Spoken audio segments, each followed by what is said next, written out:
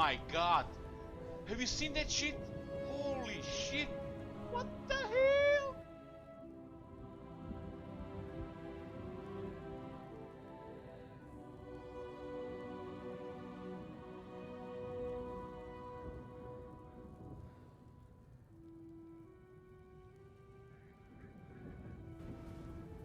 Oh my god! Have you seen that shit? Holy shit! What the hell?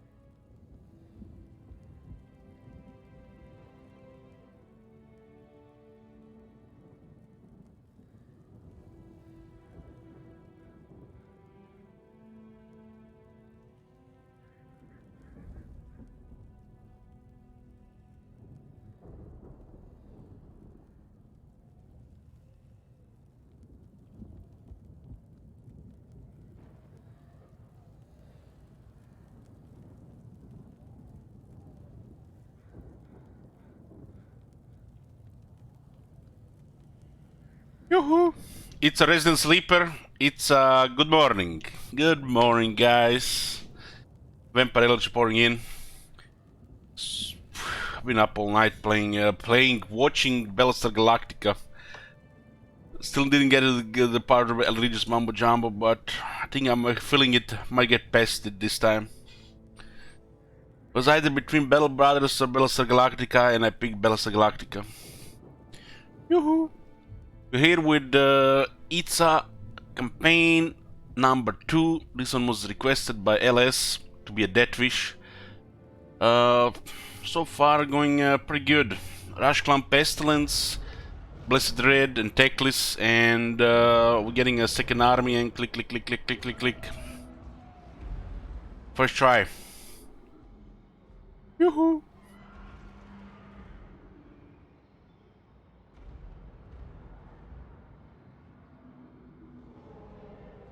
We're playing the stream today 6 to 7 hours, and the rest of the night I'm just binging Battlestar Galactica. That's gonna be the plan for the day.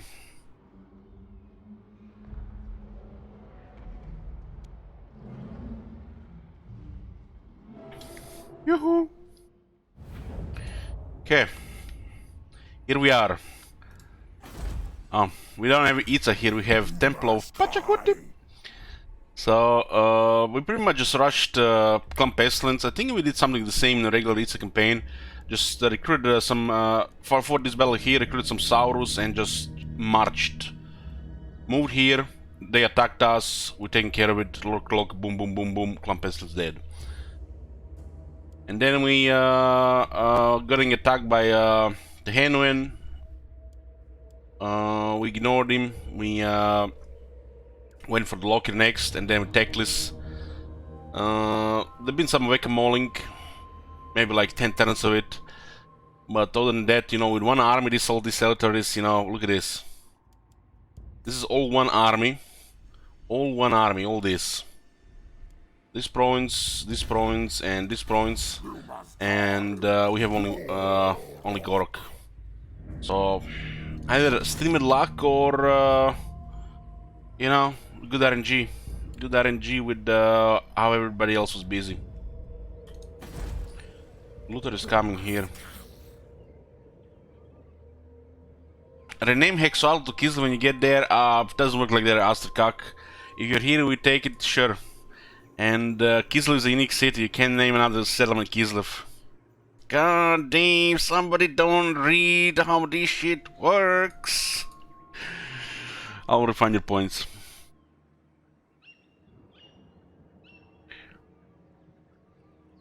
We don't own it and the name already exists. Okay, Kislev. Okay, Gorok is here, let's get rid of this pest here.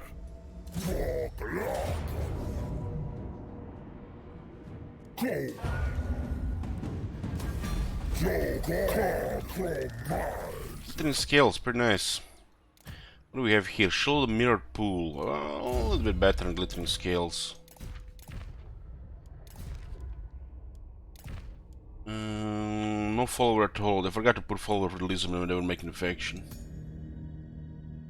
Okay, what do we have here? I'll look him as a fighter with option for the campaign map as well.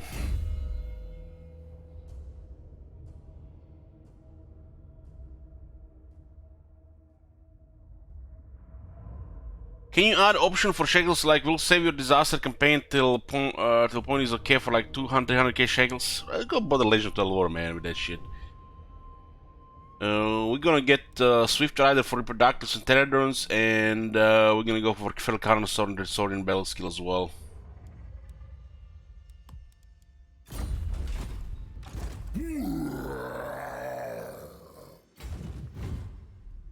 And we'll try to forfeit this area now.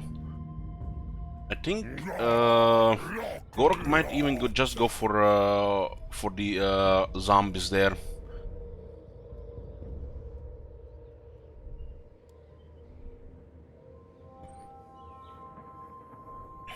We got exciting army instead of a Saurus tech. What do you mean? This is still a Saurus army. We just added some Pterodons. That's the way to go.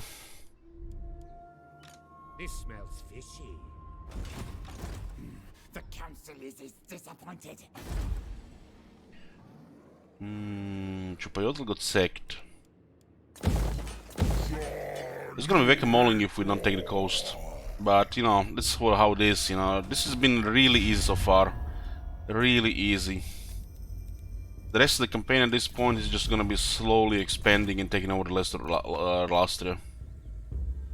But even way too easy compared to start of Clan Rictus. This is the reason why this faction is pretty much go-to for a new player. You get a weapon of mass destruction and you get a really good starting position, even if it's on the worst continent. There might be something close to this city, but we'll take our chances.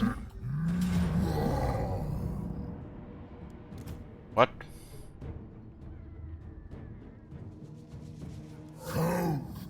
Yeah. You know, a campaign like this, you have to destroy factions one by one, pretty much. That's the ideal. Imagine if you didn't rush to Clash Clan Pestilence, probably been whack-a-moling with Underway Skaven and Plague, you know, Deluxe. You have to rush Clan Pestilence no matter what in Itza campaign. Otherwise, you might play whack-a-mole campaign. As a Lord Croak, you can do it, and they can't do anything about it. Lord Croaks allows you to rush Clan Pestilence and just murder them in their sleep. No, Gracie, never wrong. We don't really want to meet anybody on other continents. We care only about Lastria. We don't need anything else than Lastria. Nothing else matters than Lastria. But controlling the Star Tower and Awakening will we will meet other factions.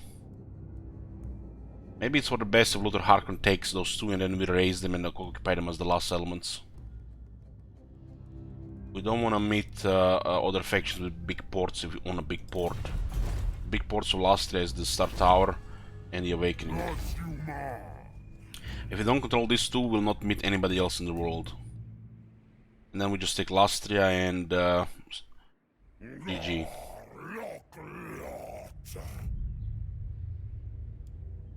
Out of the question. How many settlements does this guy have? 3? So here's the Vampire Coast.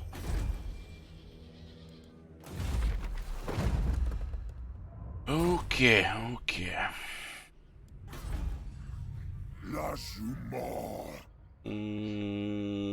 They sacked it, but it's almost stable because of Kroka. We need to build up this place. The wars in the west were busy with the lizardmen in the west, so we have had zero presence around them, zero, which made this really easy. I don't know if in a regular you know, if more examples they would actually attack, make peace and attack the peace between each other and attack the us instead.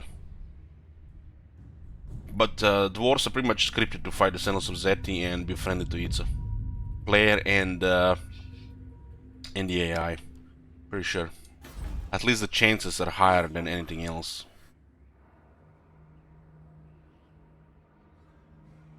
What the hell is that on the screen?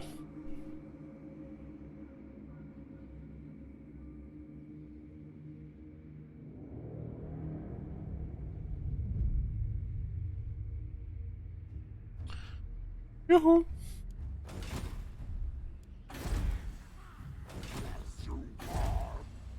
Yeah, why don't you just build up this place?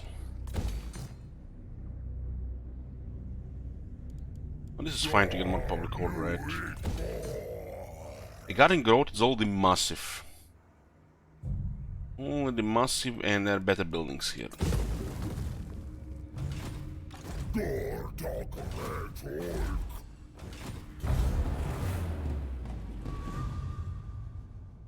It's only turn 38. Yeah, this feels almost like Clan's Cry in the beginning. You know, even if word everybody or just regular, it's the same shit. Just that good. We can deal with that army with our main army. They have 4 mortars, which is pretty smart. Don't always see Vampire Coast going for mortars.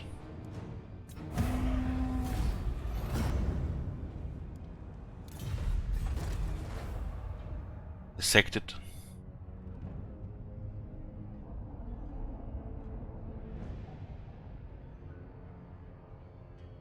I feel like they didn't expect they wouldn't have enough movement there.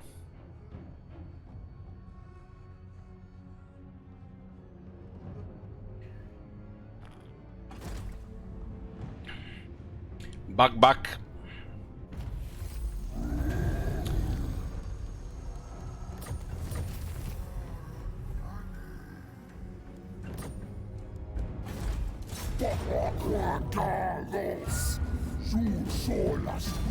Temple of Pachacuti is well fortified. Well fortified. I think we should just beeline awakening settlements there. And we could use the port even here because their army is there. Yes, there's like no harm in it. What's this? Is this deep water? Let's augur Luther Harkon and raise his city. It's a shame we didn't get the mace, but what can you do? The mace make him even tankier. The Gorok. Let's just target Luther Harkon, secondary's awakening. This looks like it's gonna be a High of Rebels now after the they totally messed up the province for us.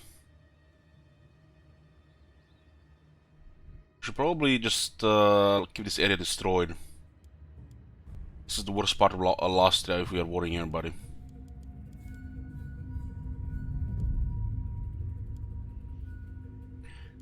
Looks like Teclis will come back here. Now that he sacked the settlement, he totally destroyed the public order.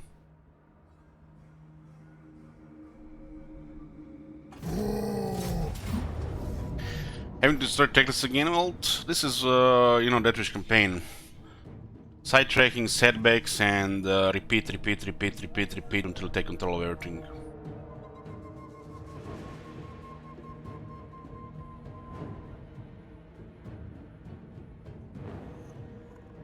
Hold on, what the hell's going on here? They build the, oh my god, they build the landmark. That's why the balance power is fucked. The city is very hard to attack with a trash army. Since when does the AI build a landmark here? They build a landmark instead of the garrison. Now it makes sense why they did, oh man. Temple got barracks but not walls, but they got the auto-spawning pool. I'm not sure we can win here with this leadership.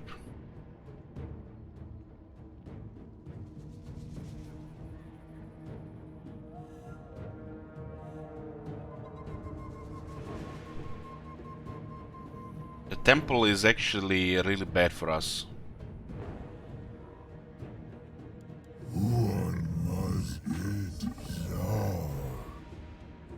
We have 4 very strong units here. But they have 5 that can just mess them up. Much power do we have here? 75. Ooh, I don't know.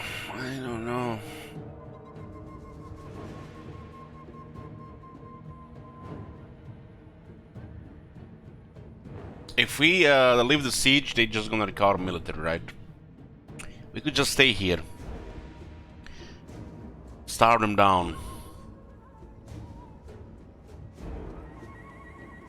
What's the target here? Ram.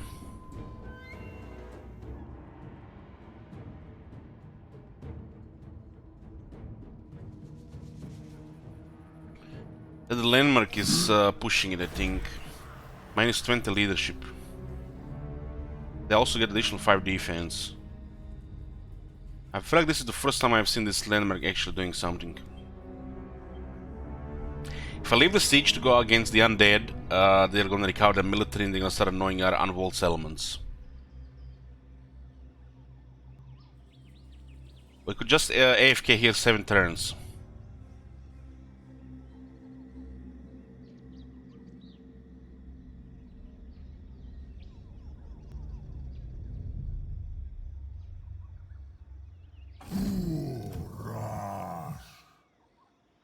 These guys will have -20 and then another -4 leadership.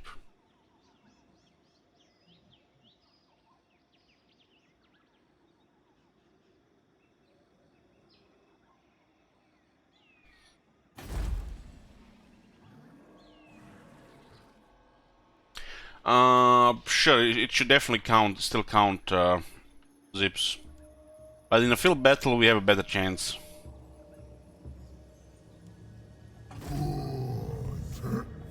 Like, for them, it only takes to deploy units right in the front of the door and we can get in. These guys will just get terrified from the Stegadon.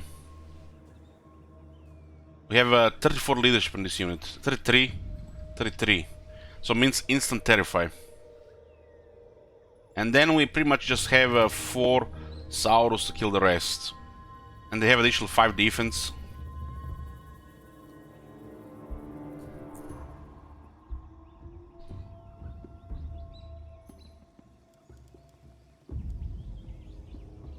We can heal here, but I think this is gonna be must terror from the Stegadon.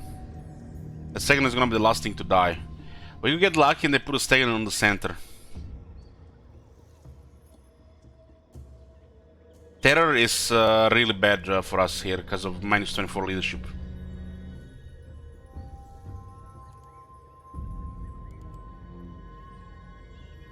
So we had to rely on 4 spears to kill the rest, pretty much.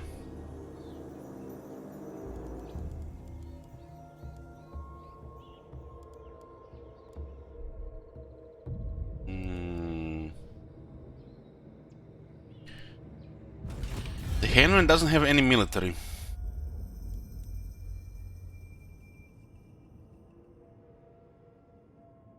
But he built the landmark.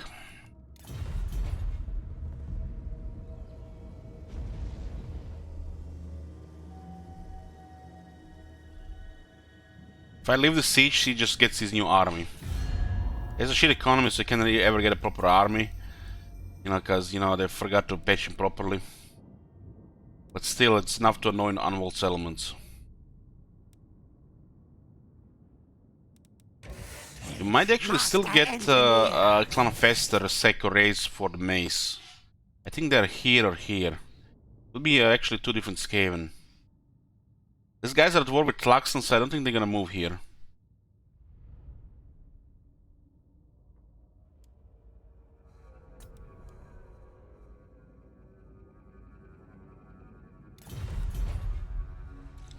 Waiting 8 turns here, that's way too long.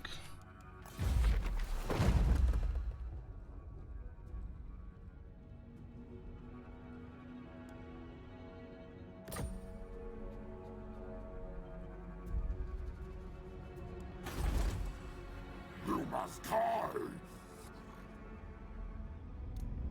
This one would cost us what, 5k?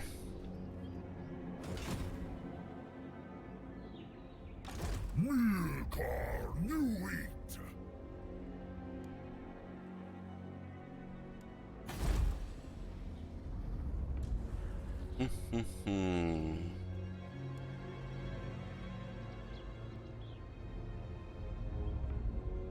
We need to get a wall here. This leaves with 7,200.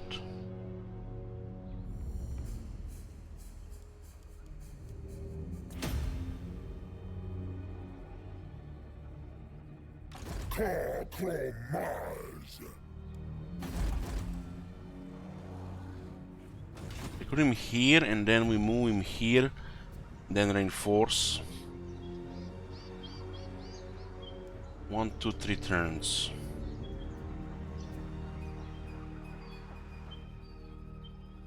That's like the best option here. This one is too risky to attack. Please, our garrison lord.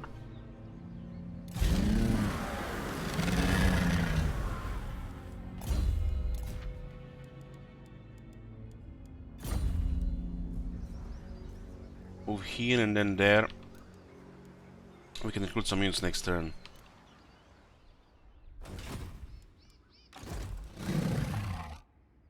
We actually have 2 units available here, so we don't have to recruit anything.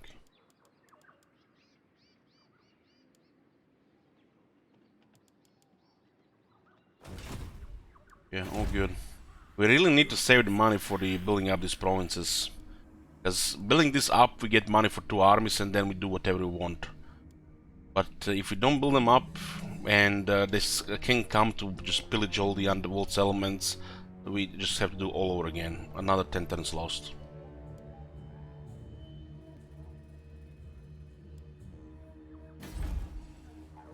I don't think these guys can actually fight the rebels here. But it could be just shitty rebels, so the clan raids and stuff like that.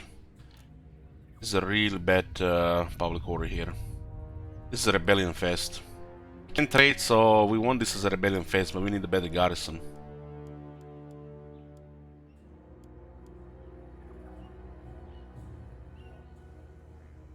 Getting the shine of birds makes Terrans and Pterodactyls cheaper and gives them more ranks and more ammunition. This is a unit we could use pretty much in every army. They're pretty good to use in the armies. Get 3 Terran Riders Fire Lich Bolas in the garrison. This is enough to bully any rebels. And we have this permanently rebellion place with the low tier Skaven. That sounds very good. Extra money all the time. We'll put a nice bank towards the third army.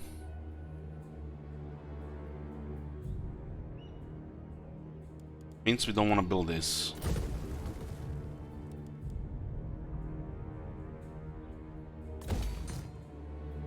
Hopefully we don't get the random rebels here.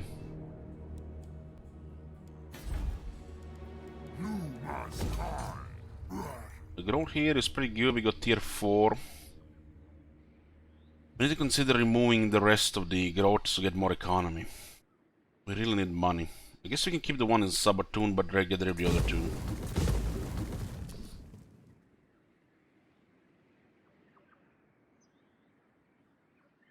Yeah, the money is coming. The money is coming, and we are on the attack.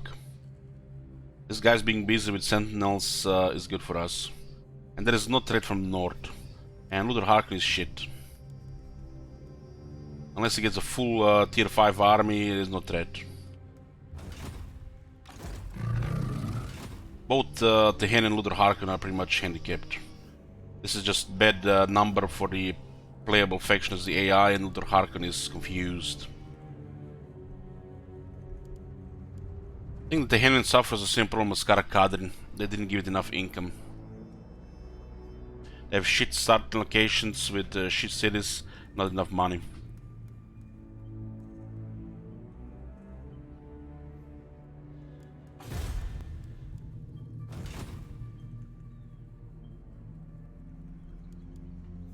Gordok.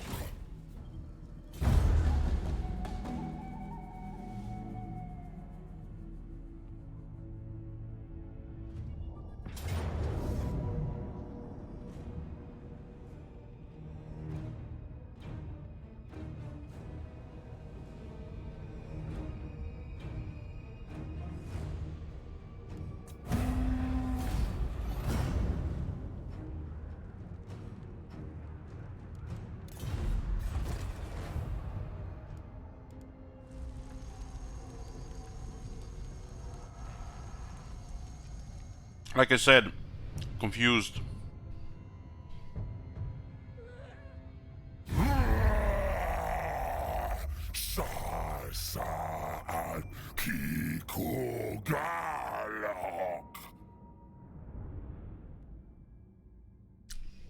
As some factions just have less money out of Solaris.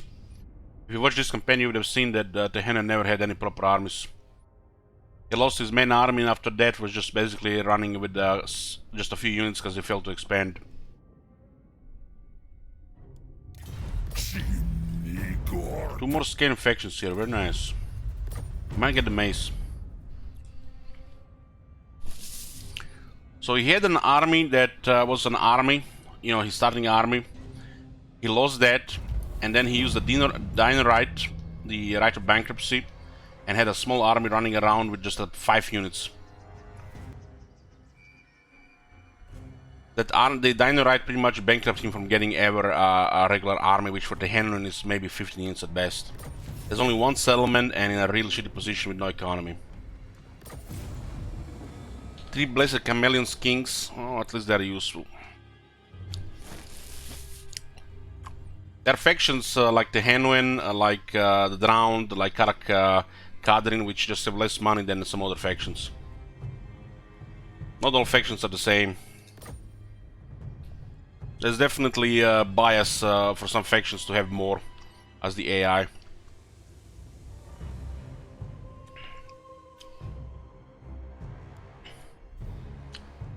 The Henwen never had 2 times 20 stacks. Never. If you see that screenshot, you put it on the Reddit. It's gonna be a first time. He needs to probably get 4 regions to get that. Or nobody attacking him at all. For like X amount of turns.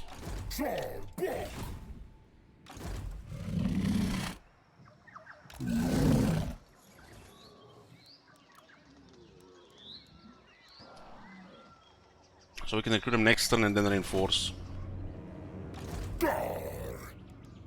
Itza. Luther Harkin is confused here, like I said. His usual behavior. Who knows if it's scripted or not, but it goes with his lore at least. Come here. Plan scheme is discordant. I'm not sure we're gonna get this in 3 turns. At least it's low tier rebels. Failed.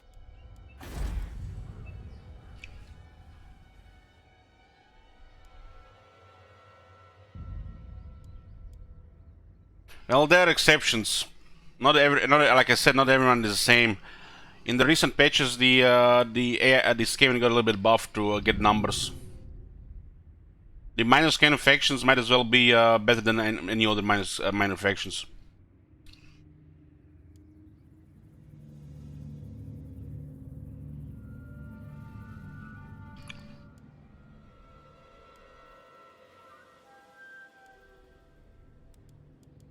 The major scanner factions are ridiculous. They're probably some of the worst opponents to have. They never really stop spamming. Well, the minor scanner factions are still enough to challenge the most AI factions in the early game.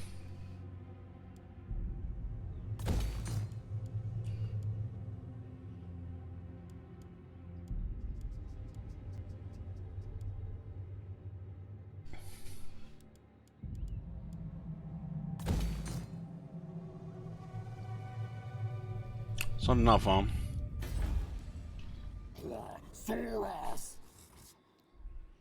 We could expect a battle here, right?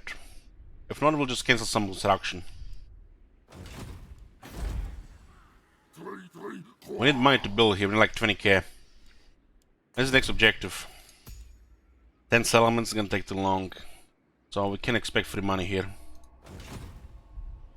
We should probably just have a little bit more in case we go bankrupt.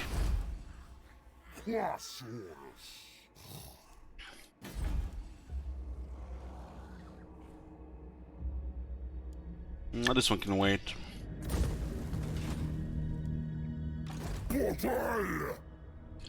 The AI Lizard, for example, can literally take the right to bankruptcy, the right to primeval glory, and start disbanding units immediately in the next 2 turns. Yes, legendary, AI goes bankrupt. And not just the Lizard, and many other factions as well if they recruit too much. You can feed some factions money, and you can see how their money goes down as they recruit more units. If you don't feed them more money, they're gonna start disbanding all their units.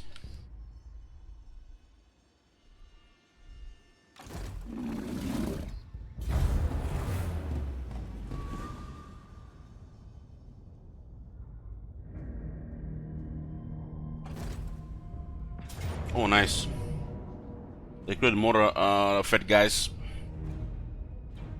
They should give us the money we need.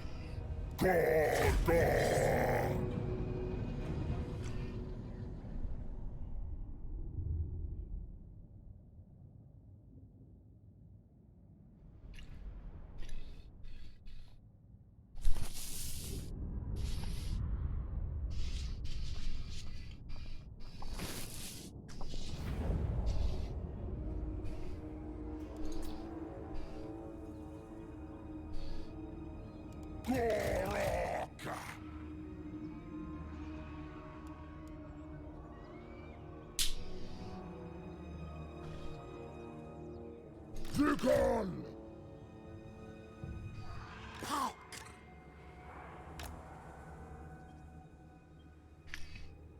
I really think the Lizardman AI is bad. One of the main reasons is why, because they randomly use the right to bankruptcy. It's handicap. Just fucks up the whole AI.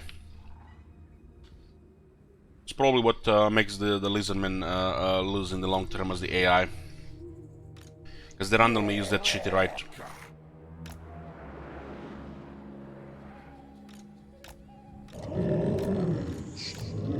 If they get huge, like 3+ provinces with capitals, using that right is fine. But if they have just one province or less, using that right is just death sentence. It totally destroys any game they have. And the best thing is, those dino armies in auto-resolve against another AI do shit. Most times they lose.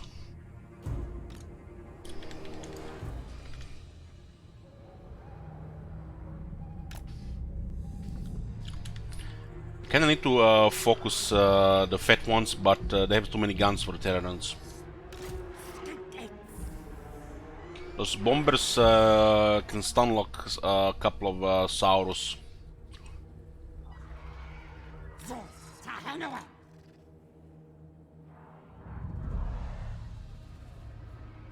This is a nasty thing to approach for sure.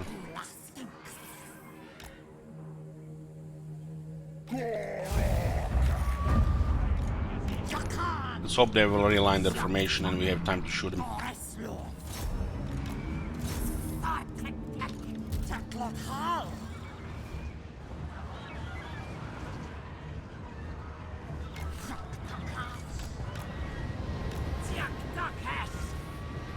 Fuck.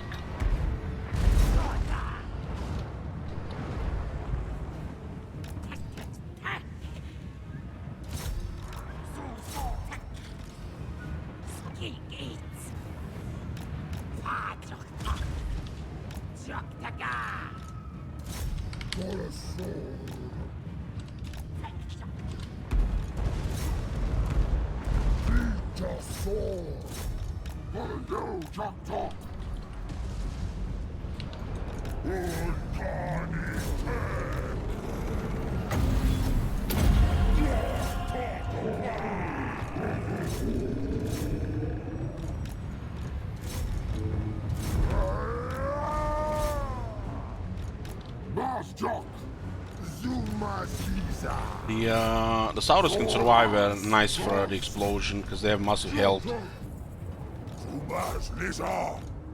They don't even have a good follow-up here.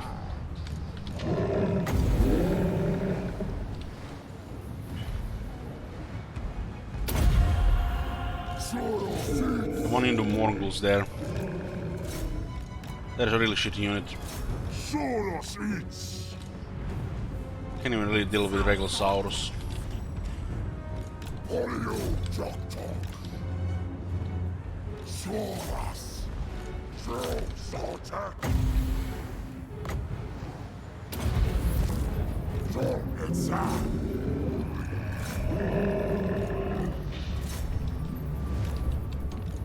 This is their own army. Moon deep.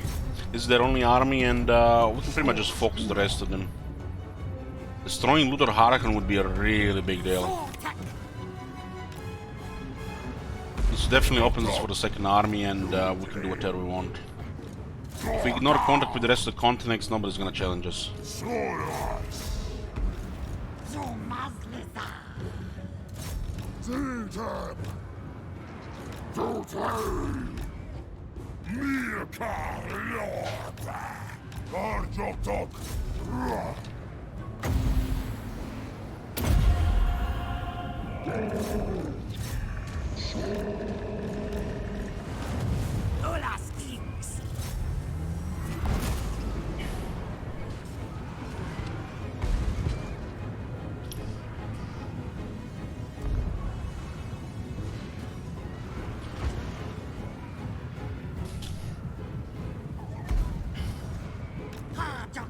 And goes Luther Harkon's army. I'm actually surprised it was 50-50, not in his favor in Alt Resolve.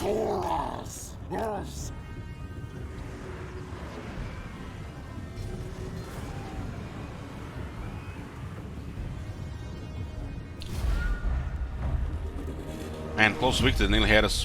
This is a decisive victory here.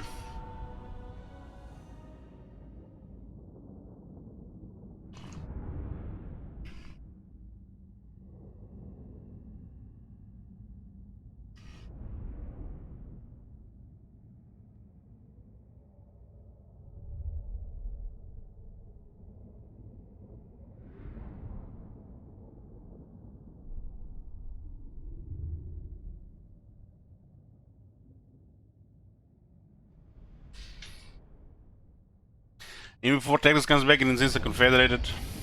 I don't even say such things, man. This army has muscle leadership. Talagor Keeper.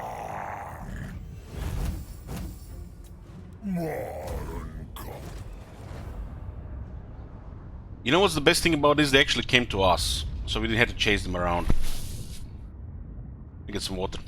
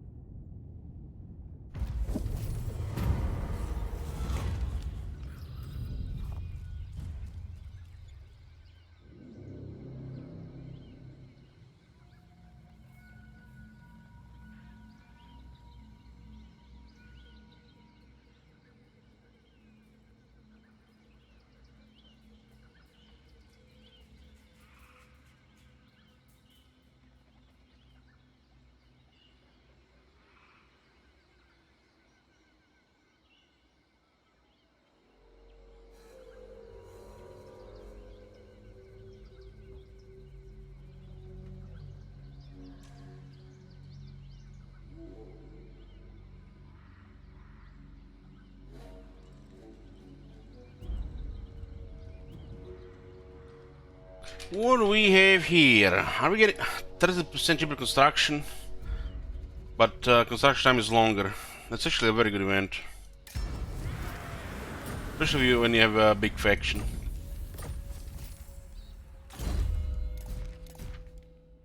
One day they'll put some followers for the Elizabeth heroes. Defeat Luther Harkin, we gain magic resistance 20% and +10 leadership fighting at sea. So Goro has now 30 magic resist.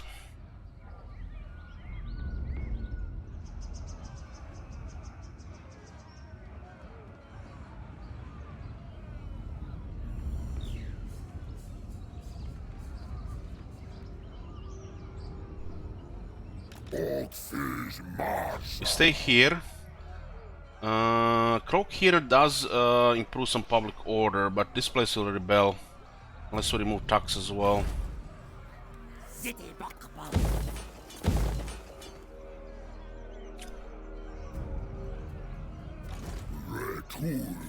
We got money from that bell. This gives weapon strength, speed, and missile strength just for Terran Riders. Terran Riders do get some weapon strength and speed as well. Triple buffs, good for balance of power. Let's got him.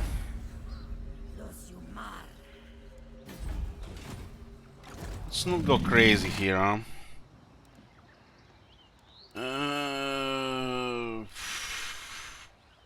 Cohort of Huatl. They do have 15 physical resist. I think this should be enough.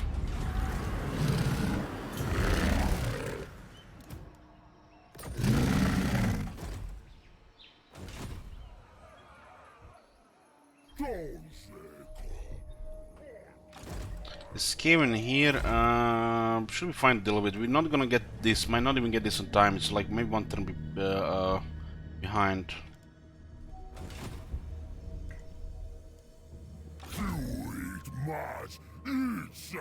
We'll hide here and let him recruit here. But it looks like Luther Harkin might not recover from this defeat. It's a minor factions and they just lost the battle. They have 4 settlements though. Ah, they're taking the Temple of Tlenkin as well. All good here.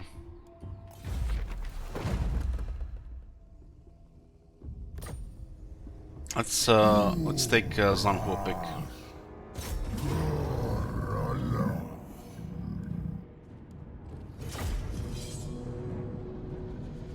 We reinforce with ancient Croxigor that has strong trait, and we have Sacred Croxigor Regiment Renown with us.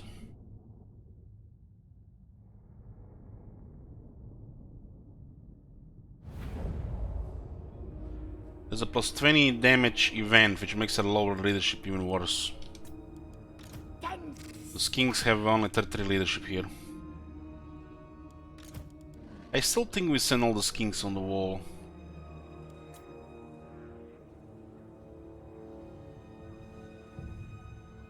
So we can't just really go to the bottleneck or separate them. Don't have the leadership. This one has encourage.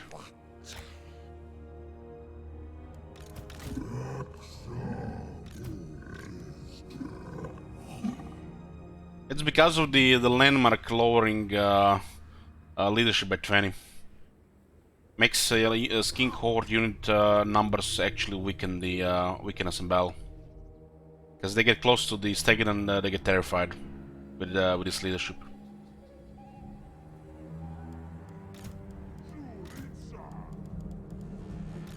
We currently have minus 24 leadership here.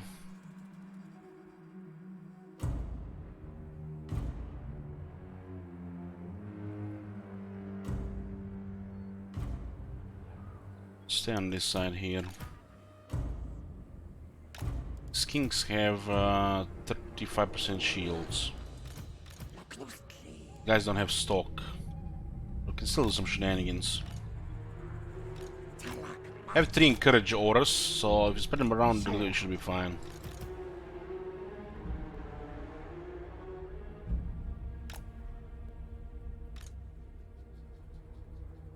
Yeah, this is the problem with the Henron, you know. He gets a city and he builds Saurus building, Skink building, and then he builds the landmark. No economy, no walls, and then you know, he can't even afford one proper army. And he gets under siege, he gets fucked.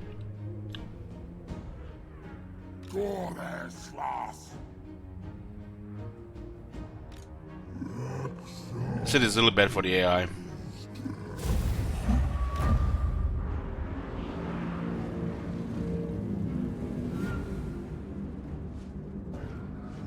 The Stegen is here. The fear puts our leadership another -8, and we can get easily terrified.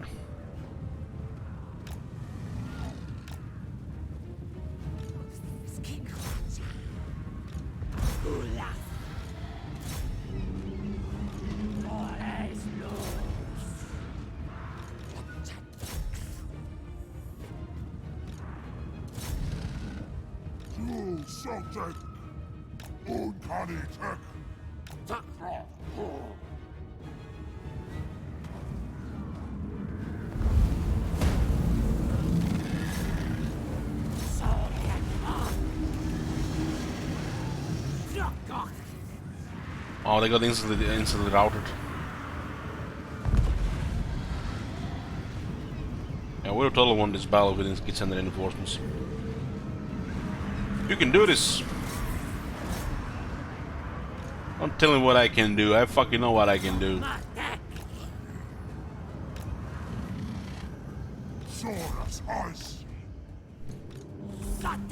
Full health unit just like that, fleeing.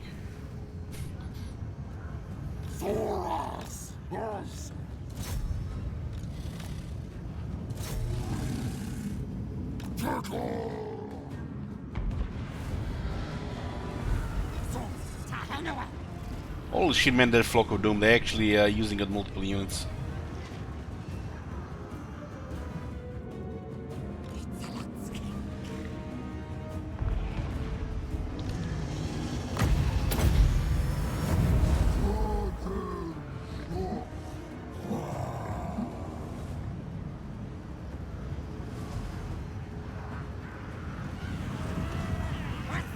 Now, very cool color scheme with the hand, and I have to say.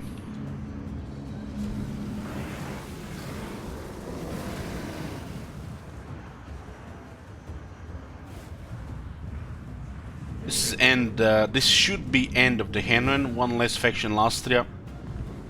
The fewer faction lasted, the easier it's gonna be to control it. Eventually we control everything. Oh my god.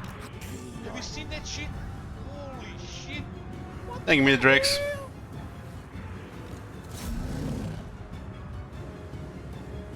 I dropped the RAM. It's useless. You have a siege talker. What? Oh my god. Have you seen that shit? Holy shit. Halt your tongue!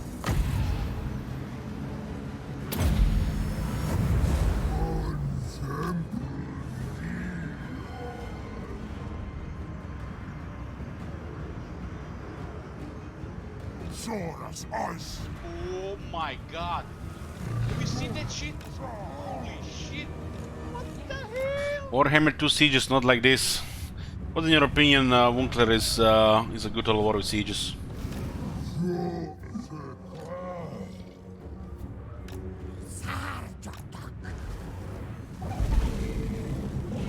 Oh my god. Have you seen that shit? Shut up, here. God damn. I sometimes think Fuger, you come to my channel just to troll here. What gives you the idea that you can just come here and give me some trolls, G-bait, Kappa, Kekwi? You only have a lookout for that. Oh my god. Have you seen that shit? Holy shit. What the hell? Oh, don't. Itza!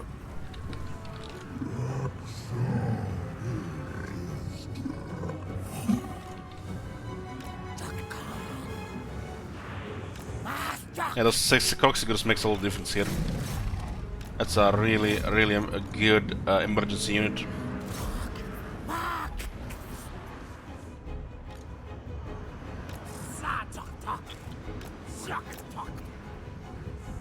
So, somebody show me this today. Hold on. You guys have to see this. I don't even understand it because I don't play the game, but let me show you. I think it's from Reddit. Yeah. So help me out here, guys. Help the, peasant here that didn't play Three Kingdoms. So we have on the left side 3057 soldiers, and on the right side 220 soldiers. Despite our superior forces, our advisors predict a valiant defeat. Did they patch throw into Three Kingdoms or something? We have to kill the whole army to rout the enemy. Or do they have 220 elephants or something?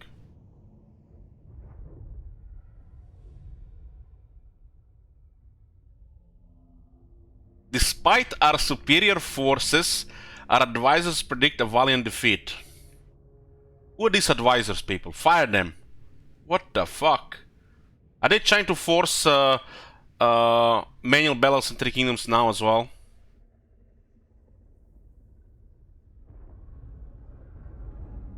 $3,057 versus 220, valiant defeat is predicted. And this is not, like a prediction. This is gonna happen, right? If you accept the auto resolve, it's always gonna be valiant defeat, right? This is not like random in Three Kingdoms. It's always gonna be valiant defeat. So there's not a chance to win this game. You always get a valiant defeat.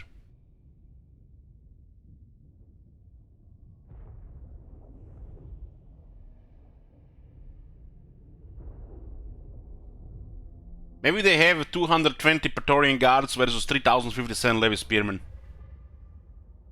Who knows?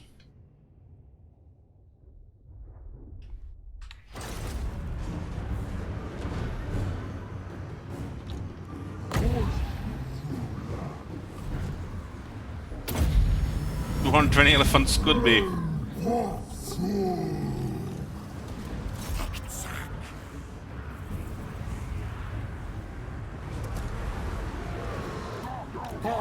Talk.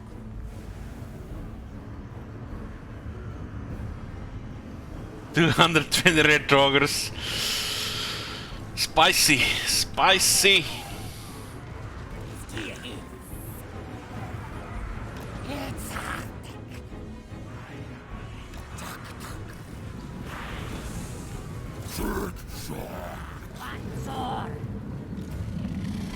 This the cohort of Holatal is such a nice regional renown.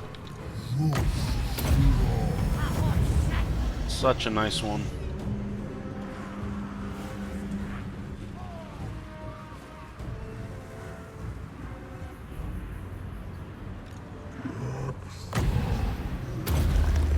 It's actually my drought auto units.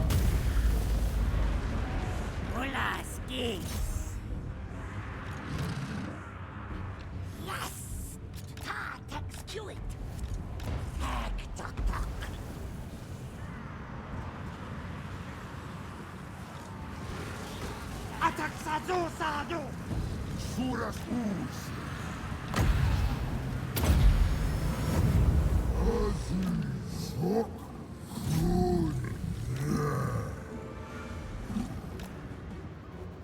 We're putting our money into the court of Volatile here.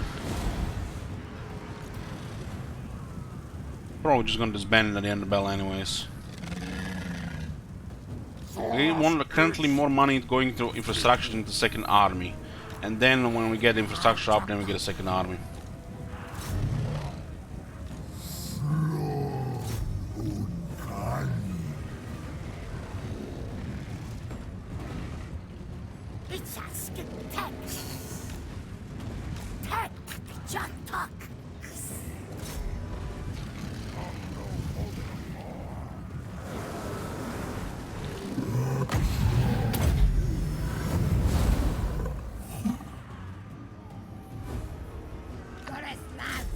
We're going skinks.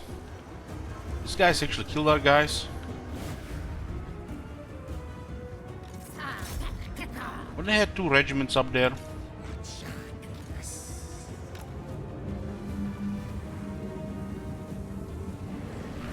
Alistair, isn't Alistair part of Eatane? I haven't played Eatane since they got renamed. Not Tyrion's campaign in a while. Tyrion is honestly either a chill ready campaign or a request bait.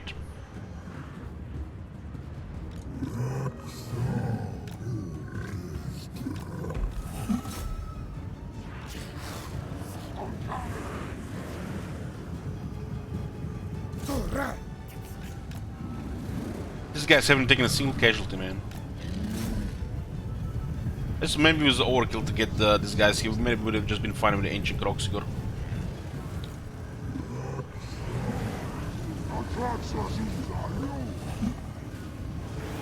Such a nice unit.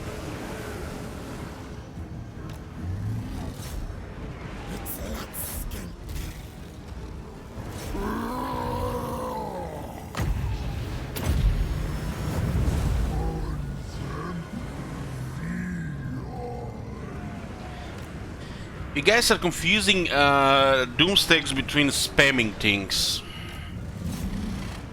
I feel like there's been a lot of confusion going on with this in the recent years. There's a difference between spamming a single unit and having a doomstack.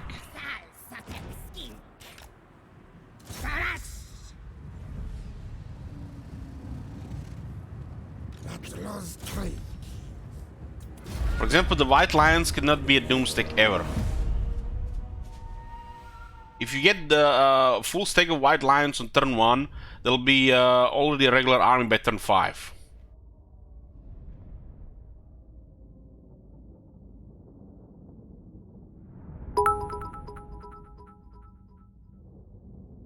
Pachakuri cosplay when? Thanks in the bank, never.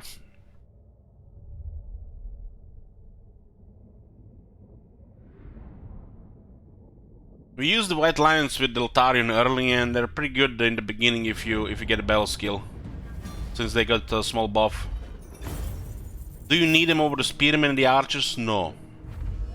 Stop pushing this this school unit because like it's something special. It's never gonna be anything special. It's a mid-tier multiplayer unit. It's a terrible building. City fuel.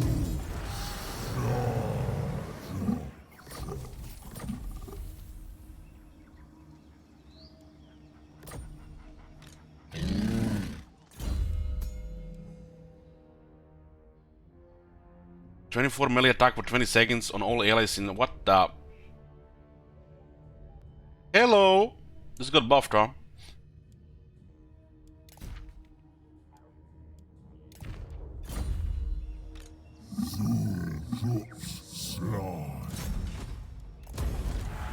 Caldosoro has been destroyed. One less pest in Lastria.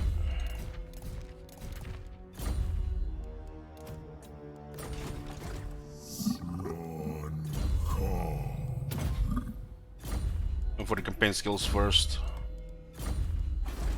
We kept it on tier 2 because of the sec, huh? Well, we're not even thinking to keeping it here, really. We'll be scaring rebels anyways.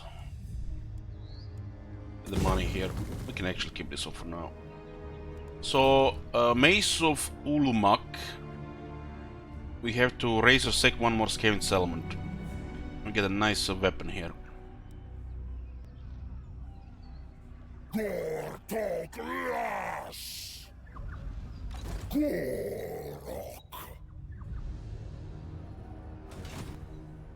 I detect a lot of bias here, Amir. The best lord in the game exists, it's called Archmage. Are you gonna replace Tyrion with Alistair?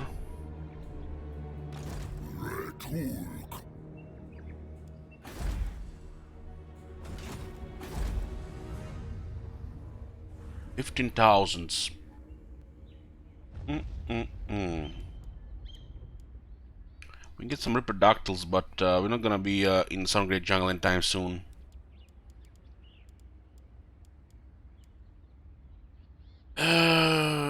Not very good here. You won't be able to trade, but getting extra replenishment is nice until I get technology.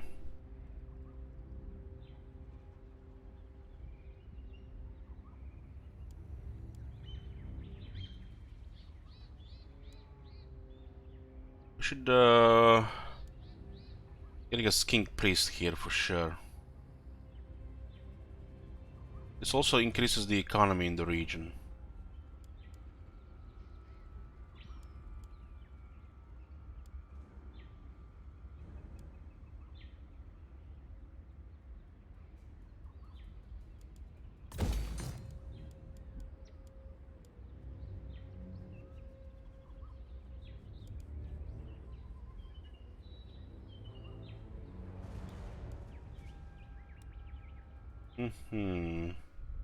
This place will not make the flyers available.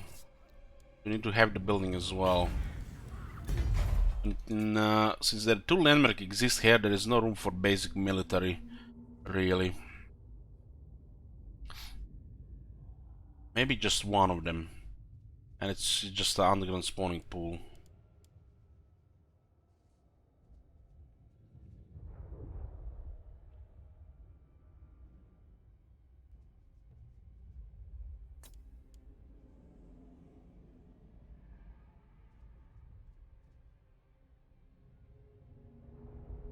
We could ignore the Great Beast building. It's much weaker because we don't get bonus from trade, and these units are very expensive for the early armies.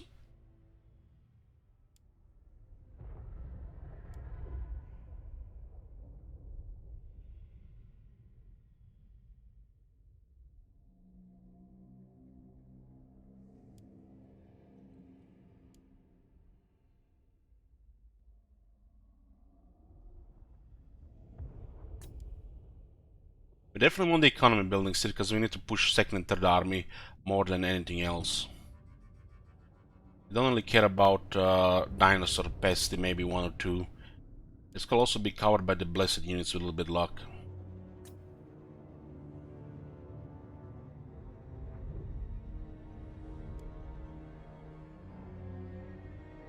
Income from all buildings plus 5% all in this province. Well, let's keep it like this for now. If I get this one, we'll get a vision. So this one should stay. The lizardmen do get public order in their core building. There's a negative 6 from corruption right now, so we need this one.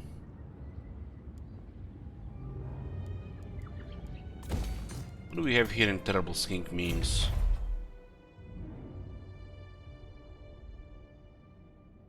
Yeah. We get Timber Landmark and a minor settlement. I mean, it could be worse, it could be a coastal settlement.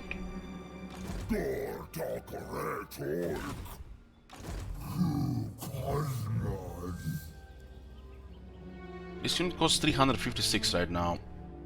We destroyed another minor faction here. And we met another minor faction. It's a Deathwish campaign, so we have to declare war on all the known factions. If we avoid meeting anybody outside Lastria, it should be a pretty smooth campaign. But the Star Tower and the Awakening kinda prevents it. We need the money from this one, but having this settlement here is not good.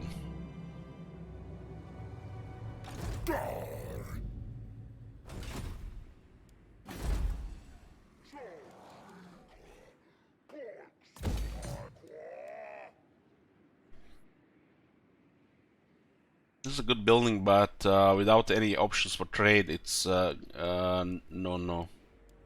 We need industry buildings. We need to rely on the flat income. This province is very good money, we just have to build up. I think that the Headhunter jungle should be secured, since we control Zanhuopek and we're going towards Awakening. Which means the dwarves is the only one they can trade in this area through Subatoon. As long as they're fighting the Silence of Zeti, they will not be coming this way. Ooh, they made peace. Nobody... I didn't get the memo. I didn't get this memo. Look at this. When did this happen? Like, last turn? Well, so much about that. So much about that. We have to send the army there. Probably gonna attack Subatoon. We are just about to fortify it, so this is high aggro now. High threat.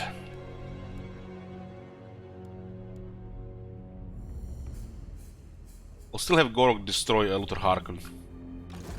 If this one gets taken, so be it. They might also try to tank the Temple of Pachacutip, which is would be a suicide without two proper armies.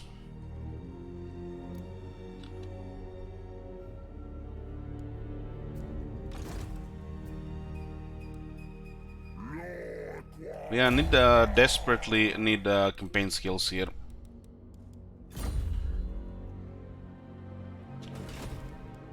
The dwarves are coming. Military presence 14. They control 2 settlements, so they have 28 or 29 units garrisoned. But maybe a small army outside. Military presence 46 or 16. Probably all they have actually. Probably all they have, and the best target is probably Subatoon.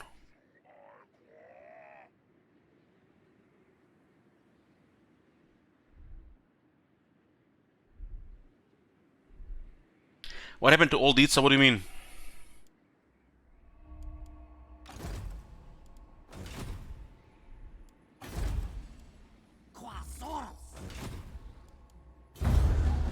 We have a channel reward, points reward where people can rename settlements, lords, heroes, units if they're not all been renamed.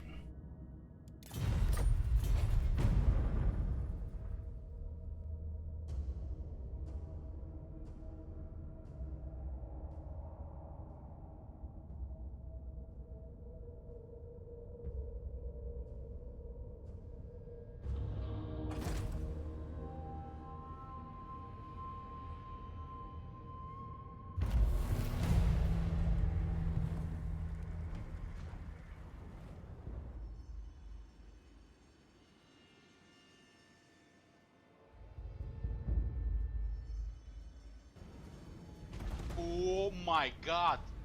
Have you seen that shit? Holy shit! What the hell?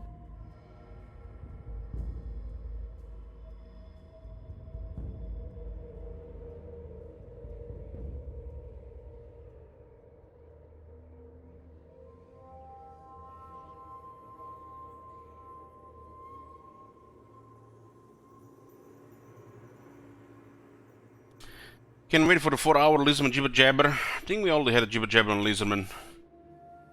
They didn't update him since then. Thank you, Shark Fighter.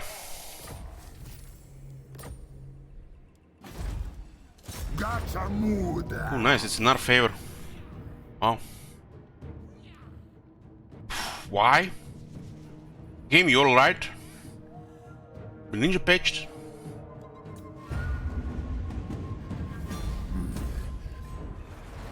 You see that shit? What the fuck? Maybe the event thing is... Maybe it's the event, yeah.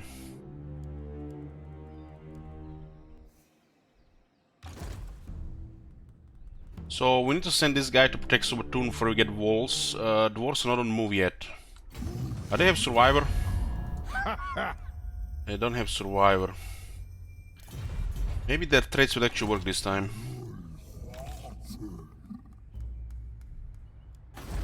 This army is basically just here to put off fires and to intimidate with 19 units. What these 19 units are? Well, yeah, everything we found, everything we could get, anything. Oh, hey there, friend. What the fuck is this balance of power, friend?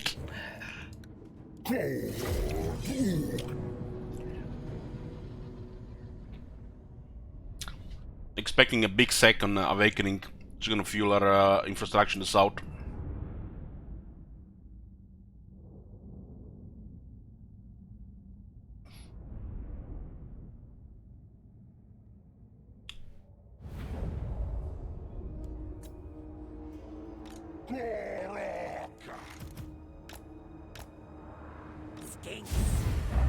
Skin Karacha, let's go.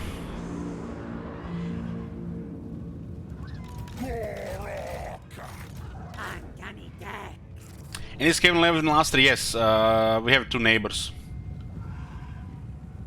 Does lightning strike work on the undead? Yeah, they lose 5 leadership.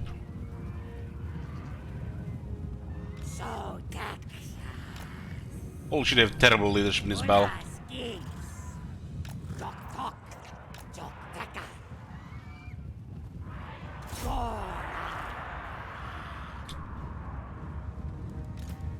Send in the grinders.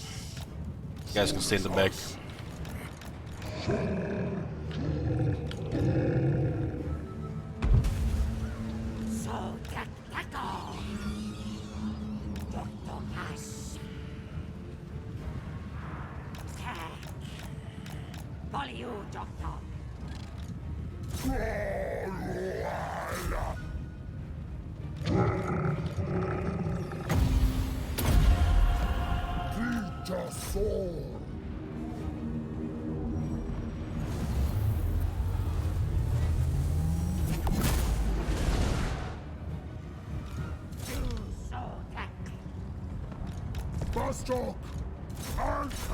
Give me the big one!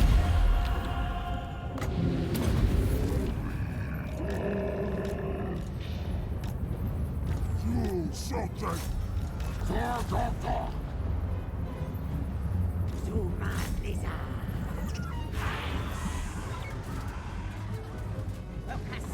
My bow is very accurate. Make me proud.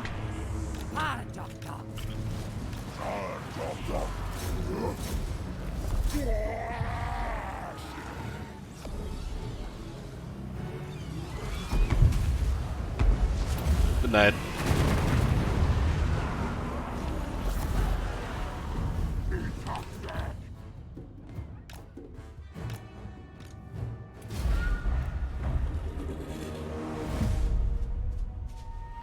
Where is Lord Croak? There he is. 432 kills. Yoo-hoo! Itza starts with Lord Croak.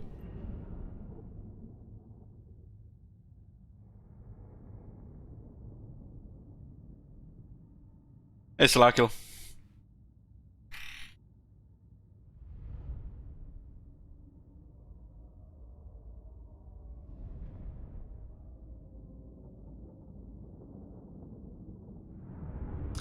What is wrong with me? I kicked a unit of archers to recruit a unit of silver helms. I don't know what the fuck is wrong with you. How do you even have a building for silver helms? Please tell me you captured from the AI and you didn't build yourself.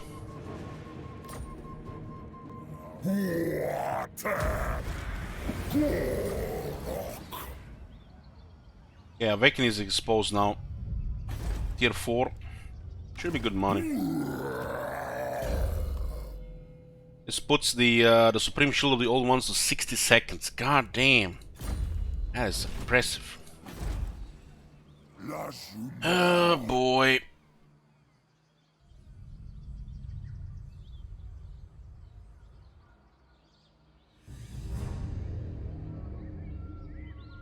We're definitely gonna have to come back to the island.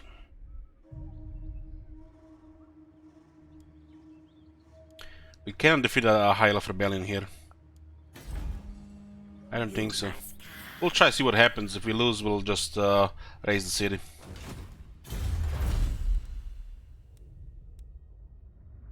This is good. But we need a scrying pool for technology, right? I totally forgot. Right now we have cheaper construction, but it takes longer to build.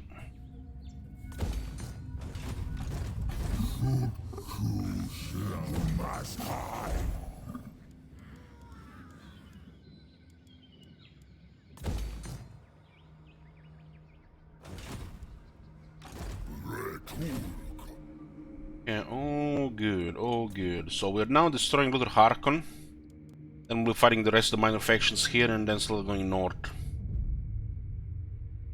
We would need 3 armies to take control of all this area. We're working on that.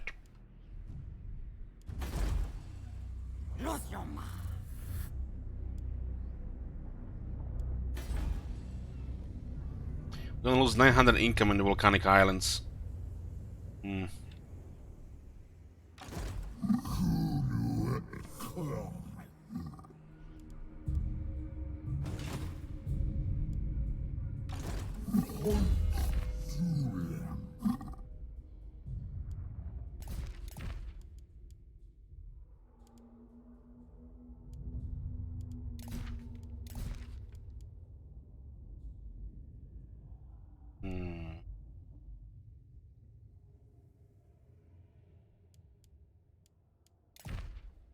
I can actually find casting items.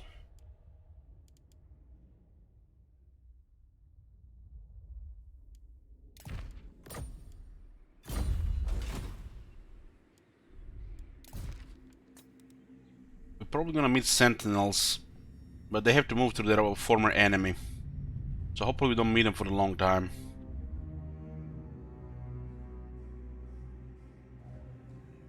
Eventually we're gonna meet them. Then they will be attacking here. I hope they just resume the war with the dwarves. We have a deterrent, but we can't really stop them right now, the dwarves. The deterrent being our second army. We are pushing the main army to destroy the major factions here. Luther Harkon and Hans Marshall are the only ones left. Below the top. So they don't really want to fight us at all. That's why they didn't make a move.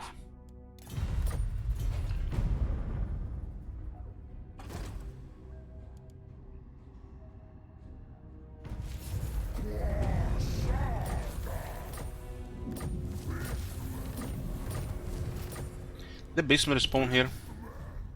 They spawn in the north.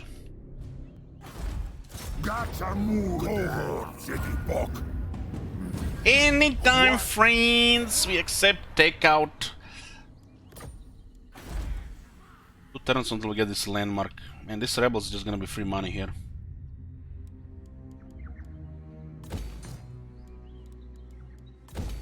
Right now construction is cheap, so we have to just go for it.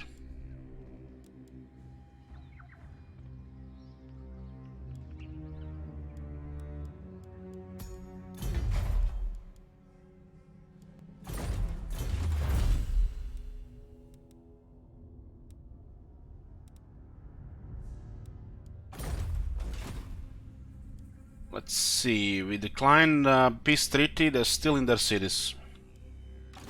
I have to send a turn here. Compromise.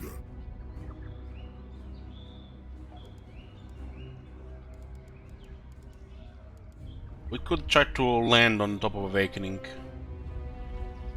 Don't have a siege attacker.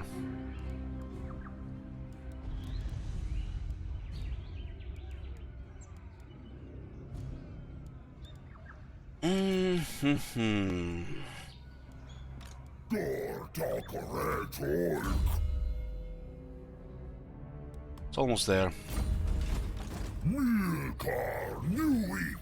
Let's see. Go here. And then force land the city. Let's hope we don't get close to the hero, then we can make a move. Maybe from this side here. Okay, very nice. They're trying to recruit here, we just interrupt them again. No recovery for the Vampire Coast, the Awakened. And we attack the Awakening next turn. It's a tier 4 city. We might not have enough to follow up. But looks like Sek occupy and let the undead raise it.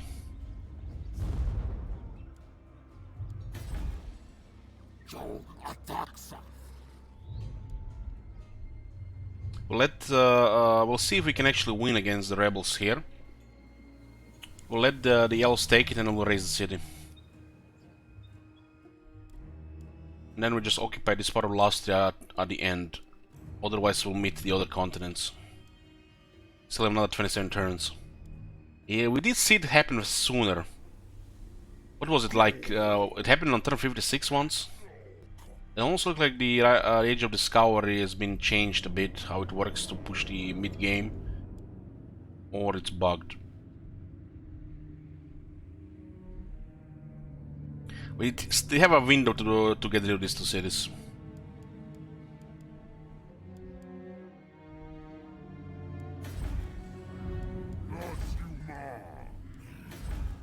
It looks like somebody's coming here. It looks like Skaven. It looks like a Skaven place. It's fine. Should buy us a couple of turns though.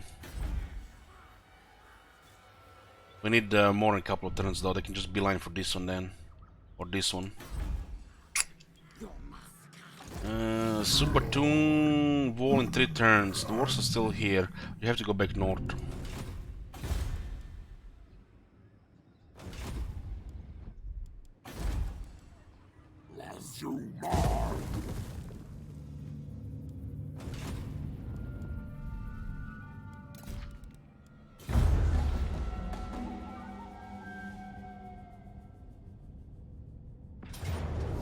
Sell you out. Damn, man, look at this shit. Hey, friends. What's up with them, man? Wow. We'll take.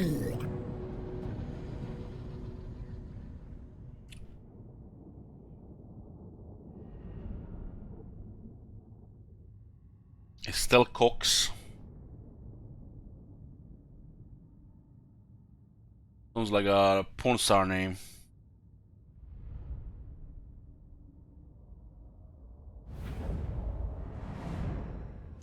The current Saurus stats. This is a rank 7 Saurus warriors with shields. 66 armor, 10,200 health, 90 leadership, 31 speed, 48 melee attack, 56 melee defense, 57 weapon strength, 16 charge bonus. They have 20 armor piercing damage, which is impressive. 5% ward save, 10% physical resistance, 15 magic resistance. They pretty much have 50% ward save. Even without the healing, they're very impressive. This army cannot have healing, but has higher stats on them because of Gorok and Glorkrok.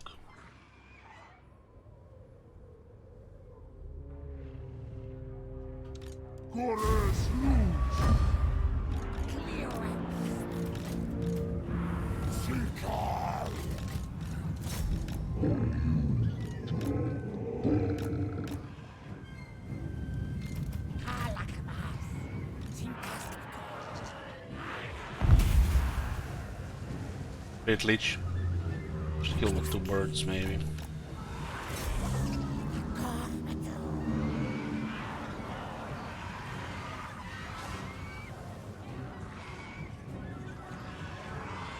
The bombers are very good against the infantry, but they can also snipe some stuff.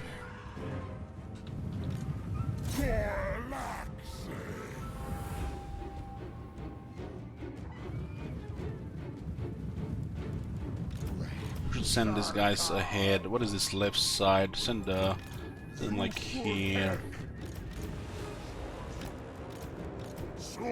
Can't really cover all of this. There's invisible walls.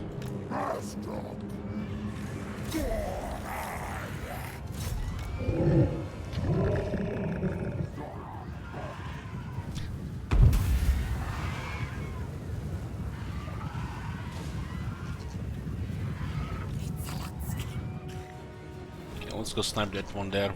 Having a flying units like this that can just give you easy targets like that is just invaluable. They get pretty good when you get all the buffs with them. Get the landmark on top of that. Take them over X dinosaurs any day. Hey Konglok. Pull back here. Just give me a big one here. You might get a good one. We have a lot of power, so we can do it.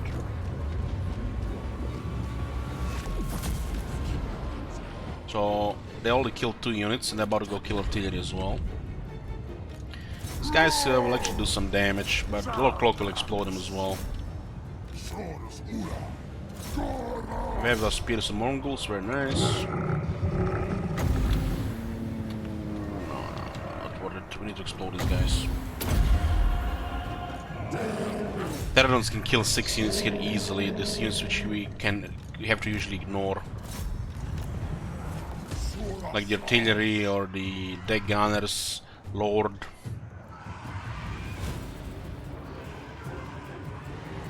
They're very useful as long as they have ammo.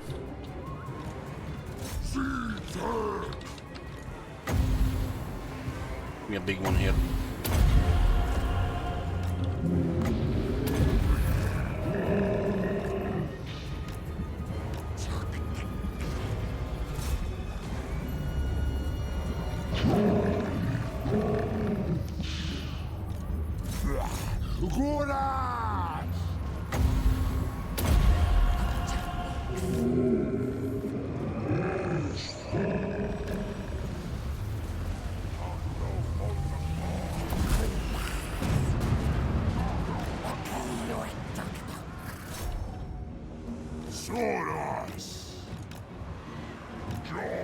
Who needs Gorok or a Saurus Scar Veteran?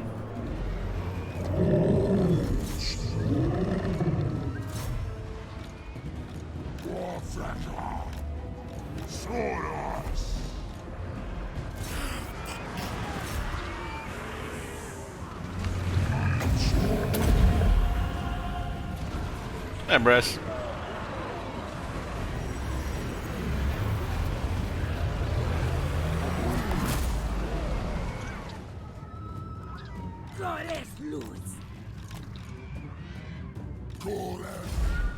Close victory, man. They nearly had us. It's a decisive victory, if not heroic. Totally bull them here.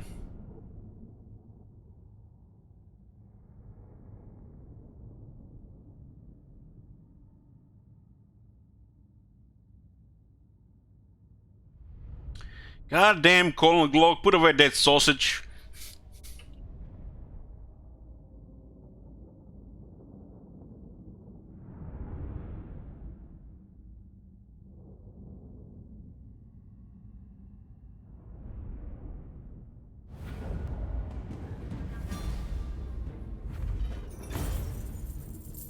The Vampire don't have the Dead Rise again, so everybody's dead.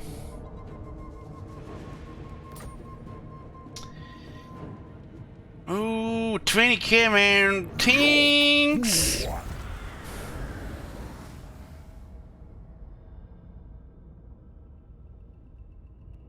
I fail. Another artifact hunter for the second hero. They actually have decent stuff here. At least they didn't think it on the turn on the same turn. If we get like 2 turns here, is great. Just a Warzone buffer, really.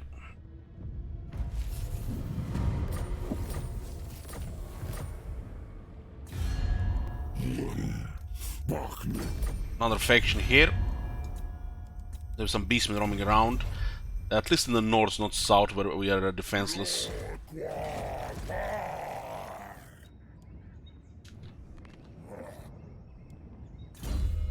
Okay, let's go for veteran skills. More growth here. Subatun. Let's see, dwarves are not on the move. We're good. This will be forfeit in 2 turns.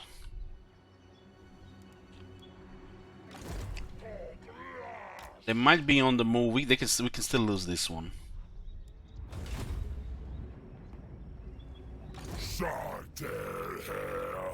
This is unfortunate here, honestly. That this one is in the city already. That sake was still worth it, though. We have a couple of turns here. Wow. Wow!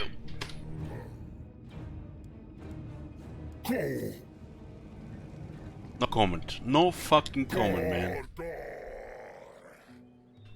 Nothing wrong here. Because the city was sacked. So you sack a city, they get full goddess next turn. Fucking hell, man, who designed this shit? This shit just makes no sense.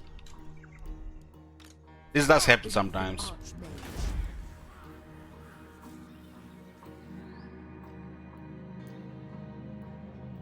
I was still worth the second 20k, but wow. Just like that, CA, huh? Like, there's no casualties in war. Lord out of nowhere from invisible air and full army just like that in the city. Second last turn, by the way. That's just terrible design. But that's how it works. The player has the same benefit. Except the AI rarely doesn't move like this on the end of the turn. It's because it happened during that turn. Still, it's like, still shocking. Still fucking shocking, man. This is just shit design, really.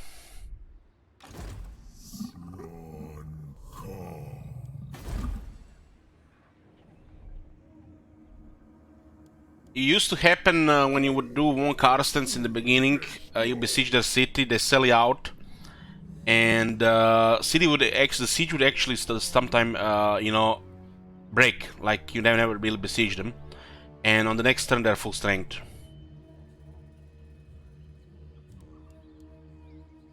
That's even worse than this.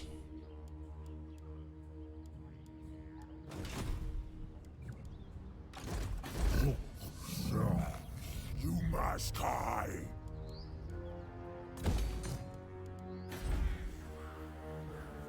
I have money to build up the Headhunter jungle.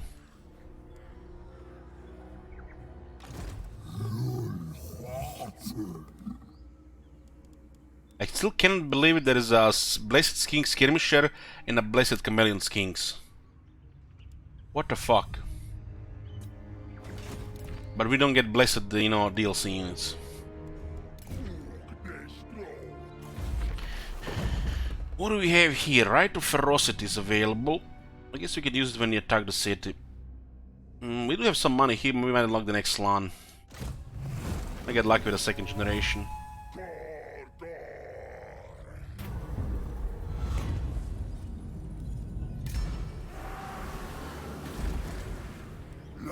Third generation. Even the fourth generation is a good trade. Still better than what Mazmuni gets.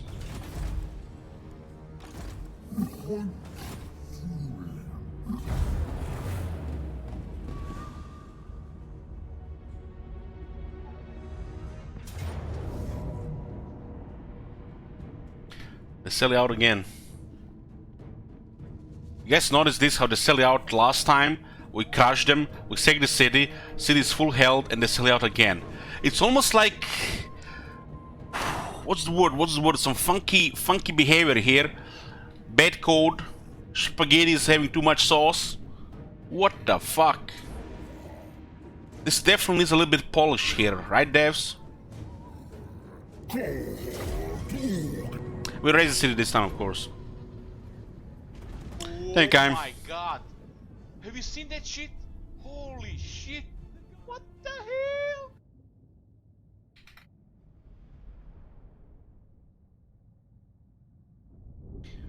This is rare, but it does happen sometimes like this. It's honestly just bad design how the garrison gets replaced. Which makes no sense. This is why the game really needs a manpower mechanic. The Total War games, they really need a manpower mechanic.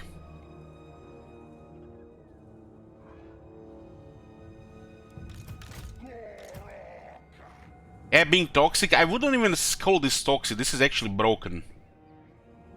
How they are selling out, how they got a full garrison just like that after the sack, and how they're selling out again. This is just bad spaghetti code.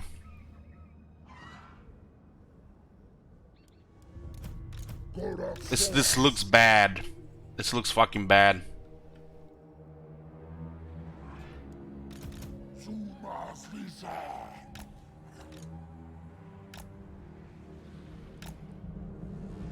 What?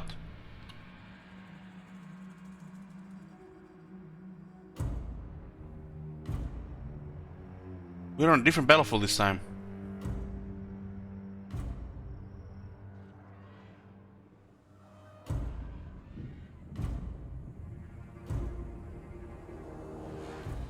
Well, they can add the manpower in Total War games. All the Total War games should have manpower, really. And some factions should definitely have buffs and debuffs with it, depending, you know, they could make just pretty much create factions, strengths and weaknesses around it. Especially in the Warhammer universe.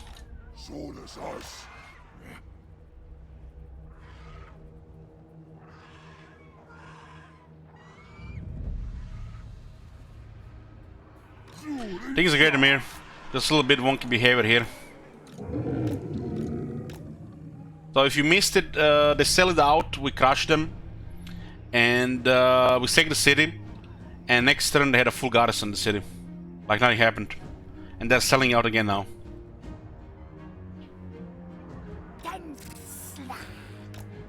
That is definitely something wonky with the game. But that's how it works, because it happened on their turn. It just looks really bad when it happens in that order. That's how it always worked. No, that's how it always worked. The mirror just looks really bad.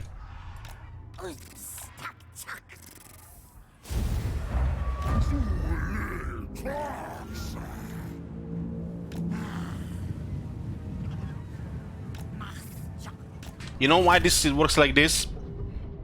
So, when it happened, it was the end of a turn. The turn just ended. It is not their turn, not our turn. It is the end of a turn in a one turn of the game.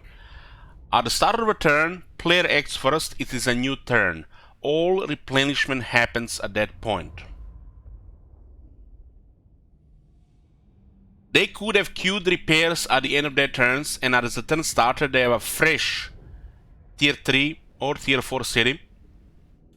And all the replenishment happens at the start of the player turn, because the player acts first in the turn. It's a new turn in the game, so all the replenishment happened then. They gave a fresh tier 4 building with fresh garrison, because that happened on a previous turn. So it is a new turn, and everything got reset. The way it resets like this with the garrison, it's just bad design.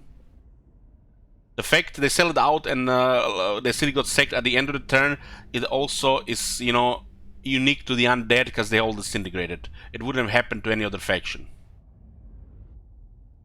So everybody replenished at the start of the turn because they repaired the building, and all the replenishment happens when the player turn starts.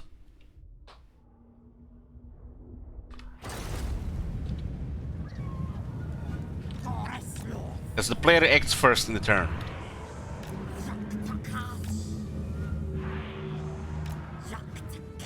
Because when they did the duck, it was still the same turn.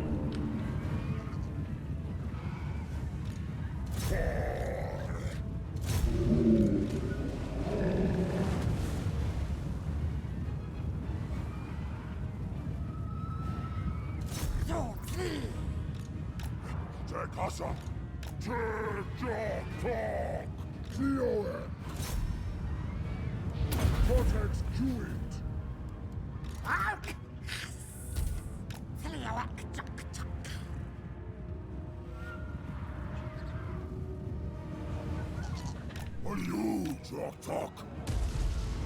Sir, Talk.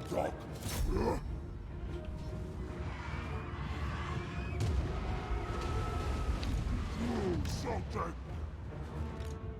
They have a very good resistances, so they haven't taken that much damage. It's pretty nice.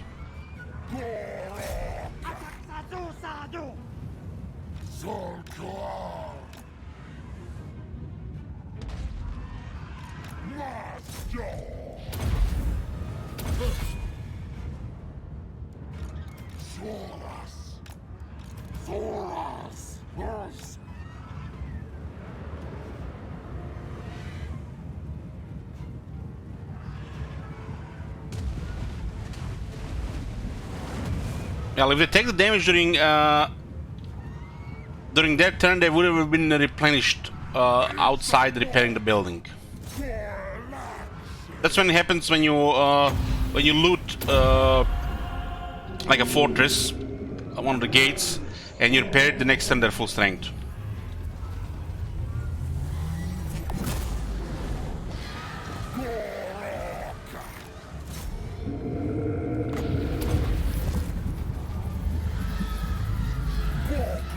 They have a fucking shield of immortality and they just move with their sirens like that.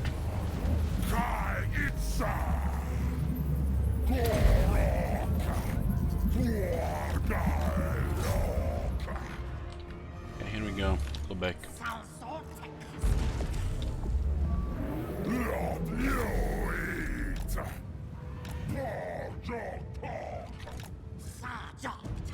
So who we want to snipe here?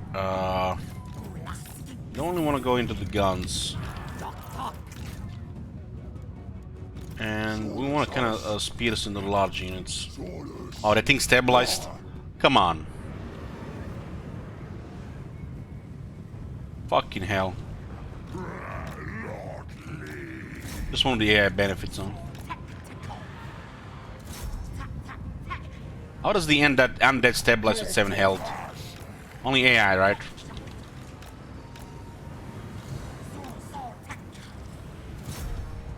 I need to get rid of these range units.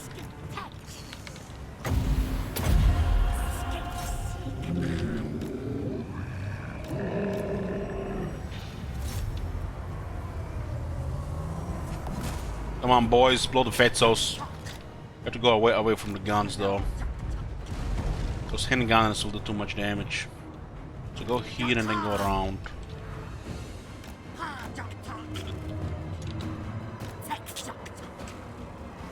That should be fine. Give me a big one.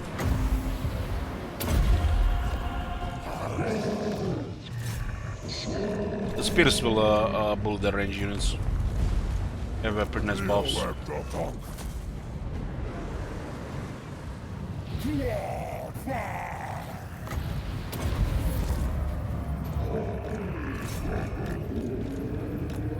They are trying to disengage here because they're fighting a high threat unit. But they just get taking serious damage in the process. Because they fucked up by engaging in the first place.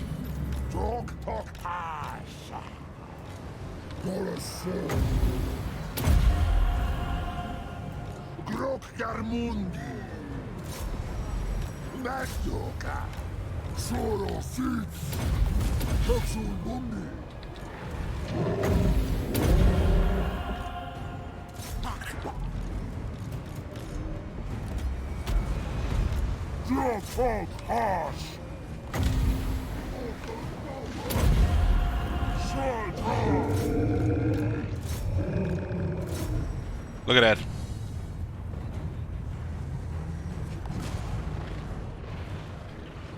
They make red ogres look good.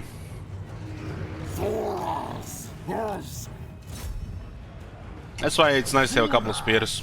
If you got a huge amount of Saurus. Just because of that behavior.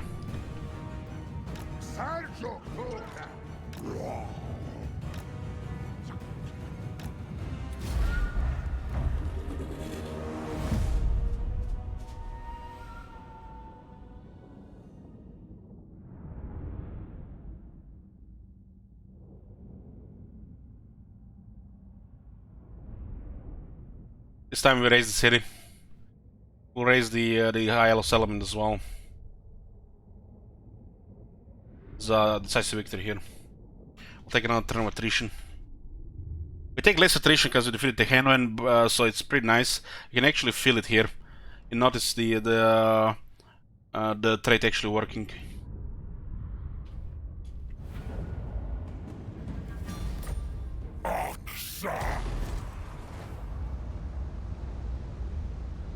For a second I thought the game would crash.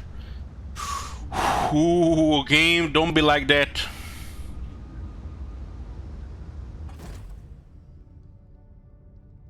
It's 2 turns, nice.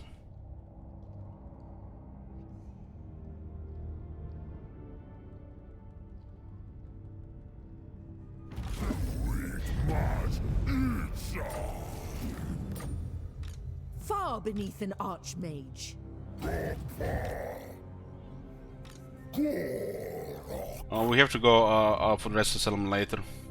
I have to deal with this Beyond first even quiet. before it gets out of control.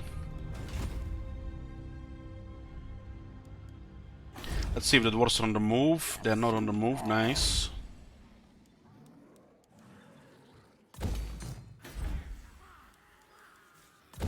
Very good. We have the money for this. We don't care about this public order building here. This should be a very easy battles. Very easy battles. We now have also the Shine of Birds that makes the Terrans reproductives cheaper, gives them recruit ranks and ammunition faction wide, alongside the garrison of Terran riders with Firelage Bolas.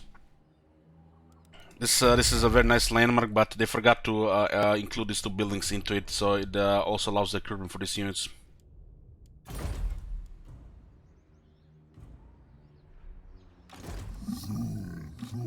Which means Terrans now have even more ammunition, and they can get even more ammunition and even more ammunition.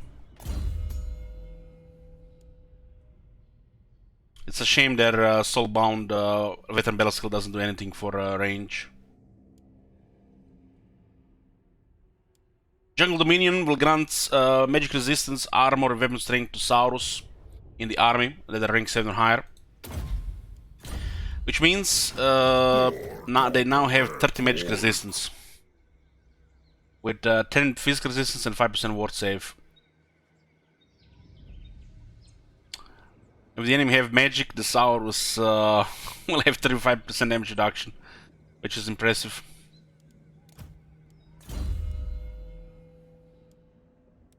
How much of magic resistance do we have here? 115. Get a Carnosaur, finally a Siege Talker.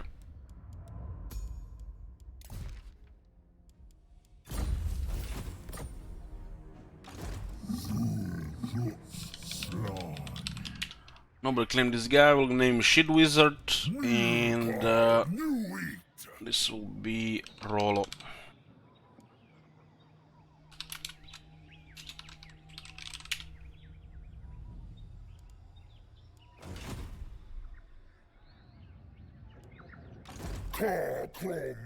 No, we'll not be replacing Saurus with Temple Guard in the Gorok's army.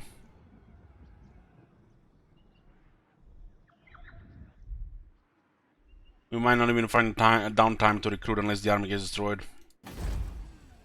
We have to be on the move, keep doing stuff. We are at war with all the factions all the time. There's no time for downtime at all. The Saurus are good enough. We already skilled them with Proud Warrior, which means we're not getting Sacred Guardian, which means we're not getting Temple Guards. So the future armies get Temple Guards if they skill Sacred Guardian, and Temple Guards are affordable and available. If you put this, you don't switch temple guards.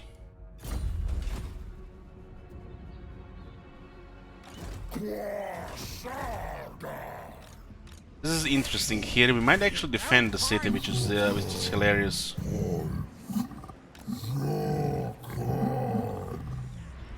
Any quest for the blessed units at all? We've been getting them, but that's was nothing special.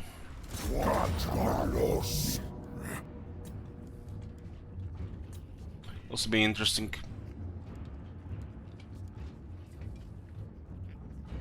I have two warlock masters.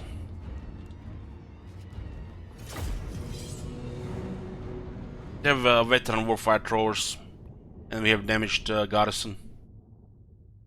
The garrison fucks up balance of power.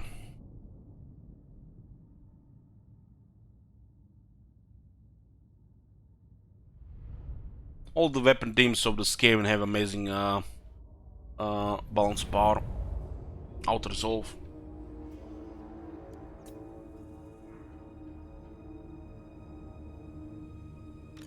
Suras Uz.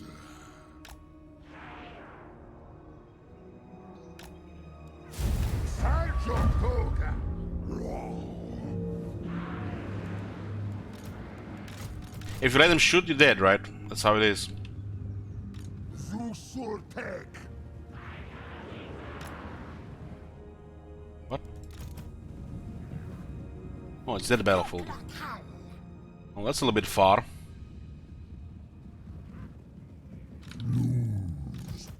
Oh, that garrison is toast.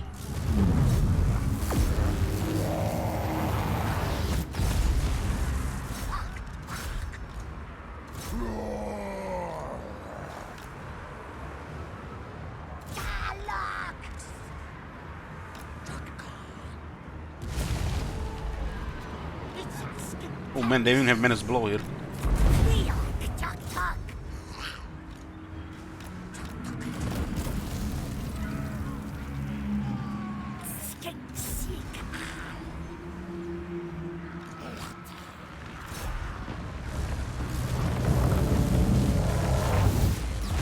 They're gonna use all their warp lightnings here.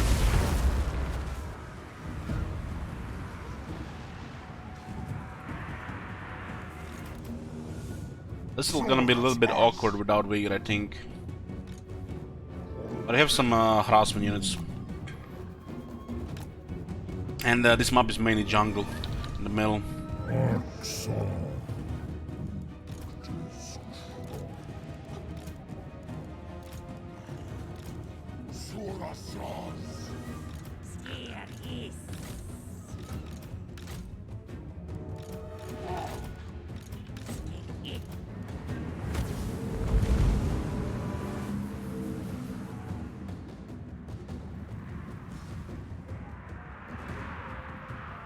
Yoo-hoo! Hey Kong.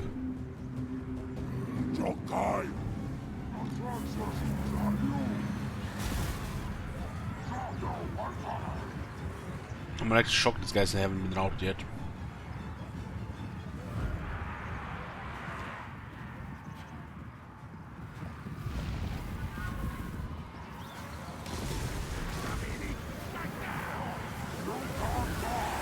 Warlock Masters is definitely a bit too much for the enemy infantry. Might have used a lot of power there.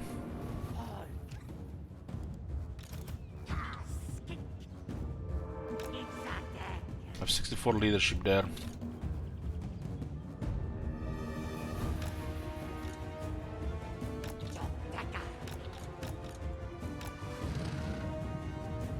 Shame we don't have any more fast melee units. Like 60 plus speed.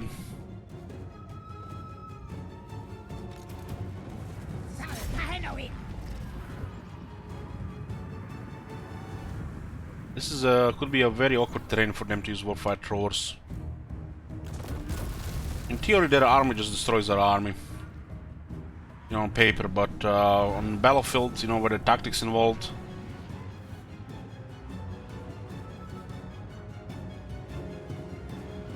Anything can happen. Skeety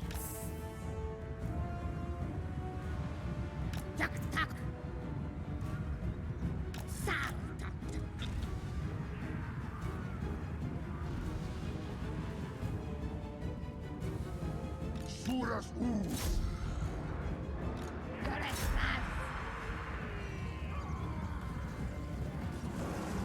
Nice, we got another warp lightning.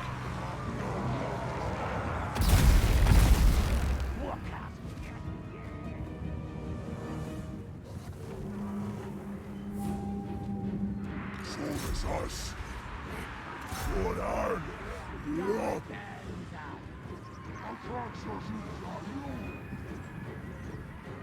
Got a French toast coming. Enjoy. Had some boiled eggs for breakfast and some grapes.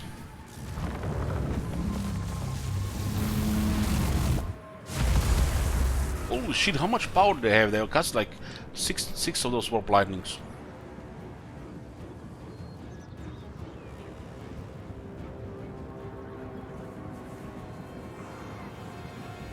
Leftover pizza and beer breakfast for champions. Oh boy. I just ate 2 homemade Spanish burgers. I'm not familiar with what a Spanish burger is.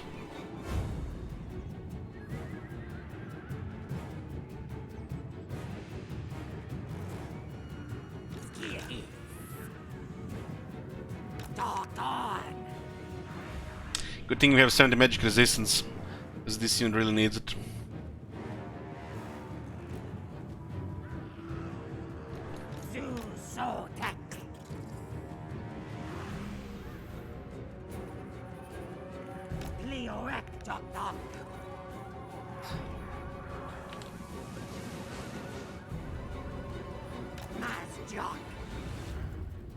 Lord fled recently. Oh my god! So that's how you're gonna play this game? What the shit? This is a Lord game. What the fuck? The stupid reinforcement system. Still haven't fixed that. Apparently, our Lord has fled the battlefield, boys.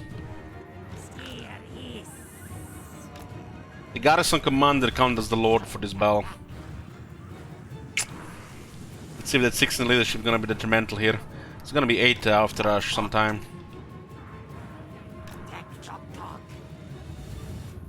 We're gonna drag them in the trees where they're gonna get fucked, their weapon teams.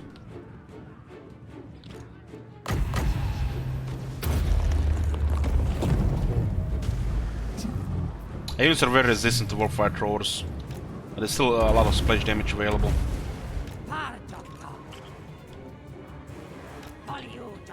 Yeah, this should be good. Very elevated.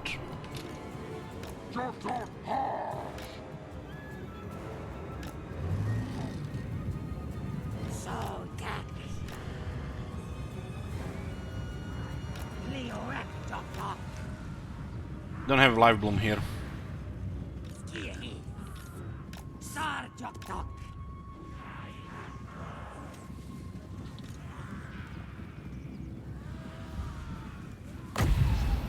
Damage like this could go a long way in a long battle.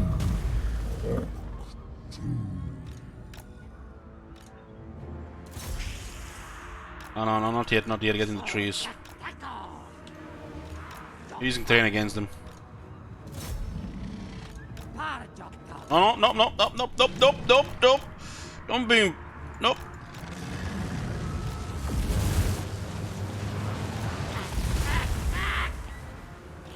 They still have warp lightnings there. What the fuck?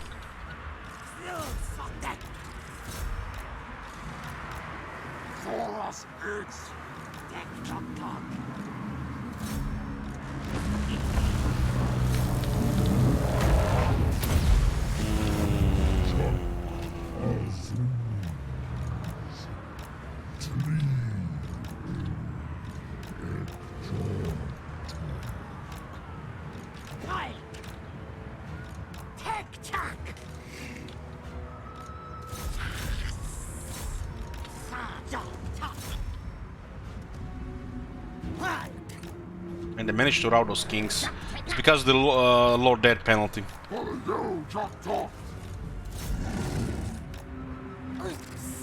A lot of death penalty is gonna fuck up our kings.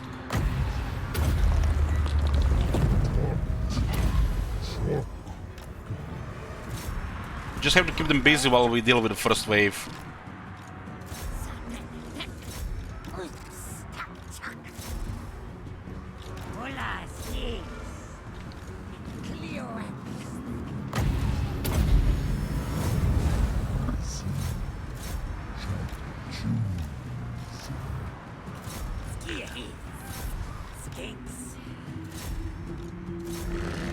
That leadership hit might cost us the bell.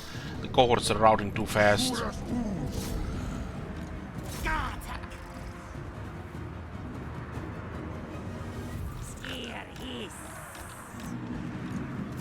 And I'm very recover from that penalty there. Have to deal with this guy here.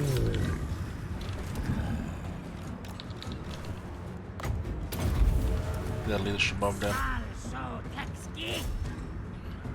Can't let the wolf fire throwers shoot. There's way too much damage there.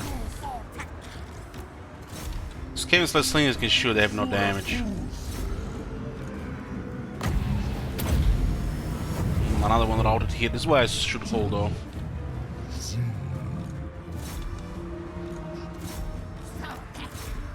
Croxigors are gonna be carrying the whole fight, I feel, on this side.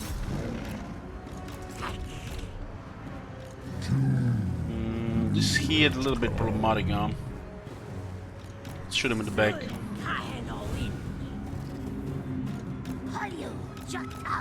Yeah. Oh, good. Oh, good.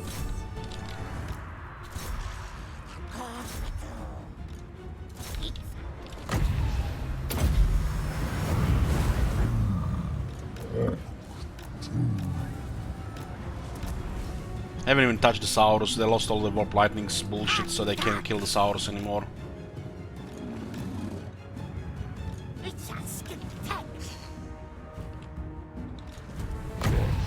That's my Drauden.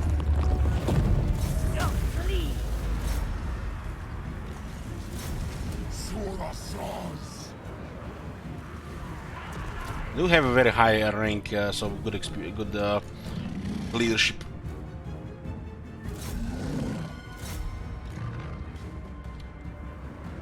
Yeah, that's enough. Go home, Skaven. Bring back some artillery.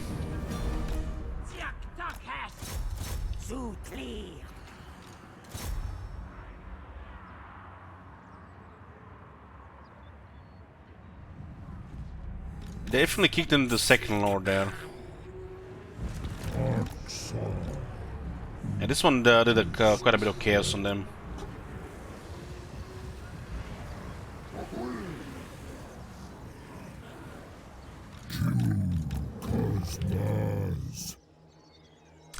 You know, Shield Wizard is just a 4th generation, but still better than Mazdamun's main trait.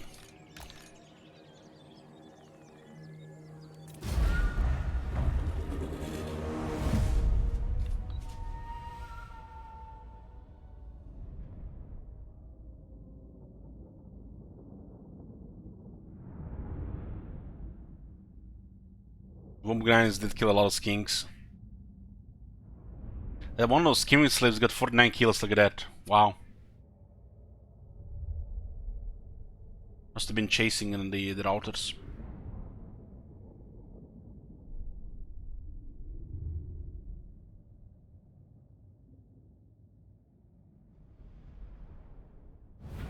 I think this is all their military from the North Settlement. 600. Look at the planes from here.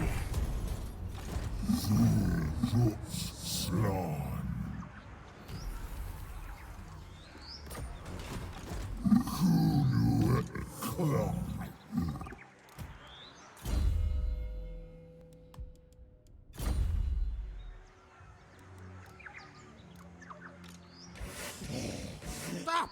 No! Who's this? This is Clan Fester.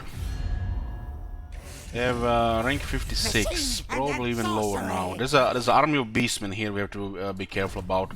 If they had several Minotaurs, they could just roll this over.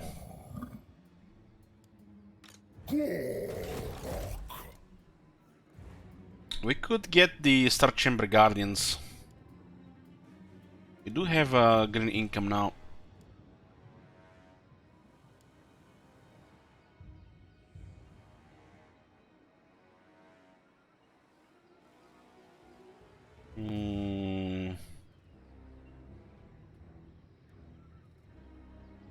If we see the Beastman Claws, we'll have to see what they have first. Maybe the Hopa cohort will be better. or the Colosseum Hunters. Oh Some my anti-large god. options, faster Have you ones. seen that shit? Holy shit. What the hell? Thank you for 20. Wheel car, new Itza. Woohoo! So this is under threat, and Temple of Pachacoti could get besieged at any point as well. As long as this is not under threat, we can build up and get the money for the second army. If they don't touch this, we stabilize pretty much. We just have to get rid of this capital here.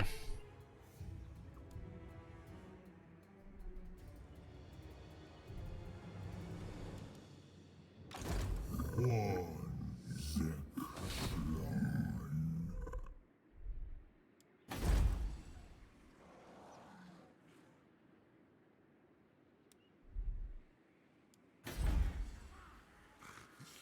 must hide. I think we can just remove this. This is a good rebellion spot. We have no trade. Thus you must. Hmm.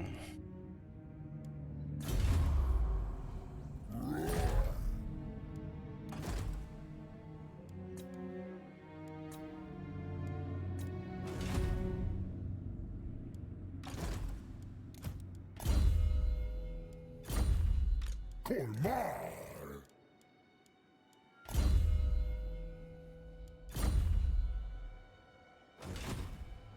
Sikai.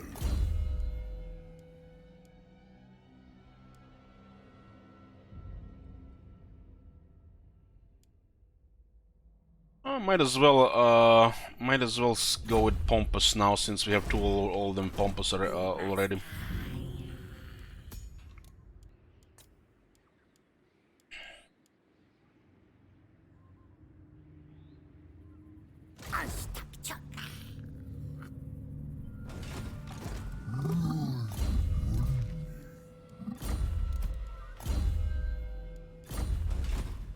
Quasarda.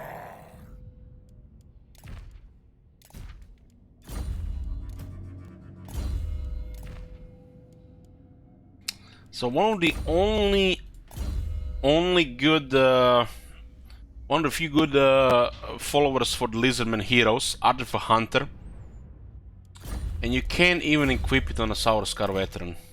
Every single time, man, this you know gets me. Cause you know Lizardman heroes don't need followers.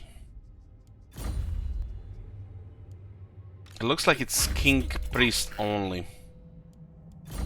Lord Croak is counted as King Priest. Yeah.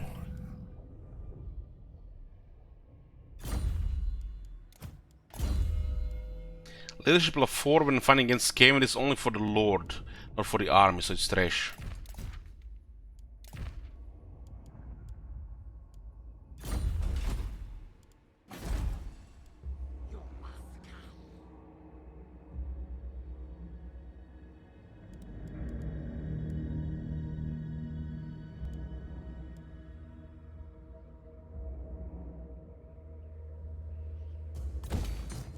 Getting money for more for the second army support.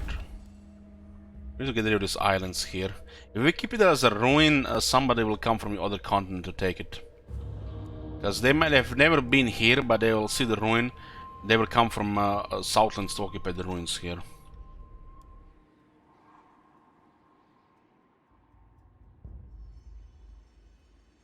I will deal with it when they come. For they can invite other factions on their continent though. Are we gonna meet the wrong people if we just have it? It's bad either way, I feel.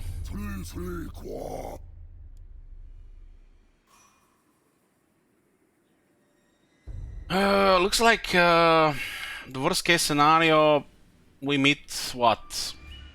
Eatane, whoever controls Estalia, Tylian Coast, Satosa, Al-Haik, Barakwar, Bordeloo, Arnheim, owner.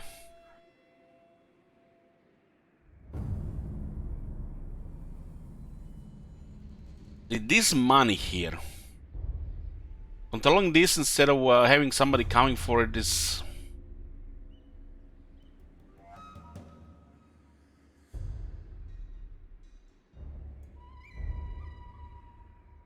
Who will come here? Minor Bretonian faction? Let's science it and pretty much abandon the two capitals. See what happens, just for science.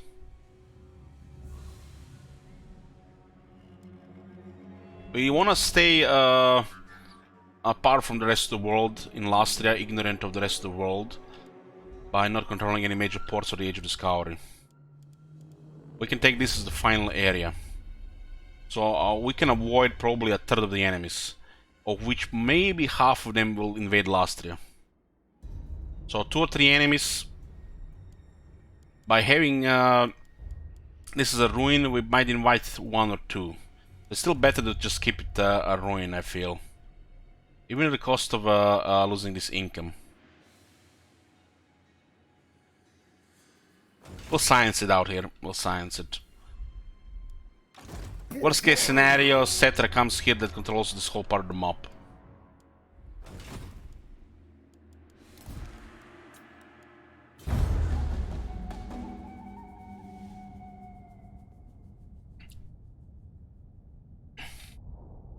It's gonna take a long time for the chaos to arrive, LS.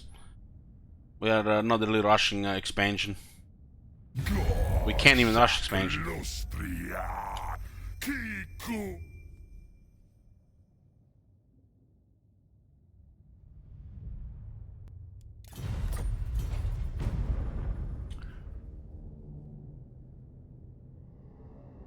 Takeless Confederate, shut up, shoot.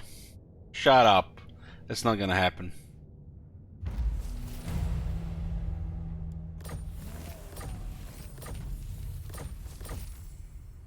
Even the Lawmaster could not.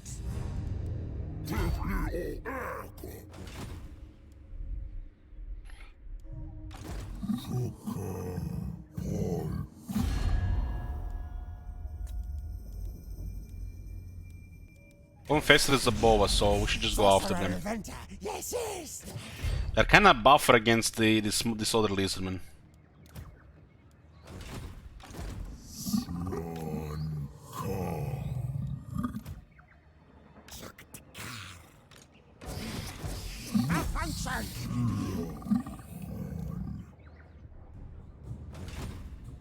Hopefully we don't meet anybody else while checking this. I think these guys here are good for now.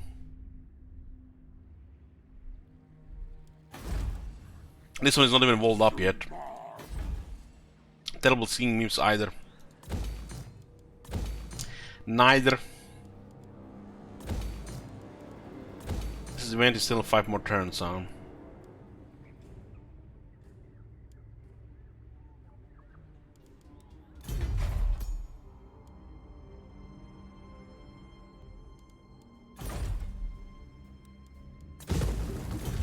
Let's get interpreting the old one's meaning. Then we get Tablet of Order as well, and we get rid of this crying pool.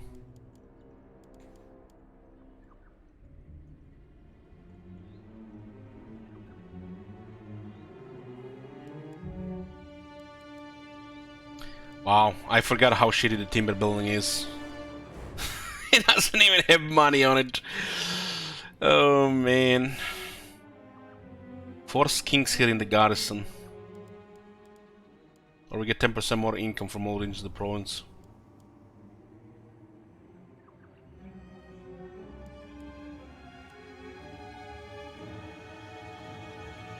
They have to recruit king chief from somewhere, right? Might as well.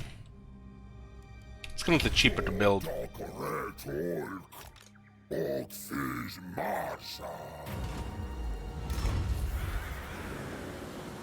Frenzy for the whole army.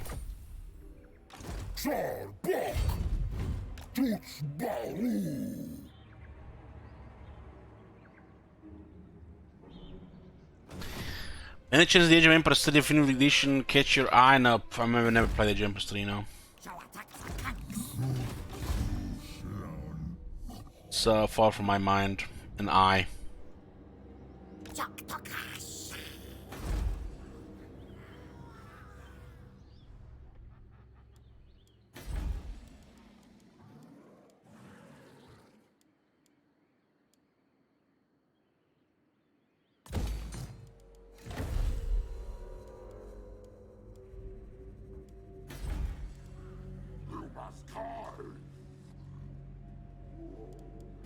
Let's go on tier 3, we need industry here first.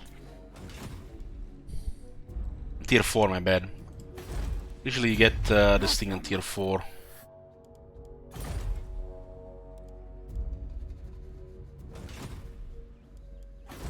And this place will get destroyed by the undead corruption rebels. I think they're gonna attack the city here. We just have to sell out, surrender the city, and then destroy them.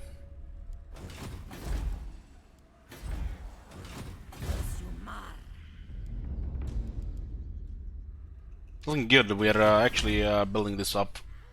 Costs a lot of money. And it will definitely be enough to get some better stuff here. Right now we'll keep it like this so we have some income going. There's definitely a wide options, variety of options for the Regiment's Renown. And as we unlock blessed units, even better. We can just try hard with mediocre units until then. Those beastmen are coming somewhere. I think they might just be line for the unwalled settlements in the south. Hey, Tindri, good morning.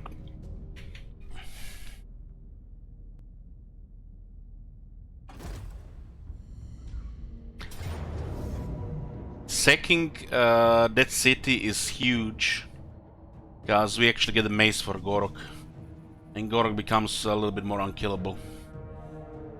It's gonna be an unpredictable result here. Acceptable. Get a replenishment.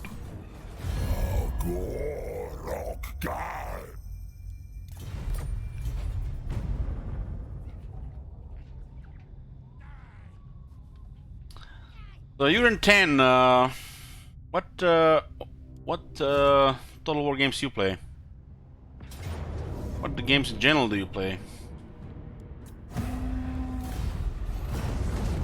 And don't give me round 2 Kappa.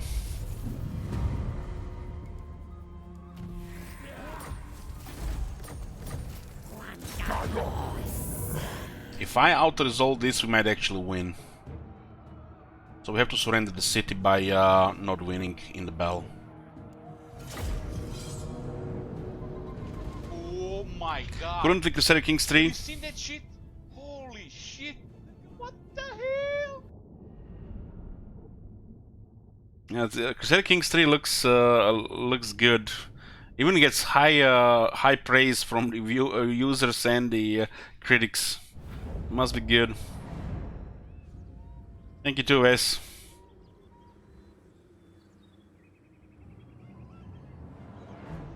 I mean, it's definitely a surprise after that Imperator Rome nonsense on the release.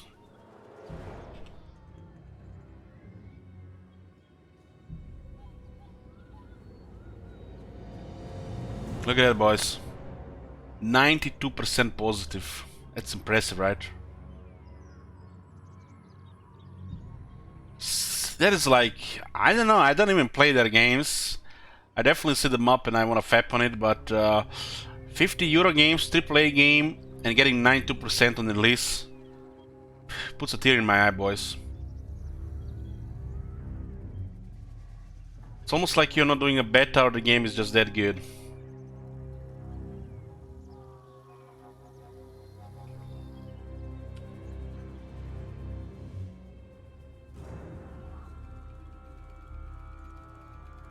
We do some damage here, but we'll surrender.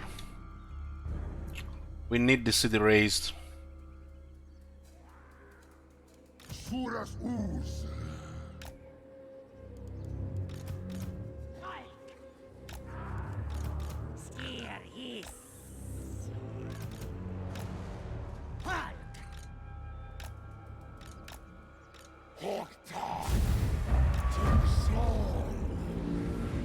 Can you imagine, guys, they released Rome 3 And we get 92%.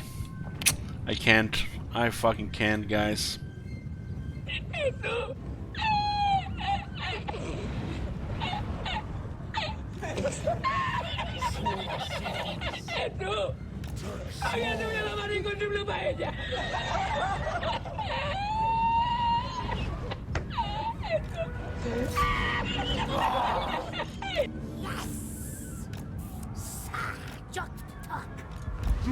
Oh, we got light cavalry into the spear riders, nice. Asrudan.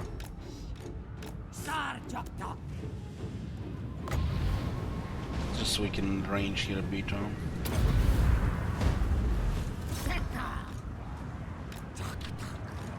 Dolas.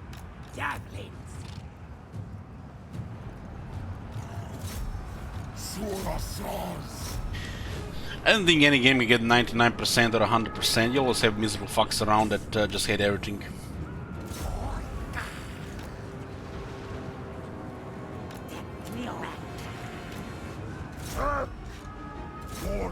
And they just, you know, you have those people who just like to shit on a very popular thing. Just to just get attention, you know. That's impossible.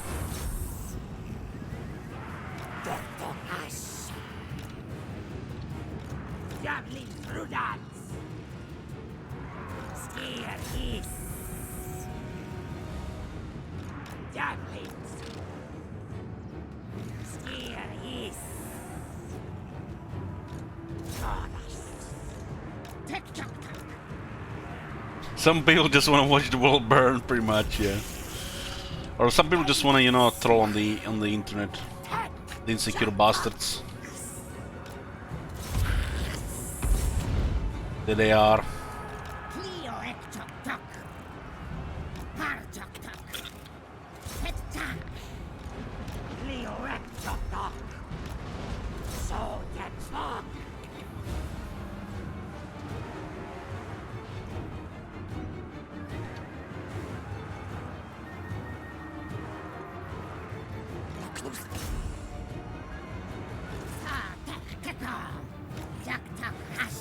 I would give this game 93%.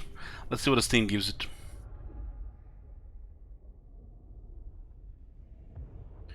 Just for the shitty patch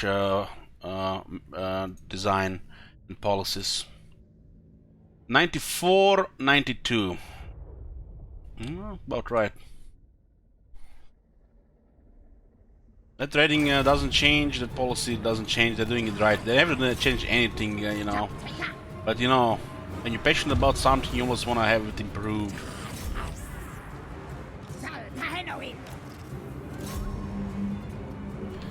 Rome 2, I give it 78. Let's see.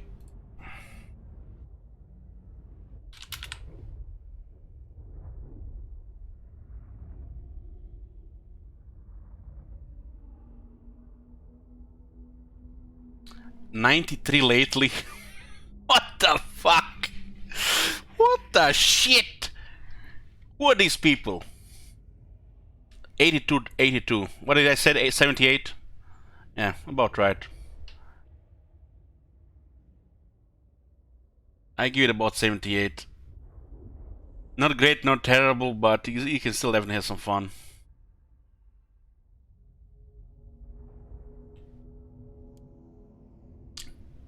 Thrones of Britannia, 75.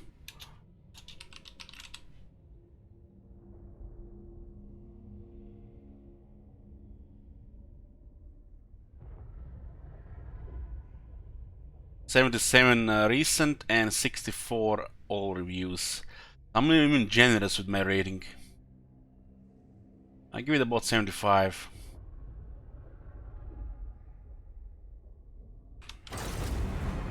I have no idea how the Rome 2 recently can get 93. It's almost like half of those 3 Kingdom reviews that play the game under 10 hours and praise it like it's the second coming. Clearly, clearly shields and bot reviews.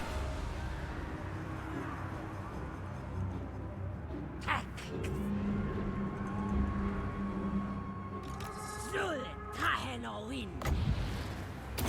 Uncanny Jock Cock!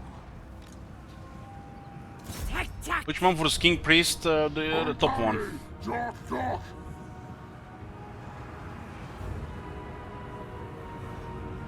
Okay, let's see. Let's see one of the mega popular games. Witcher 3. I give it 98. What do people give it?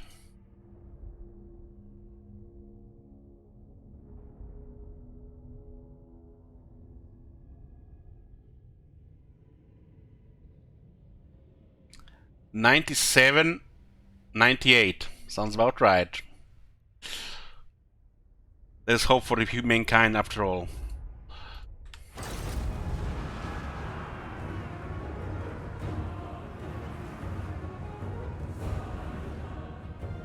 I bet that game would have gotten like 88 if it didn't have all those sex scenes. Par Jock Dog.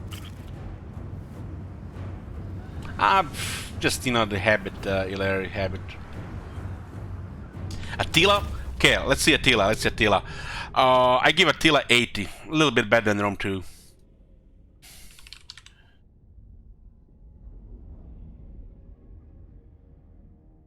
Didn't need mods to play Attila like we needed Rome 2, right? Let's see, 80 for Attila. 91 recently, 78 overall. So overall, Attila has low rating than Rome 2. And because of all the performance issues.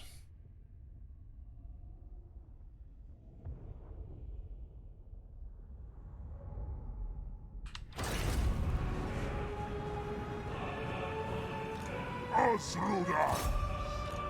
Mas Jock. Pretty good damage here. We could surrender right now, but we'll do a little bit more.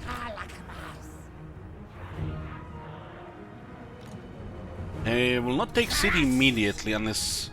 I mean, depending on what kind of random damage happens towards the end. Maybe we are trying too hard here. We might need to delay another turn or two. To suddenly winnable battle.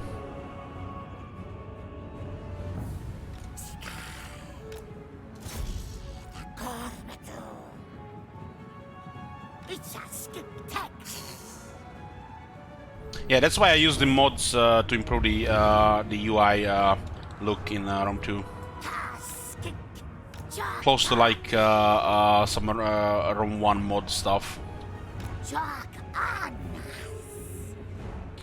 Troy? Oh no, I forgot. You can't check that one Steam rating. There you go, on the house.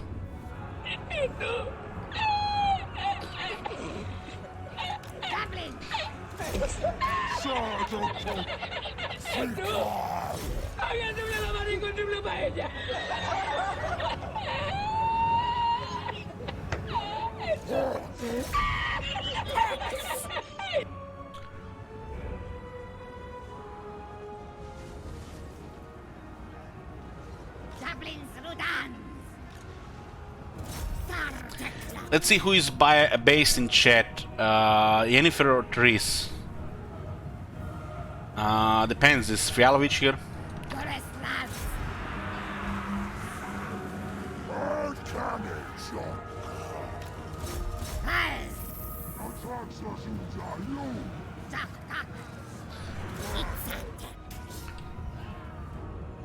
Team Shani. What are you, Jock Talk? Sack Jock.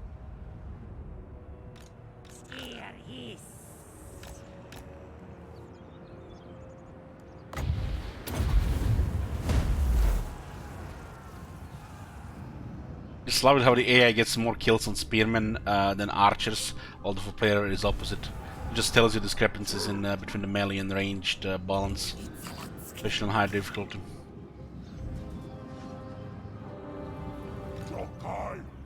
I think there's gonna be one or more turns before the city is lost, but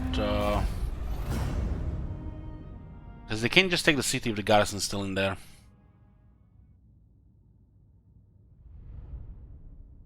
No Man's Sky. I actually enjoyed No Man's Sky.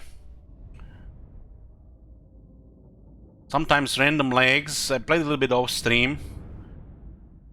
No Man's Sky. I give it like 75. But they did a really good job with the game, with the updates, right? Currently 88 and 62. Average 75.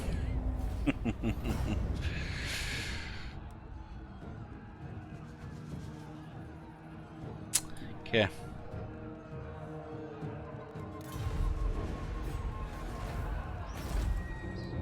Cohort city boy. I cannot. So we have to rewrite the wait one more turn here. I want to raise the city. Shock.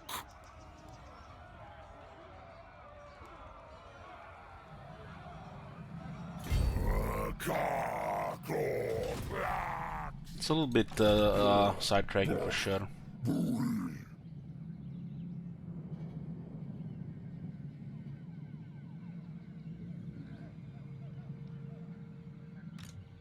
It would be amazing if we can actually destroy this once and then still sack the city.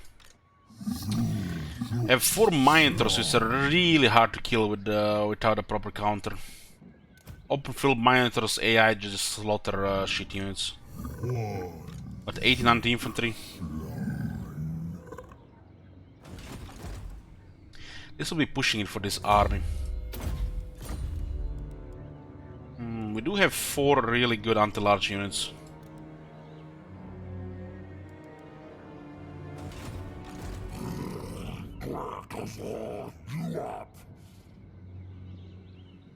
We can recruit 2 more units here.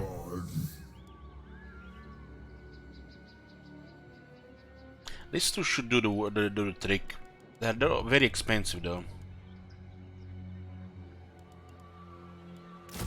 This should be enough for what we need here. Please no walls. Okay, very good. Very good.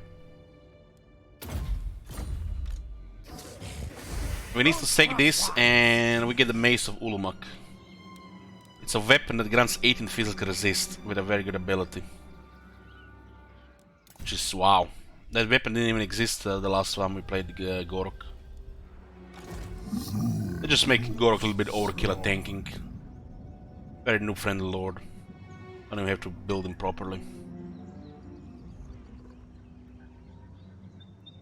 So such a sweet resistances naturally and then with Croc in the army.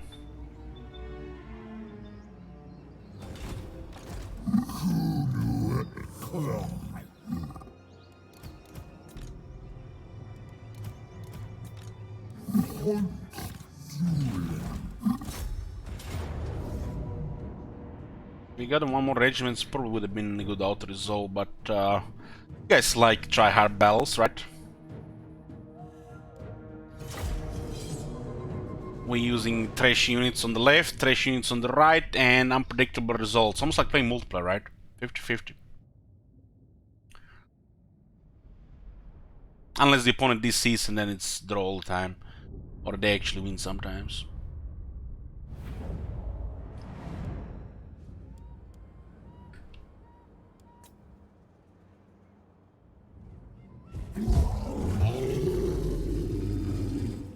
So the Colossal Hunters, Reproductals, this is an anti-infantry unit, but the Regiment of Renown is anti-large. Come on, you know you got this in the bag. Well, we recruited 2 good units, so yeah. But still, having this many kings, it's gonna be bloody.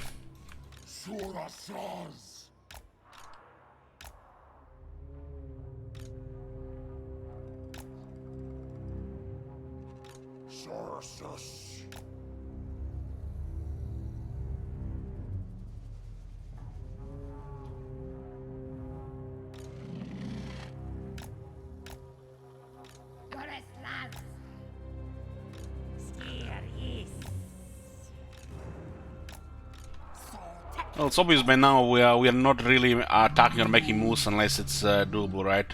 Very rarely the opposite.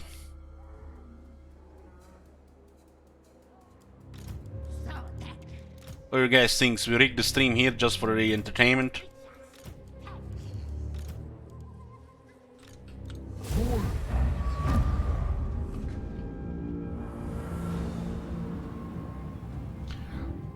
This could be a better retreat and we can finish them off and then I get better units. Not happy with that. Out-resolve was preferable here because we'll destroy the whole army.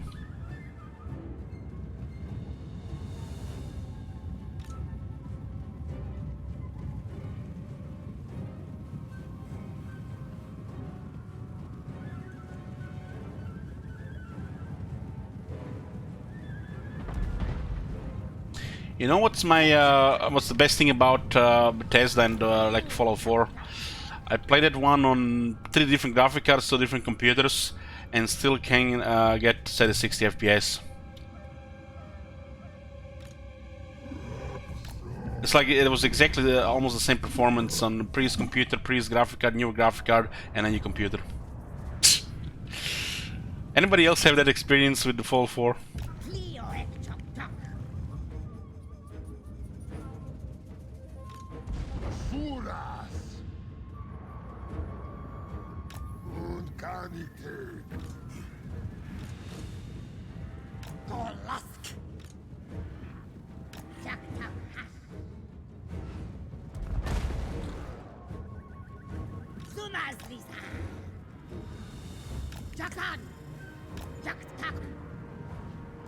I think the worst thing about the Fallout 4 is they never patch the loading times.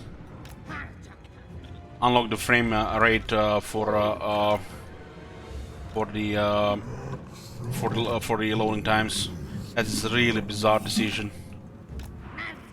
You put 2 files into a folder and all of a sudden it reloads 10 times faster.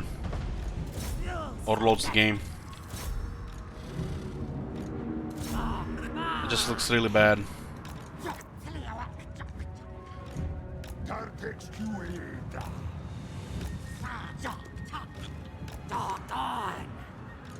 So, guys still take way too much damage there.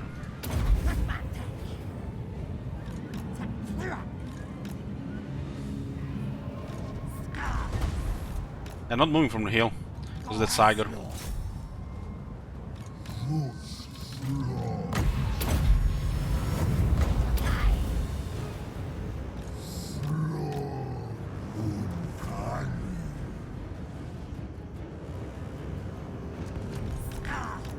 Been sniping my temple guys, bastards.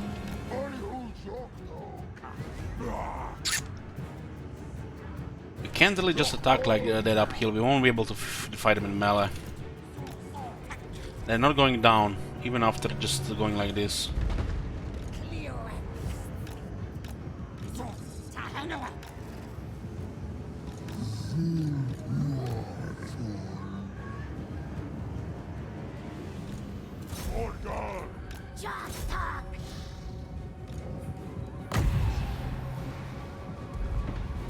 Siger will just be sniping healthy quality units.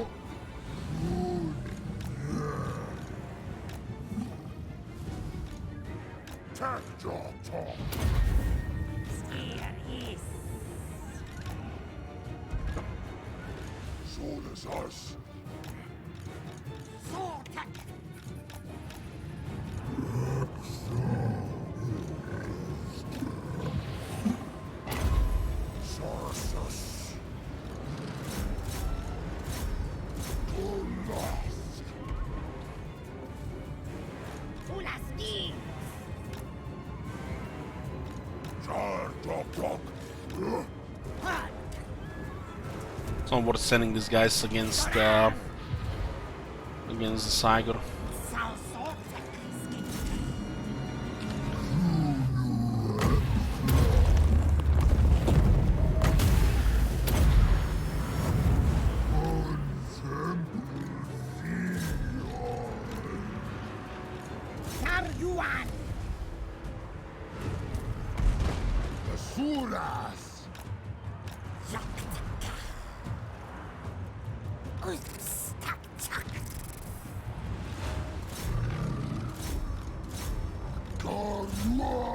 Looks pretty bad for a follow-up with all this damage taken.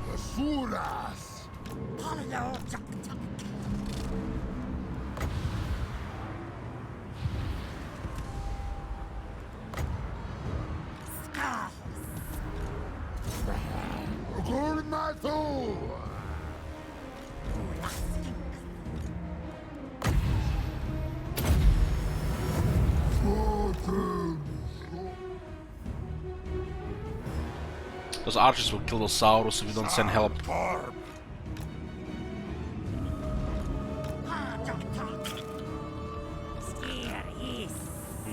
The Smiters are just not dying.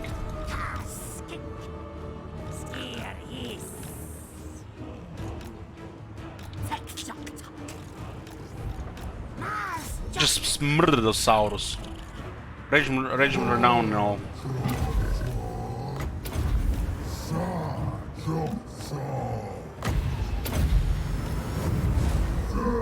Hope Kaim is here to see this shit.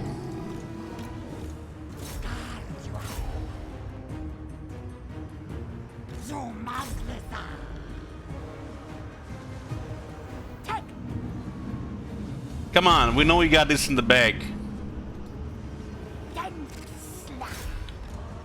Somebody who hasn't faced Minotaurs in the field with a bad army.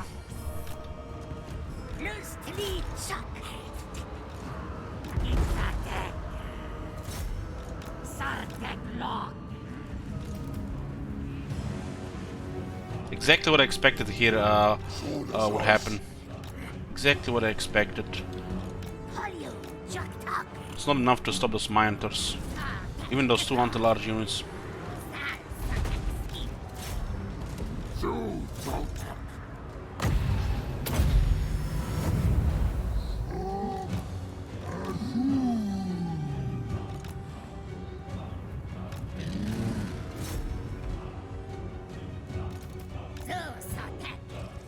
Tiger will go stop shooting soon. I have to go here, otherwise we're just gonna melt there. The Minotaurs just don't wanna die.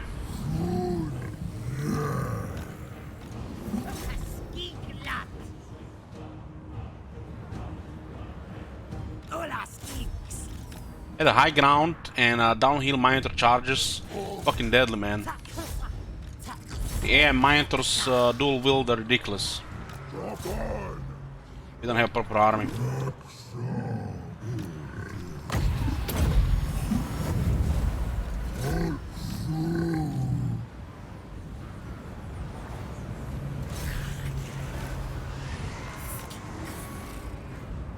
Much about attacking the Skaven there. I'm not even sure how much money we have left.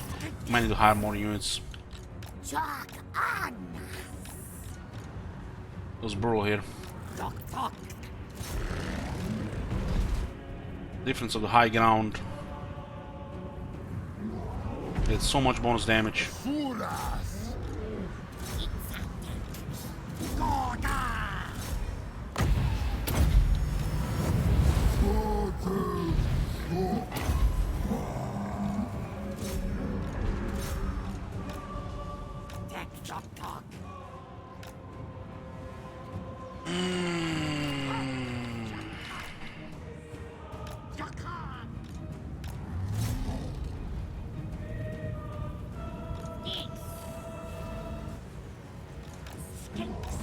I think it's time to get rid of the skin cohorts.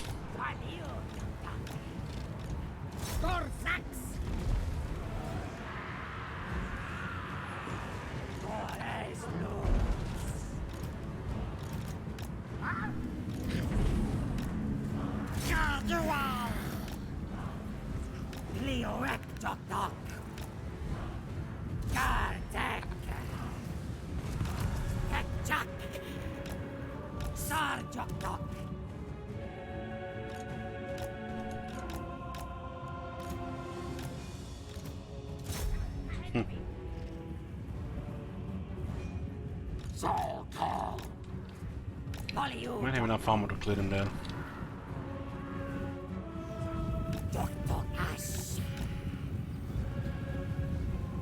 Would have been easy if this beastman didn't spawn here. Or just go direct for the Skaven. So much money wasted here. Hey, Frosty.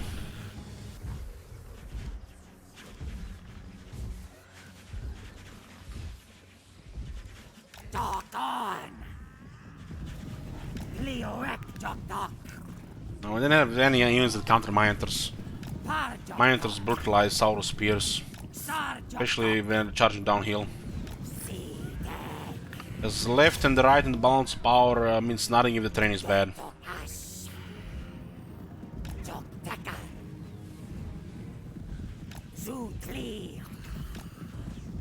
Beastman losing to Skinks and a couple of hundred Saurus and 100 Temple Guards and Sacred Croxigor and a Slan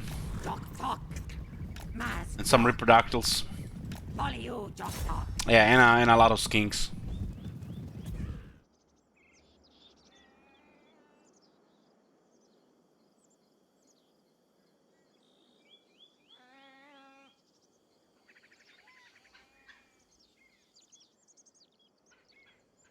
I just love how we have 84 guys and only he's getting attacked by 1 or 2 guys. And they're just trying to follow him up.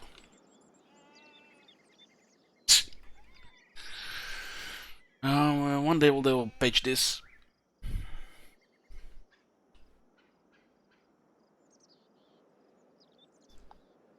That one ankle biter is slowly bringing him down, but there's too much health left.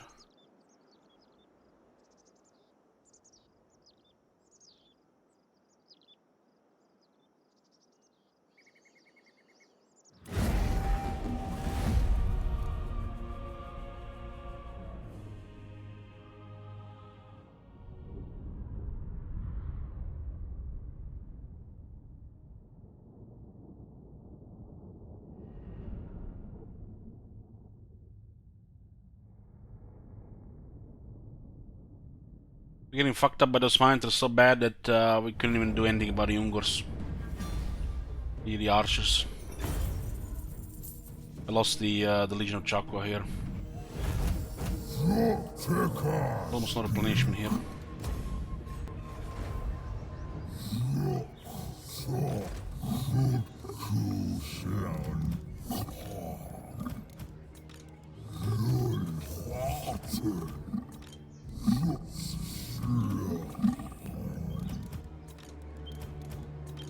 I need to get rid of these multiplayer units.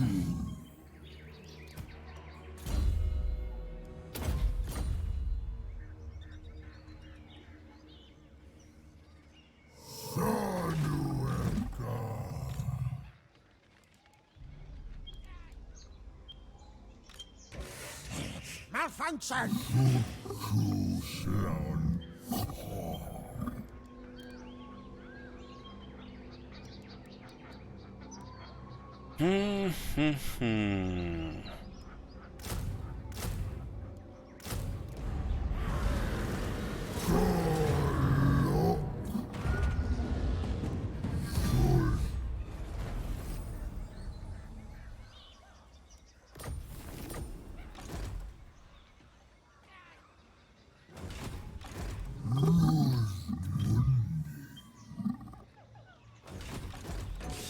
Curses!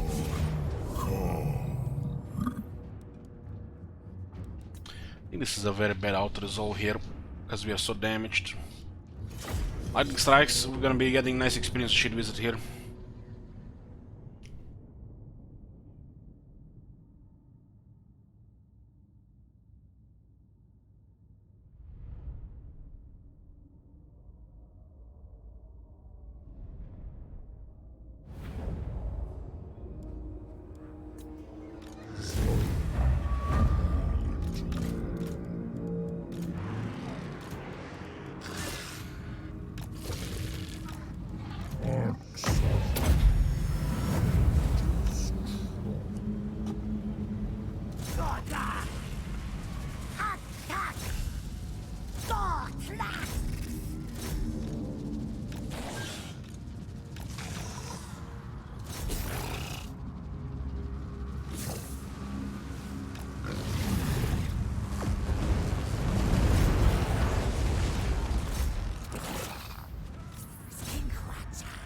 Skinkaracha!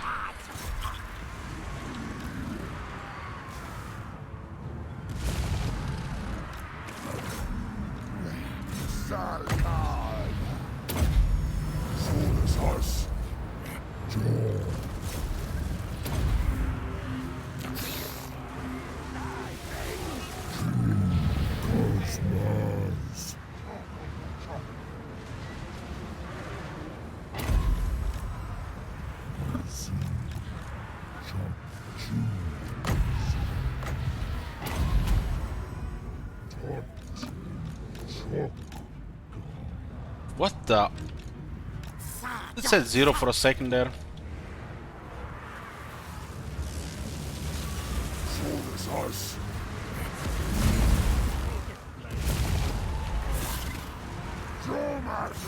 I like the Salmon units, I like them enough. They're better units to micromanage.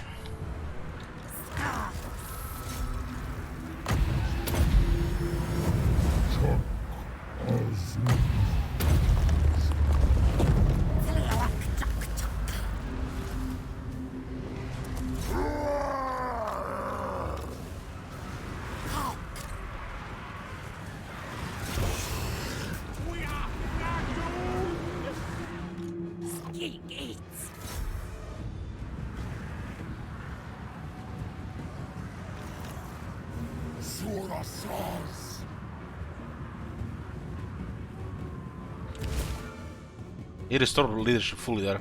Seen that? About to rout and then he just fully restored leadership and nothing happened.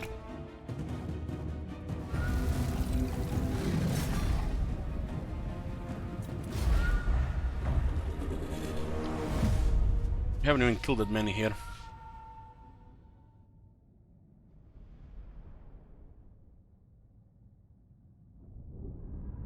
We have to sack this settlement for the mace. But getting rid of the Skaven here is not ideal. They're actually a nice buffer here.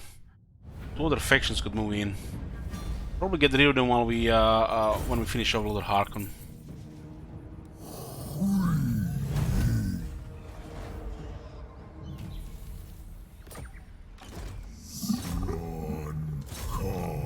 Now they're not recruiting, we can expect a nasty ambush now. Which means it could be the end of the army. No movement available. God damn! God damn! And we're stuck in zone of control. Fucking hell.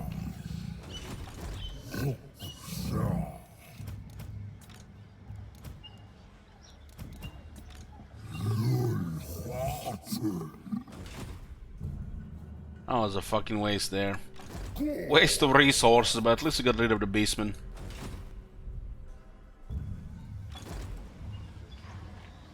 We're missing about 5 to 10% movement range. If we get ambushed, it's over here.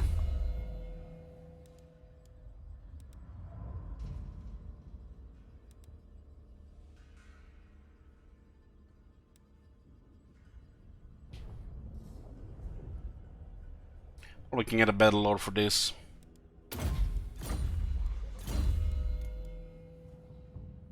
Both Ambur and General Itza are available.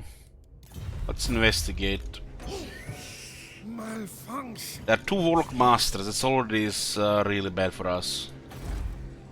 And there is a Warlock Engineer. There's gonna be Warp Lightning spam galore. 17 units. Doesn't look like it's doable, but we'll invest Amber here.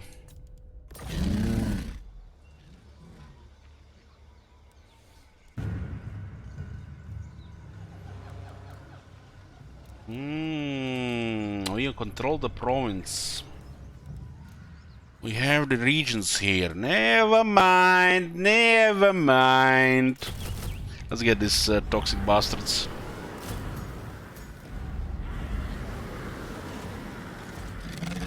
We have Zlan Hopek, so we can recruit regiments and blessed units. Itza,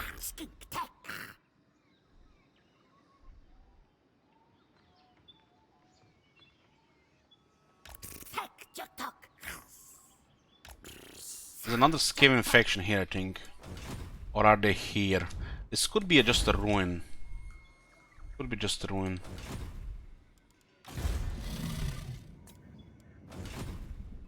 We have to waste another turn here and then go for Lord Harkon. Who's gonna rebel here then?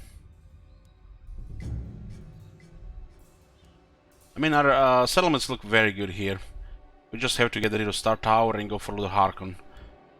The second army probably will have enough funds to get a proper second army in the Southern Great Jungle, then investigate the southwest.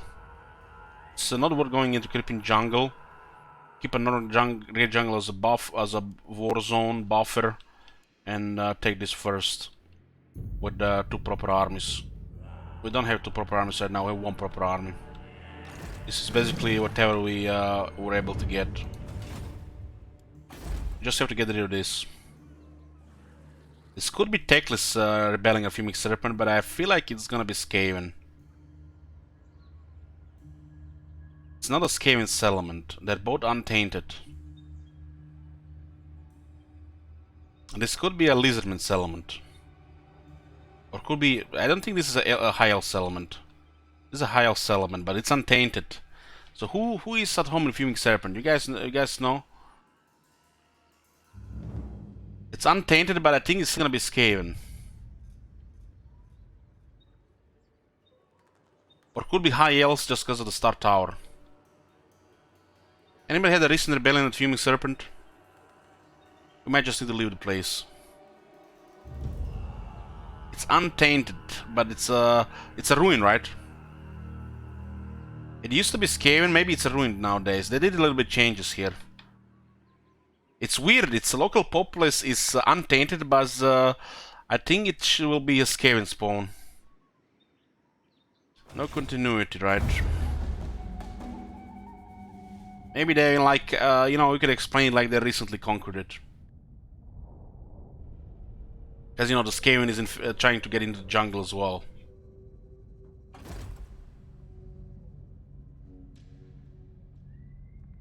Okay, we'll get the mace here.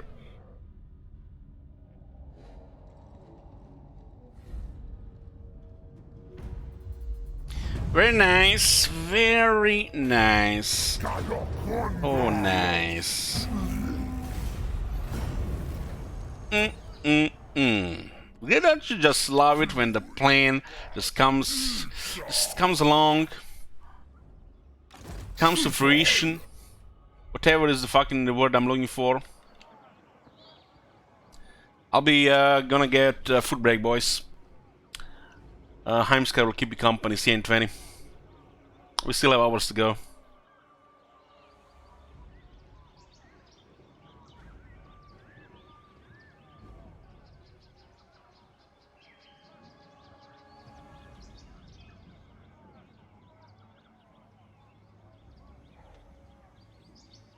In royalty, and reshape this land which is mine.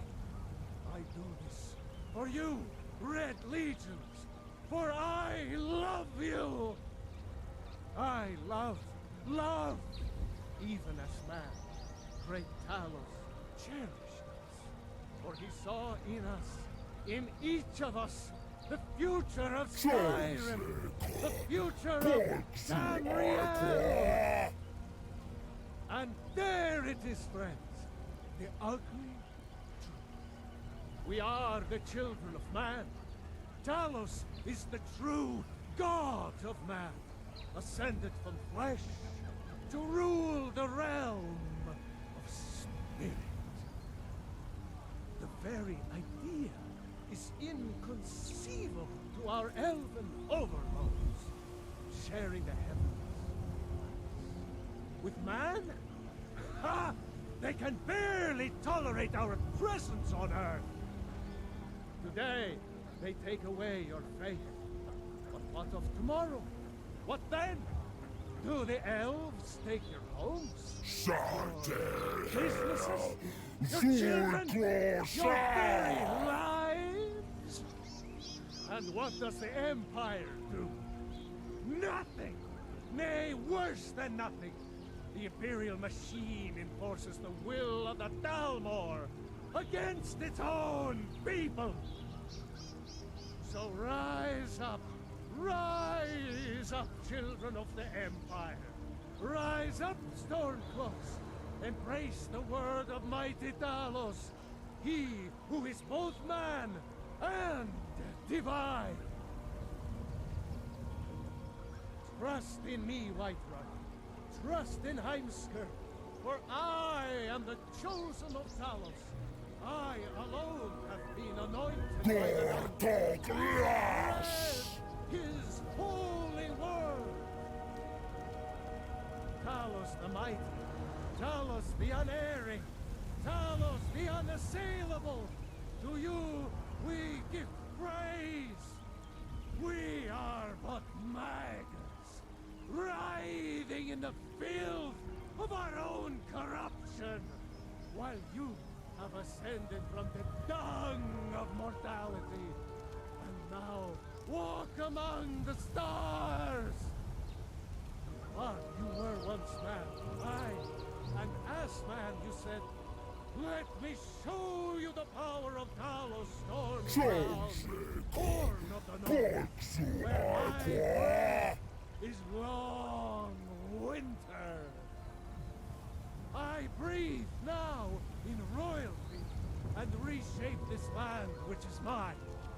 I do this for you, Red Legions, for I love you. I love, even as man, great Talos. In royalty and reshape this land which is mine. I do this for you, Red Legions, for I love you. I love, even as man, great Talos. He saw in each of us the future of Skyrim, the future of Tamriel. And there it is, friends, the ugly truth. We are the children of man. Talos is the true god of man, ascended from flesh to rule the realm of spirit. The very idea is inconceivable to our elven overlords, sharing the heavens. With man? Ha! They can barely tolerate our presence on Earth. Today, they take away your faith. But what of tomorrow? What then? Do the elves take your homes? Your businesses?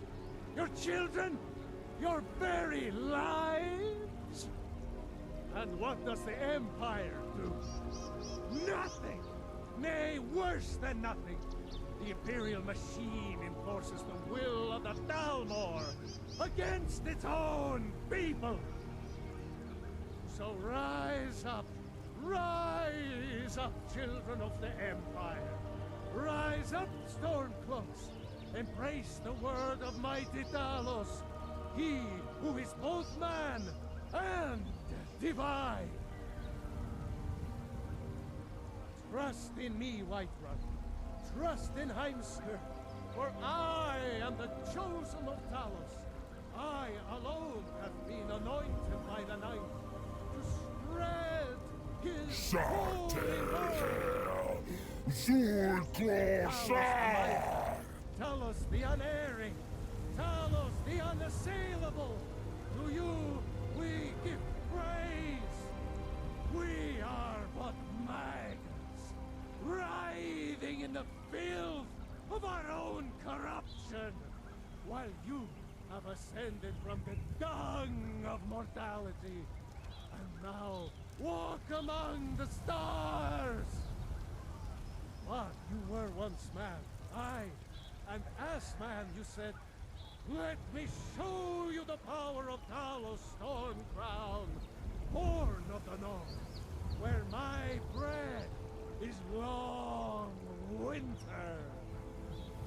I breathe now in royalty and reshape this land which is mine. I do this for you, Red Legions, for I love you. I love, even as man, great Talos. In royalty and reshape this land which is mine. I do this for you, Red Legions, for I love you. I love, even as man, great Talos cherished us, for he saw in us, in each of us, the future of Skyrim, the future of Tamriel. And there it is, friends, the ugly truth. We are the children of man. Talos is the true God of man, ascended from flesh to rule the realm of spirit. The very idea is inconceivable to our elven overlords, sharing the heavens. With man? Ha! They can barely tolerate our presence on Earth. Today, they take away your faith. But what of tomorrow? What then? Do the elves take your homes? Your businesses? Your children? Your very lives? And what does the Empire do? Nothing! Nay, worse than nothing! The Imperial machine enforces the will of the Dalmor against its own people! So rise up,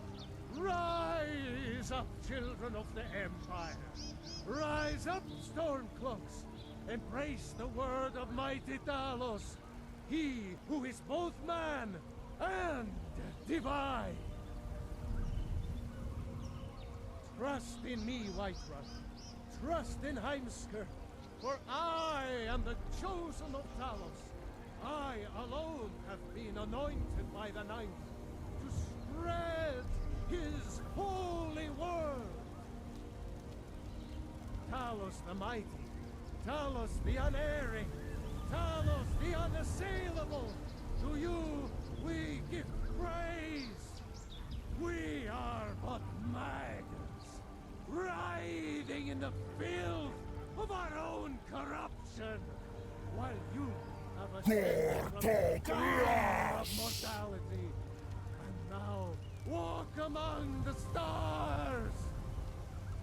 But you were once man, aye, and as man you said, let me show you the power of Talos Stormcrown, born of the North, where my bread is long winter.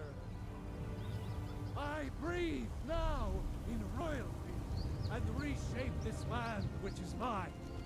I do this for you, Red Legions, for I love you. I love, even as man, great Talos.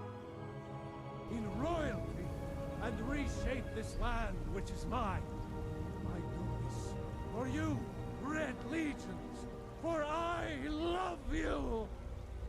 I love, even as man, great Talos cherished us, for he saw in us, in each of us, the future of Skyrim, the future of Tamriel. And there it is, friends, the ugly truth. We are the children of man.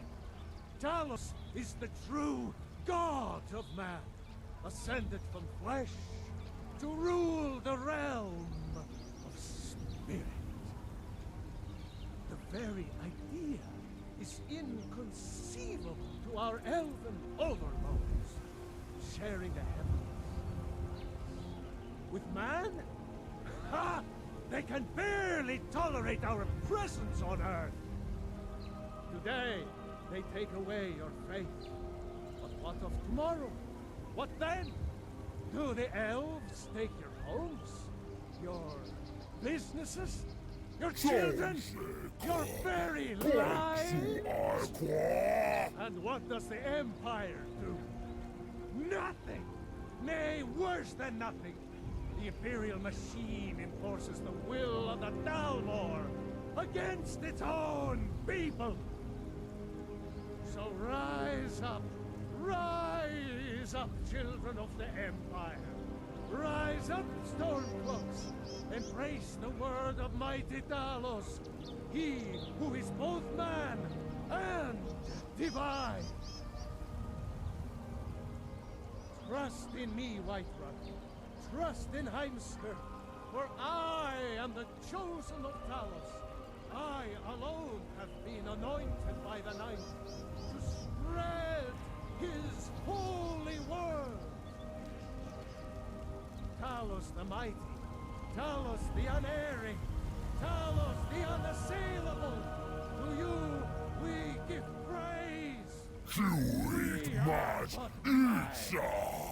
Writhing in the filth of our own corruption, while you have ascended from the dung of mortality, and now walk among the stars.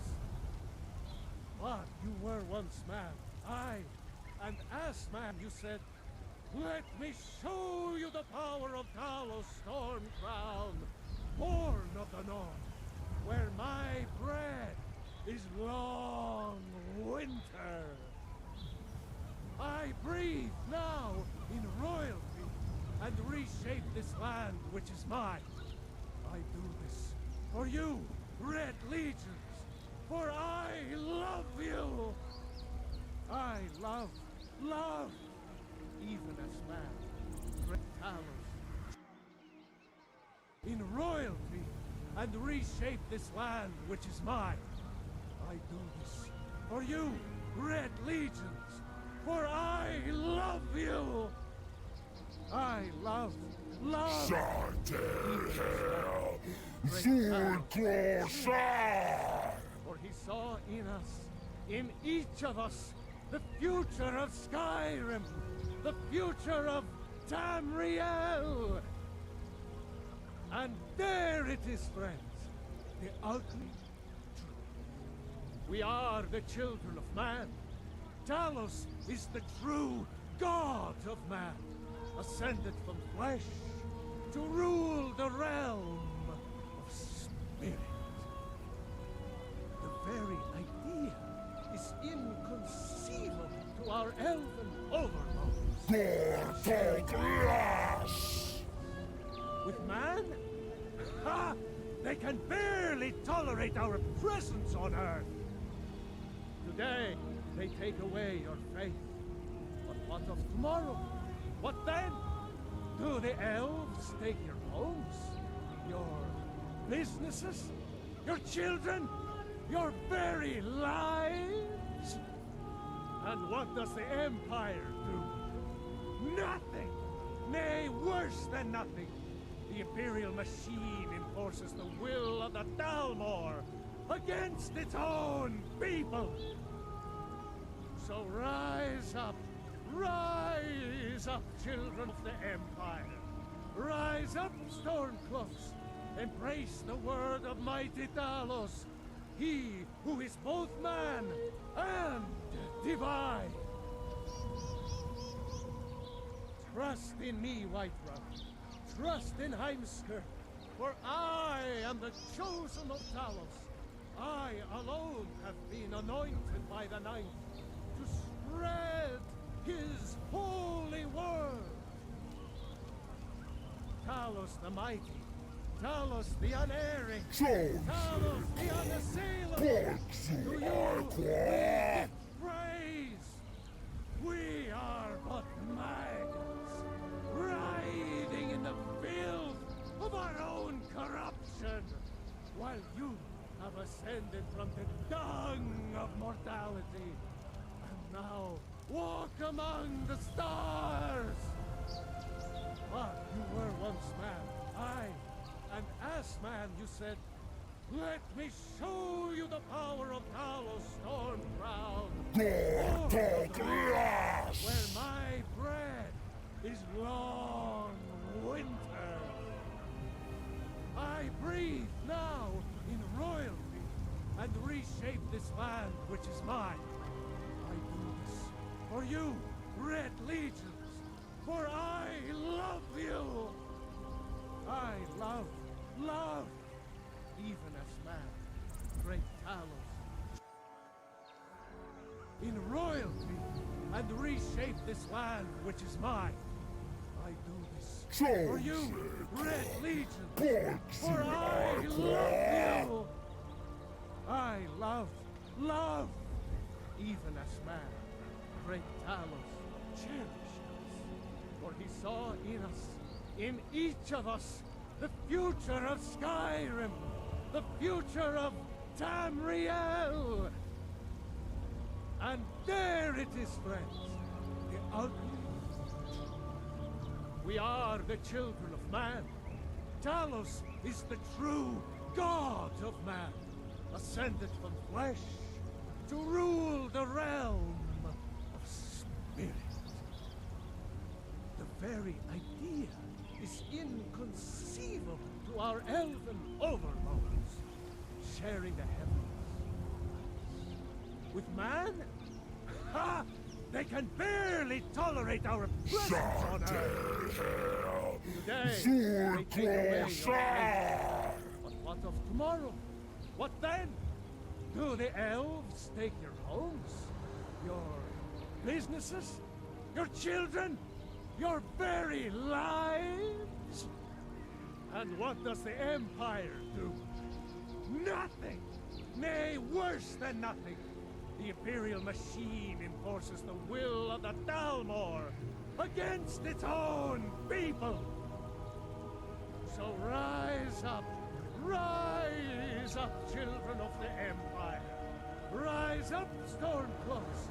Embrace the word of mighty Talos, he who is both man and divine! Trust in me, Whiterun. Trust in Heimskr, for I am the chosen of Talos. I alone have been anointed by the Ninth to spread his holy word. Talos the mighty, Talos the unerring, Talos the unassailable, to you we give praise. We are but maggots, writhing in the filth of our own corruption, while you have ascended from the dung of mortality, and now walk among the stars. But you were once man, aye, and as man you said, let me show you the power of Talos Stormcrown, born of the north, where my bread is long winter. Shut I breathe now, Zorclaw and reshape this land which is mine. I do this for you, Red Legions, for I love you. I love, even as man, great Talos. In royalty, and reshape this land which is mine. I do this for you, Red Legions, for I love you. I love, even as man, great Talos cherished us, for he saw in us, in each of us, the future of Skyrim, the future of Tamriel. And there it is, friends, the ugly truth. We are the children of man. Talos is the true God of man, ascended from flesh to rule the realm of spirit. The very idea is inconceivable to our elven overlords, sharing the heavens. Man? Ha! They can barely tolerate our presence on Earth. Was Gora complaining about Heimskr this whole time? Back, boys. Food finished. Let's go raise this place.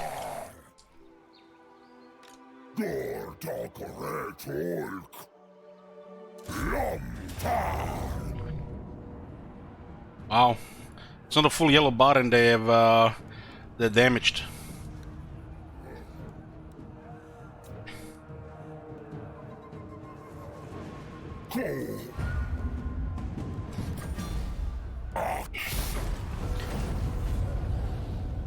Okay, we lost both major ports here. Got the execution now as well. Got me some red wine. Nice. What ranks are this third on 6? Oh, we'll get soulbound.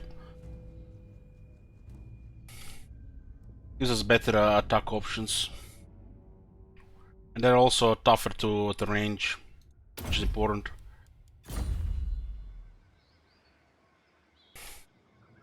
I think the Skaven will destroy this settlement. We'll see who comes from Southlands, if anybody.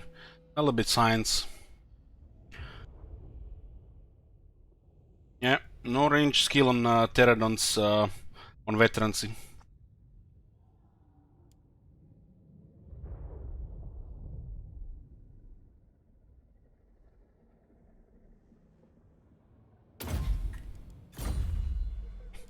Yoo-hoo!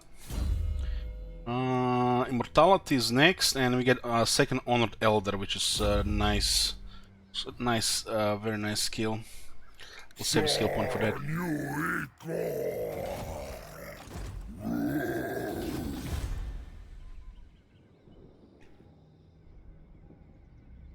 Probably gonna be another faction respawn here.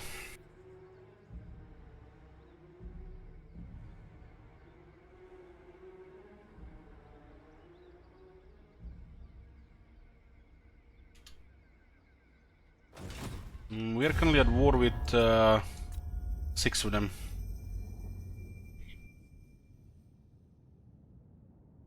Only the Awakened or the Minor faction here.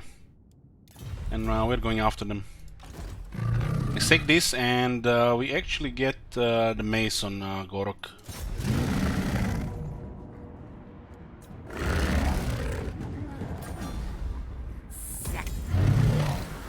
The Piranha Blade.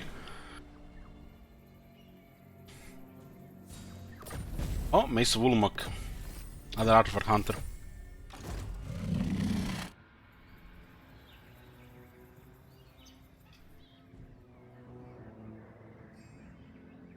There's a military presence here, and it looks like they had a rebellion recently. It almost looks like they're not recruiting here.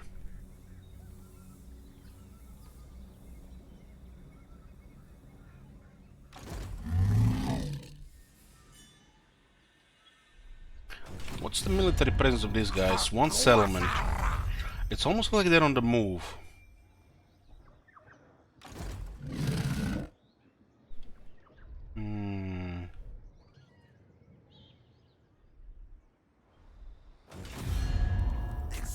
We are their only enemy. And they have one settlement. Maybe going around, or they go here.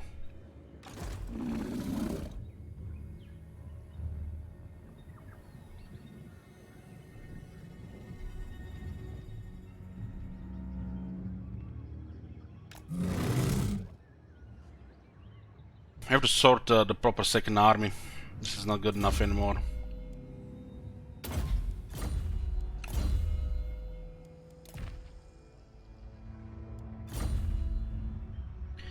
Not good enough anymore.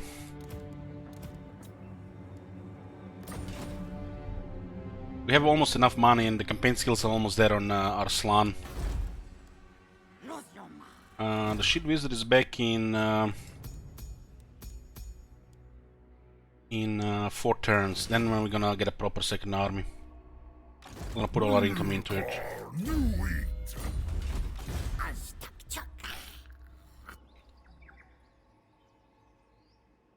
The mini paper died, now we just replaced him.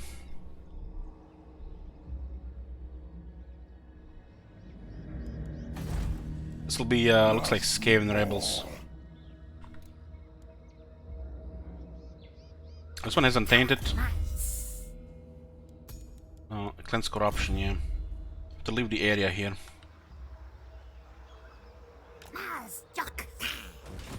I want the this to be a little bit longer. Bill in 2 turns, no matter what. The core building is damaged, so they're replenishing slowly here.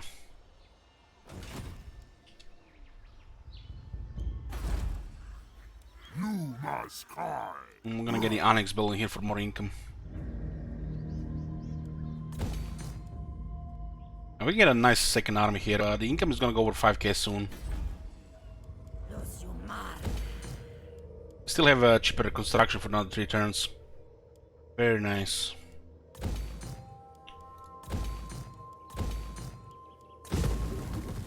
This will be very good money, and the rebels will bring even more money. So we can definitely afford 2 good armies.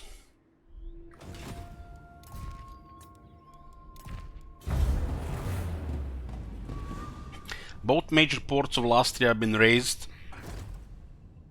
Oh, there's another army here. We don't care if the Awakening actually takes this, but we want to destroy them.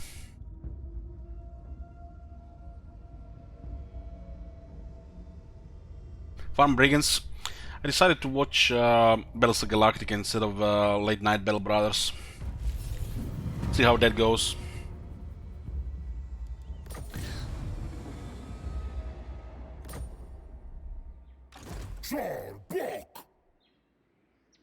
Yoo-hoo!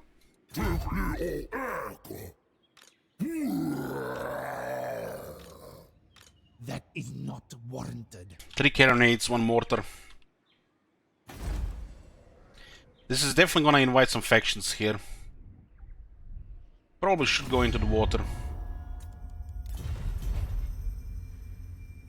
5,500 income. Damn. Now that's the shit, and it's increasing. We get a second army. They can just smash anything. Easy game is alive. Click, click, click, click, click, click, click, click, click, click, click, click, click. We'll use the right of ferocity here. We'll use it also for the recruitment of a second army. We'll have a battle coming, so better loot buff.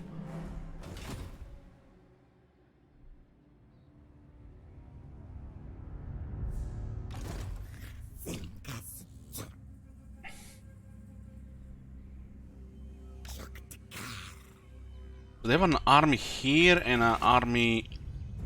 It almost looked like there was something here. Maybe a small one that's moving around. Any plans on visiting XD album Prelude? Playing? No plans.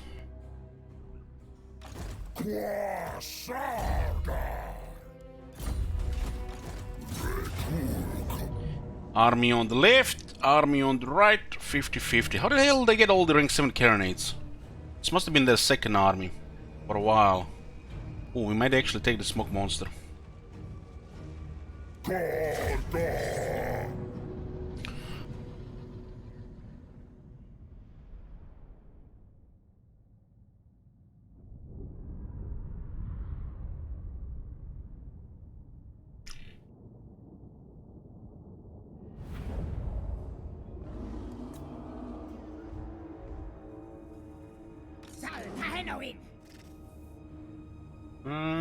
We have pretty good resistances. We have 3 fell bats which annoy pterodons. That's why the rank 7 is good, so you can actually take down fell bats with pterodons. Ooh, we have Roll of the Blooded on a Carnosaur. Speaking of Roll of the Blooded, I haven't seen the last season of Vikings. Planning to watch the Vikings as well. Binge watching TV shows. I guess it's perfect time until the next update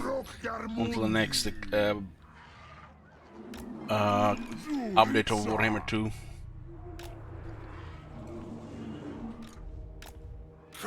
Itza. I don't know how we would make a click, click, click, click, click. I guess you would need to put this icon here in like 5-6 times together.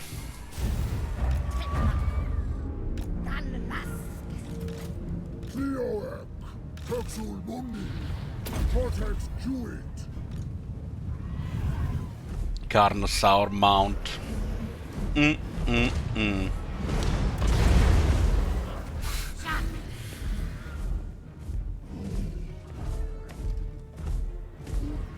God damn, man, dinos running dinos and Carnosaurs. I see this shit here and makes me so happy and sad at the same time. Because then I'm thinking about historical Total Wars.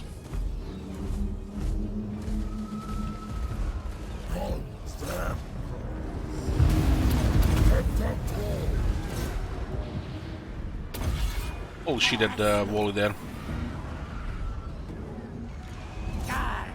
I don't think the Pterodons can actually win against rank 6 bats. I have to pin those guys, so they're just gonna kill our guys. Did they just use the smoke monster on a... what the heck? They used the smoke monster on a Carnosaur? We got a mace here, look at that. 53 physical resistance, what the fuck? 25% ward save. Hold on. 97 physical resistance. Okay. Yeah, Tyrion. What Tyrion, man? Just play Gorok. Learn the game. What the shit? The fact the Saurus get physical melee defense and physical resist, it's bonkers. Don't even need healing.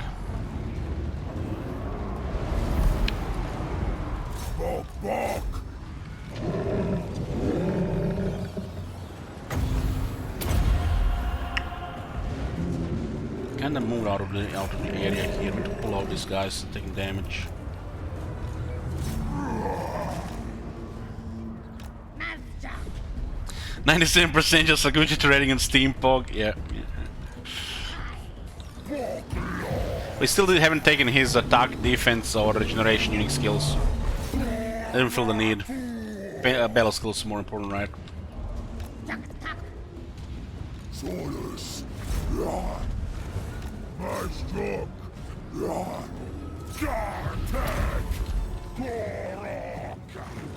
Tak, tak. Sumartisa. We have some animated hulks there, but they have spears on them.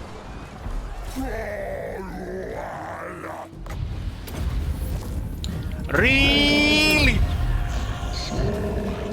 Have any idea who that skeleton is?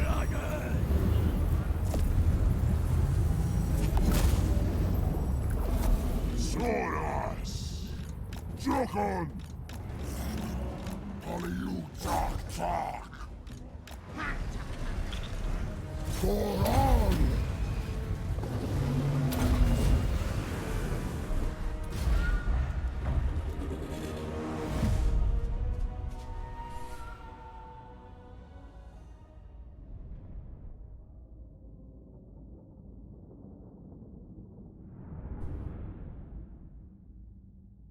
So we pretty much can put the Lichborn Pennant on Gorok, and Gorok has over 50% ward save without any really good stuff. Because of his natural resistance. But I still find that the speed is better because he's slow. That's pretty much his main weakness, such slow. Might not get there where you want fast. This could make him have 55% ward save. But do we really need it? I don't think so. Modern car. Fleet one.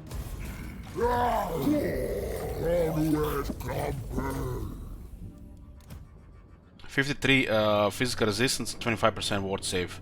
He has 30 magic resistance already, so this 53 physical resistance becomes 30% ward save. So there's 23 physical resistance and 55% ward save. So he can still get... He can have... Fucking hell, man. 78% ward save.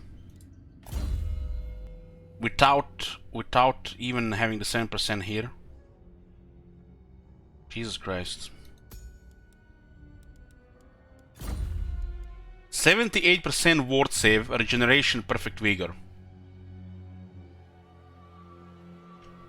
Yeah, he's definitely super tanky. But doesn't have the damage of Grimgor. I find this guy a copy of Grimgor, except just tanky, not damaging really. He really needs attack, which he doesn't have. So with final skills you get Mighty Opponent and Blade Master, so you can actually do some damage. Does have on piercing damage. So you get 12 attack and 22 attack, which makes him also start doing some damage. But it's the final skills, battle skills are more important.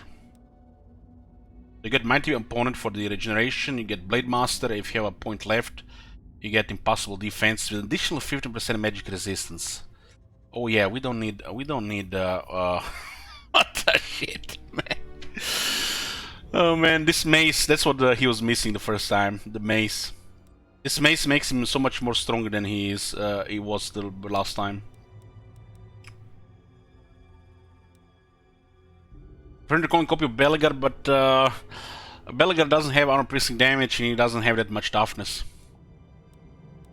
The Belegar is relying on pretty much on melee defense. And this guy has regeneration as well.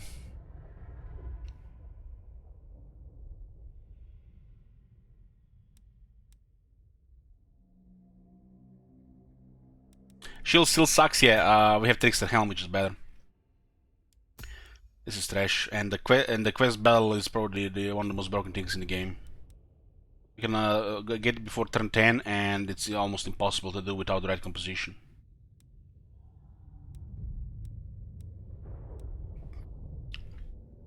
No, Papa Torgrim clone, no. We can't even compare him to Torgrim.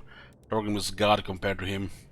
Torgrim is large, and infantry can't really compare with that.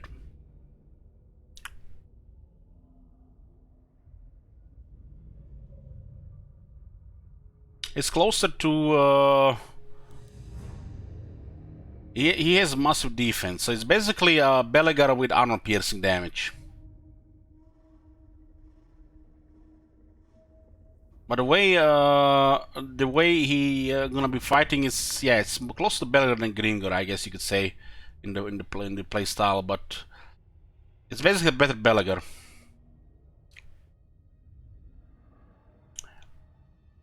Yeah, Amir, you're right. This is basically just a better Belegar.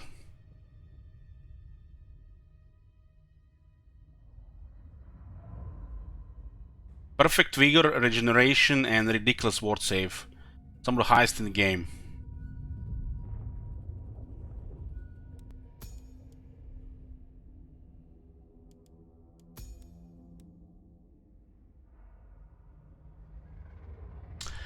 Torgrim got killed by Red, and Grimgor got killed by Archeon, and the Archeon can't do shit to Grimgor in the game. So, what's your point?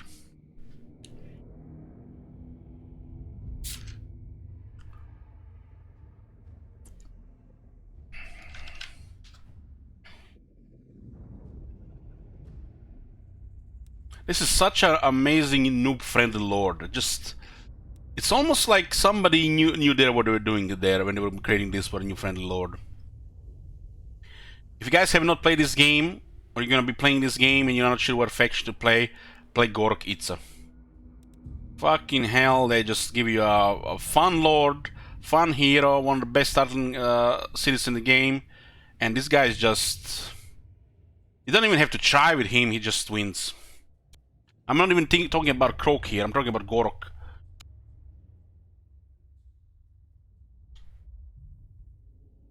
Gorok makes Tyrion look bad as a starting faction.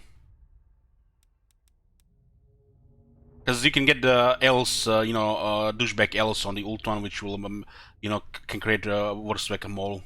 It's random. Until you get plagued, you can kill Clown Pestilence on like turn 6, IC9. Turn 6, turn 7.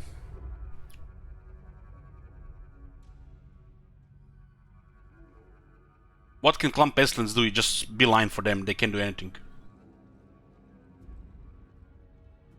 Clown Pestilence is basically rebels at the start of for this guy.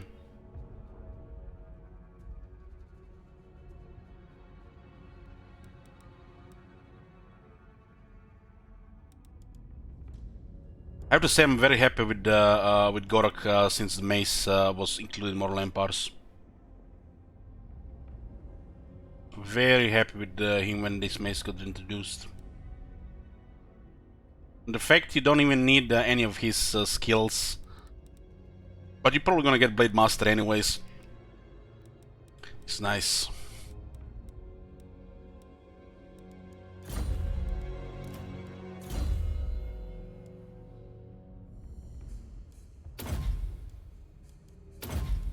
Two Honor Elders now.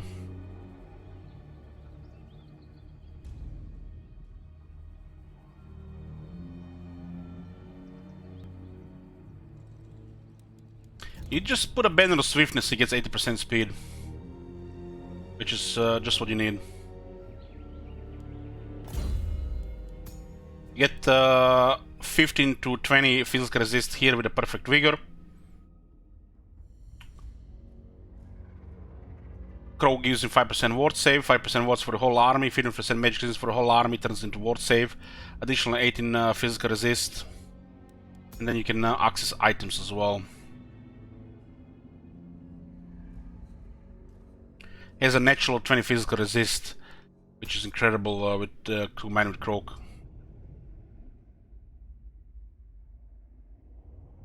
Yeah, he's pretty basic Aktama. It's basically just a better Belagar. Now that pretty much just better Belagar. Faster, stronger, more durable. But Lizardman should have a better Belagar than a dwarf should have one, right? Although Belagar is still pretty ridiculous for the dwarves. Laughing at the idea that you're worried about losing this campaign. Well, in hindsight, you know, the viewers are usually full of shit. You know, when streamer is not right. You know, let's see how it is. Almost to the point where the streamer should just rig it that they're right on their prediction. But the thing about the LS, just think about if these guys just came from the west when we were dealing with this. This would have been a totally different campaign, right?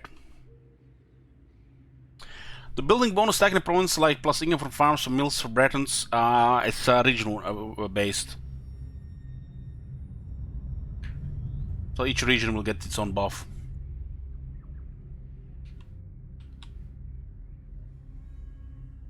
If you're lacking the knowledge of how to approach the early game in a perma-war campaign and the RNG doesn't go away, you're dead.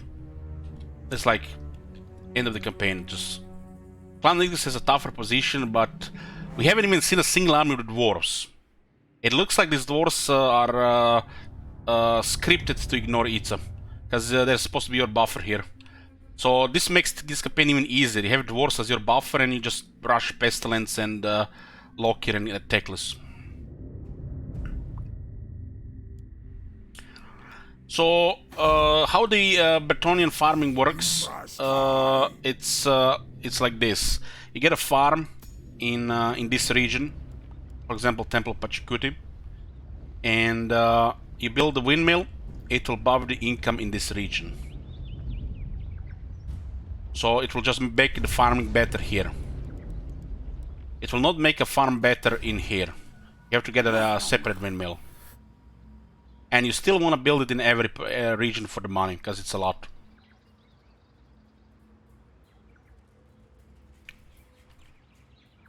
The Southern Great Jungle is a province. Province consists of usually multiple regions, which are Temple of Pachacuti, Sabatun, Terrible Sking Memes. These are called the regions or settlements.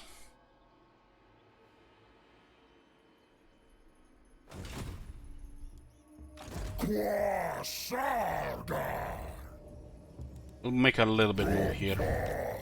Still get replenishment.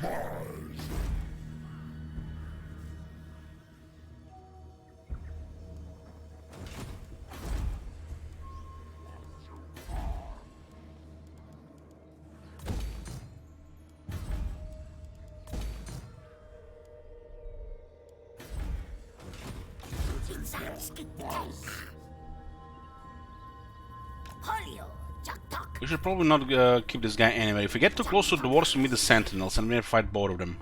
We're waiting for the second army now. Let this get raised by the rebels. And we're gonna go for Luther Harkon. We still have to destroy Hans Marshall and the Luther Harkon.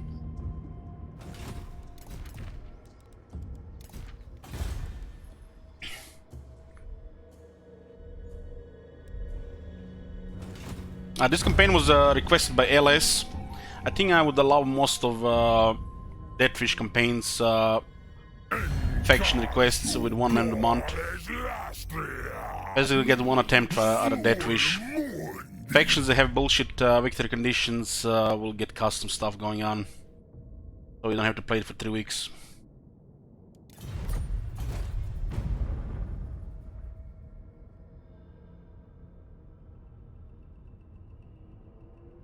Well, the way you say it like this, Amir, every campaign is a grind then.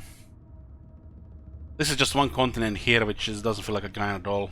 But you know, you still call it a grind because you know you have to fight everybody.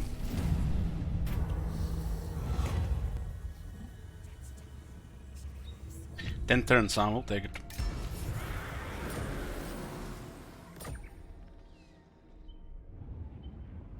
Colmar.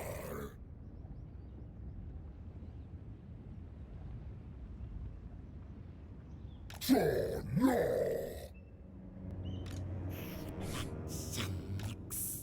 Okay, we'll use this guy to investigate where the hell is the last army.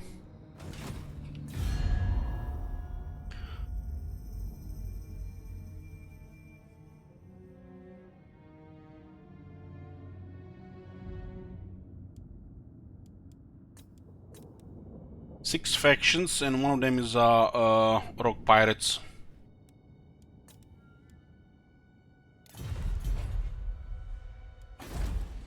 We can get quite a nice army for Shit Wizard here. We have built up Southern Great Jungle, Headhunter Jungle is getting there. And this is gonna be making nice money here. This is a good rebellion spot as well. Might even be just auto-resolvable all the time.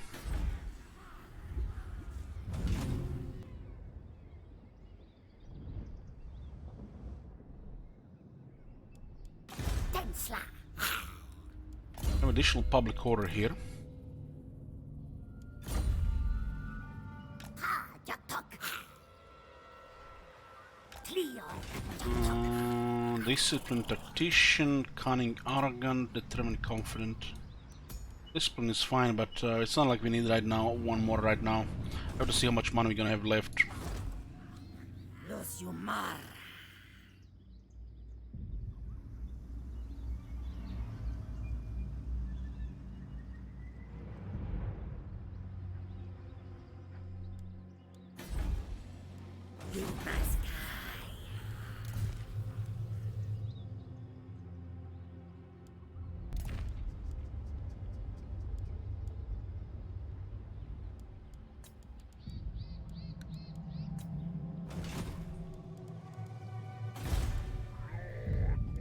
This one we are ignoring, right? Yeah.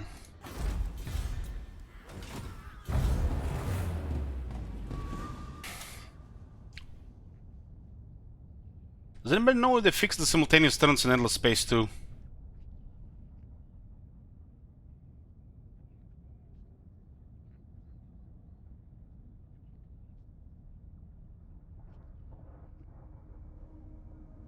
Did it turn into a turn-based game?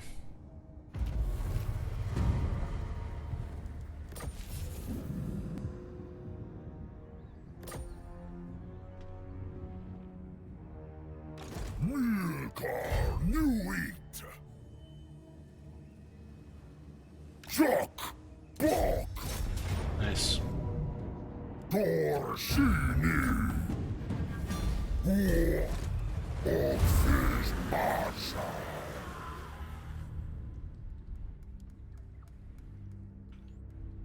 I think the Endless Space 2 is getting a final update. I wonder if they added turn-based. Classic turn-based. Might check it out if they did.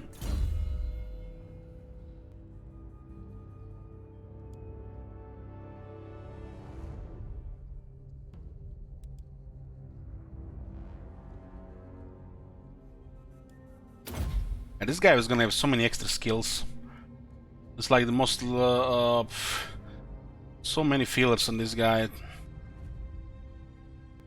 I wish all lords feel like this with the skill builds. Some lords don't have enough, some lords have too many shit to get. And they still can't spend all the skill points properly. Hey there, bro.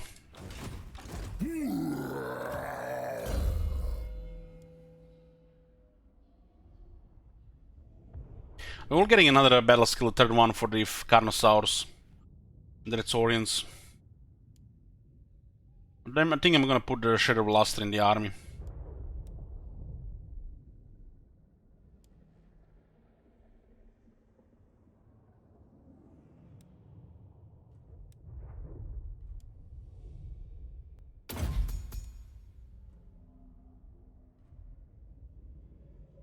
Guess we'll put him the speed and get the other standard on Rollo.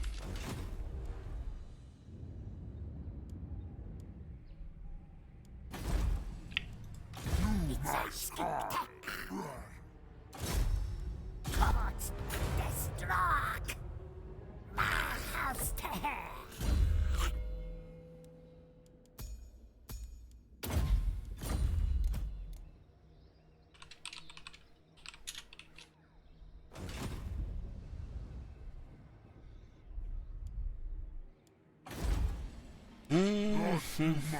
This area is gonna get hit by chaos later on.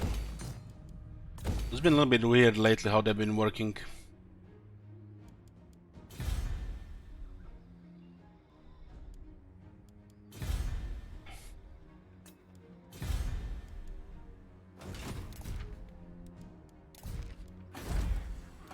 Cheat Wizard is back in 1 turn. We have still had Frosty for 3 turns. He's back next turn. We'll switch to the Alignment of War. Shame we don't have a tier 3 one, which has no connection. There'll be a connection with a new Itza when we get tier 4. But still, +1 rank helps. Cheaper recruitment as well, saves money.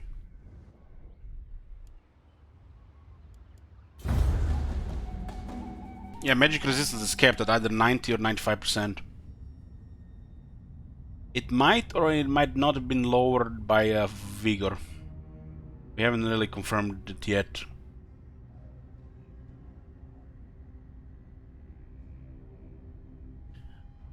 Somebody said the Vigor does not affect resistances. They might have changed it, who knows.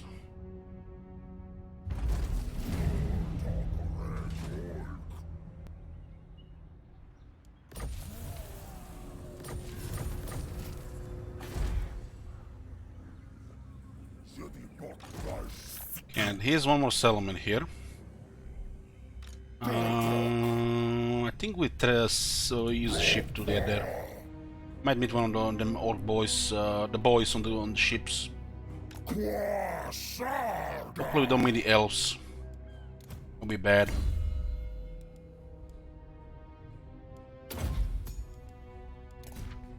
One day, Saurus Caravetram will have followers. One day, but not this day.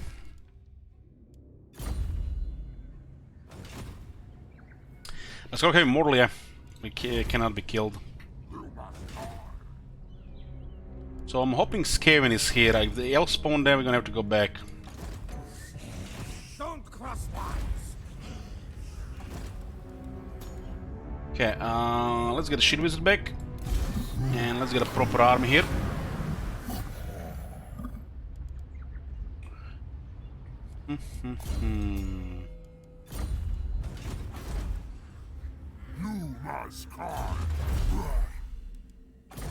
Three turns off. I guess the second army will still be Saurus. We need a second building for the Temple Guards. You can recruit him rank 6.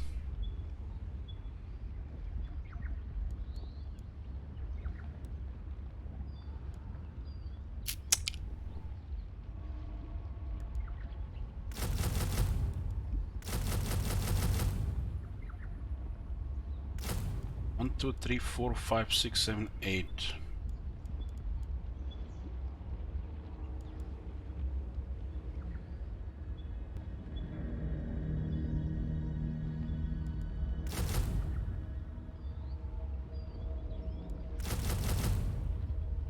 Okay, this will be the second army. For now.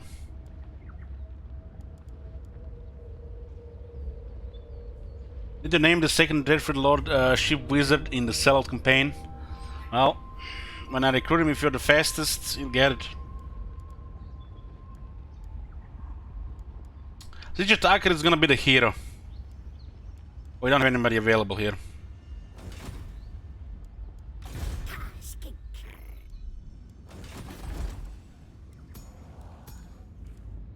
A disciplined guy available here, probably best.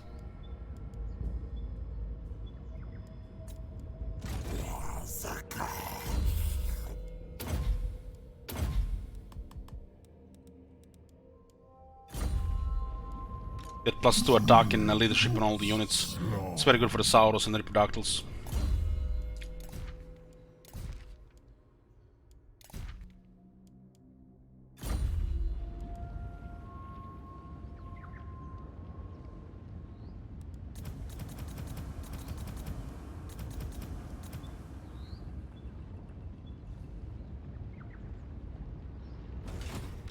Come, Zack.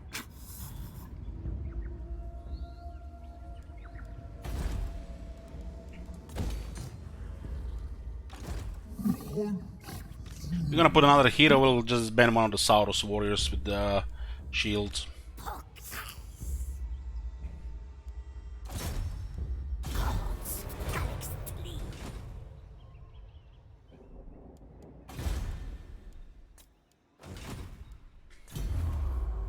And one King Priest down. Lose your mind.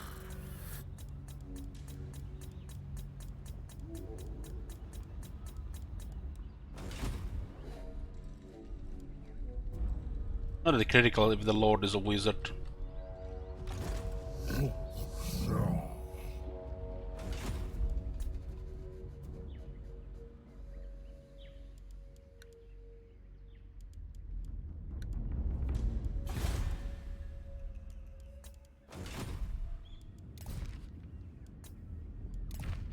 The factions we haven't met in the last 3 are the Sentinels of Zeti, Hans Martial Expedition, possibly Drowned, Hexoatl or Skaggy, whoever is up there.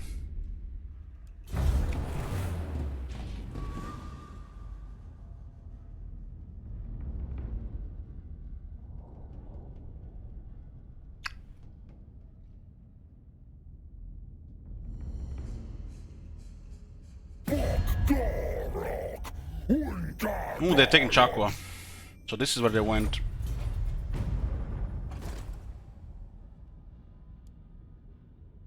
We're currently destroying Luther Harkon, then we'll destroy the minor factions.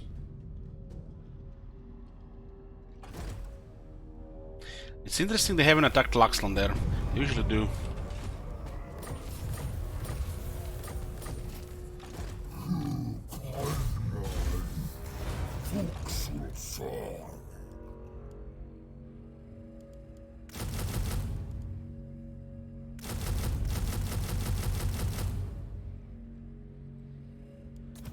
I'll actually leave 2 slots open, the army don't need this many.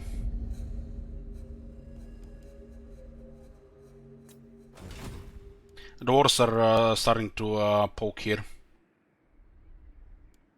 The province fortifies the nobody's gonna make a move here. Unless they're adjacent.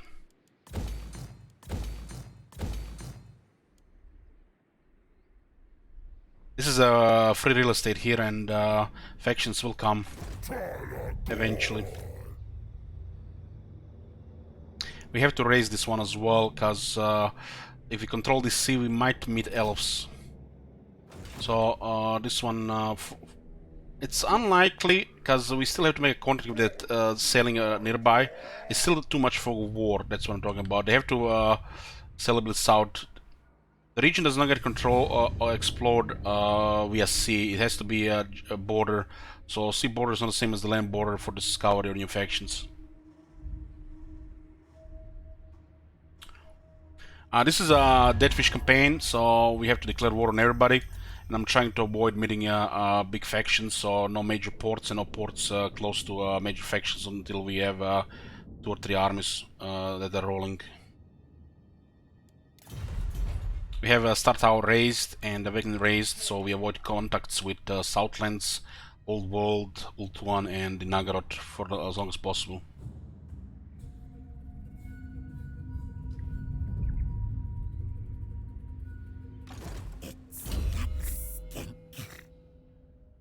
It's not a guarantee, Amir, but it's possible, yeah.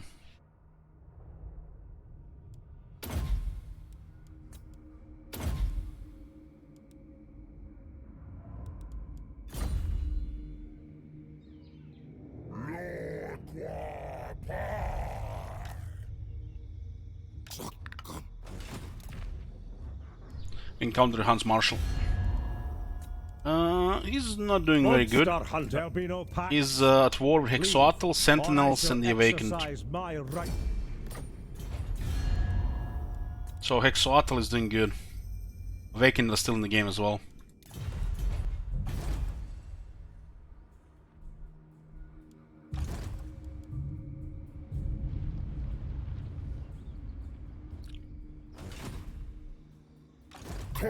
We had a very easy time dealing with Clump Pestilence, Blessed Red, Other Lord Masters, and the Awakened. Very easy time.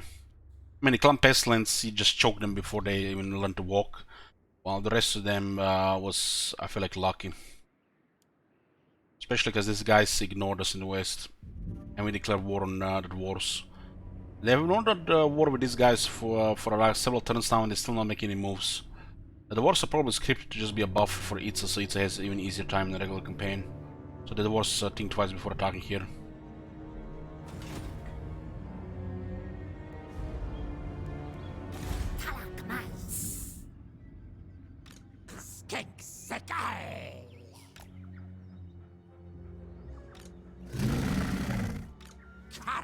Soothsayer. Is the Soothsayer leader of Tlaxlan? He is.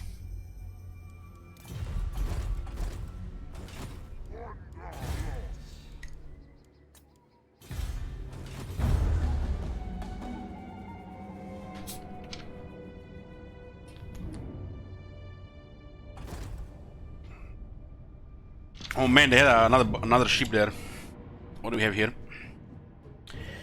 Wow. Damn, look at this shit. Little Harkon went full mad. Why so mad, Little Harkon?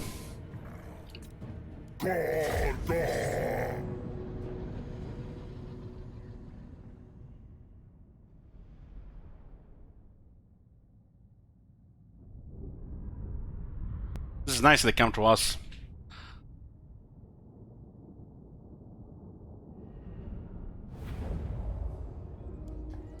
We totally countered the army.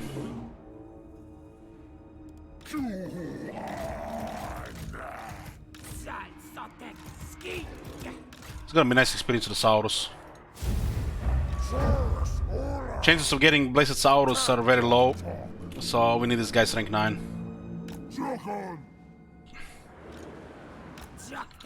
The Blessed system is bullshit, you just get random stuff. It's fun when it goes your way, but it rarely does. You should be able to pick which one you want to unlock with Blessed Spawns. They should give you a strategy with this. Use some kind of resource and then work with it. And not random.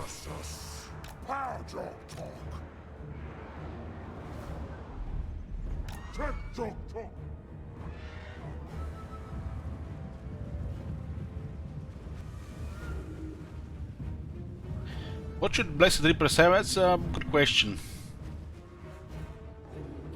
What makes the most sense would be I would give them armor. Like 50 armor.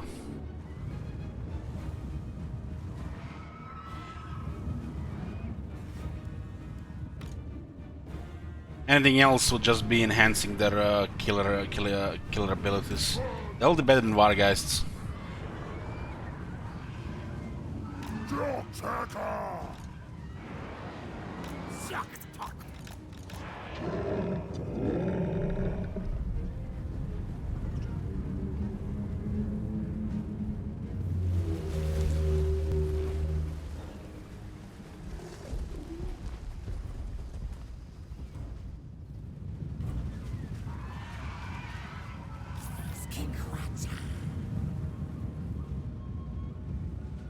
Let's make sure that we don't get cycled here, right?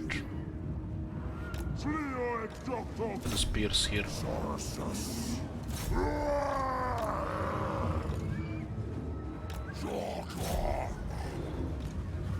don't think this is gonna do anything, but let's see. Dog doesn't do well against the large units. Yeah, it's almost no damage. Damages the entities, and they don't have many entities, so his ontological abilities don't even exist. But he can still put a big bubble there, which is a big deal. Especially when it's 60-second cooldown. So he gets, you know, still pretty good effect. He does buff army ward save magic resistance, so the magic resistance ward save and the bubble in the end becomes even better than his explosions, because the infantry is no longer a threat anymore. Sotek. Soras. Zar dok dok. Soda Sula.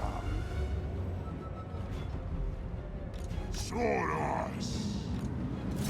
He does have also -9 melee skill for the attackers. It's still pretty incredible without explosions.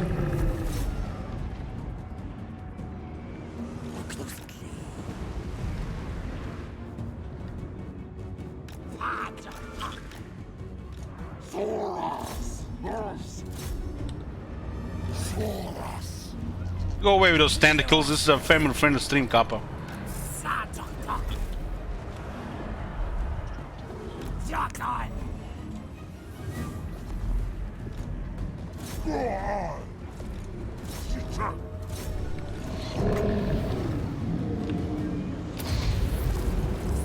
Sotek. Palio Jakon.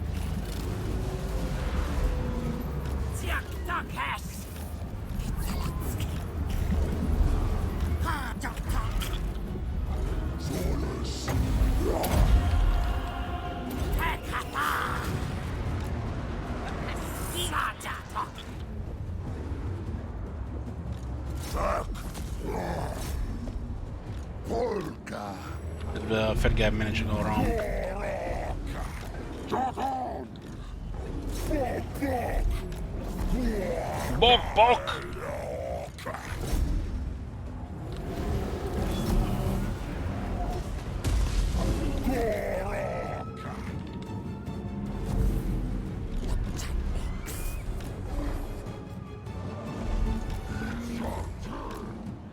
Turtle.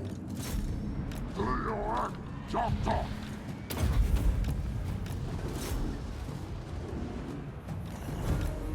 Surasras. Proctamundi.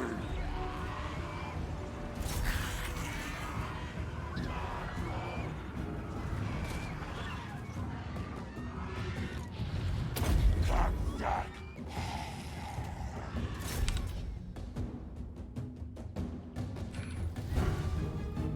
There goes the military. They still have one settlement.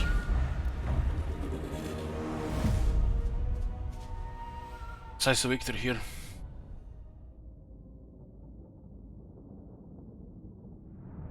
Oh, yeah, everybody's getting rank 7 now. We'll get another buff.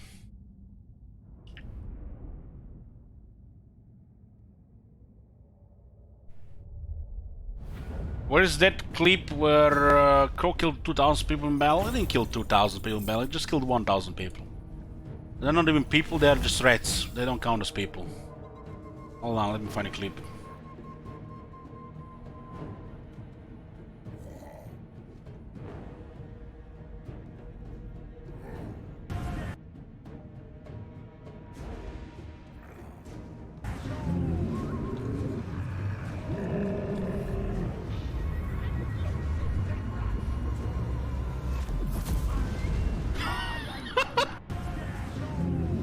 What?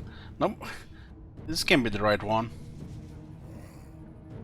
I remember that totally differently. That happened like differently.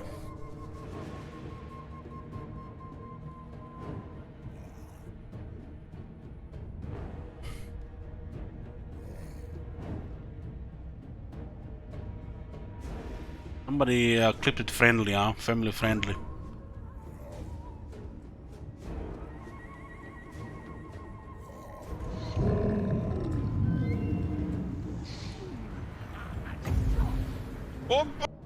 Yep, that's the one. That's the one. Don't clip family-friendly clips, man. What the shit? What the fuck, man?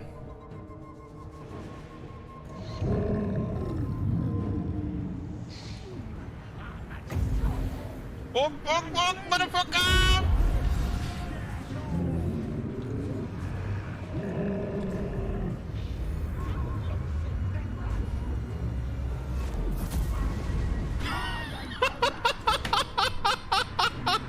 There you go. 1000 kills. That's the start of the campaign. Yamcha!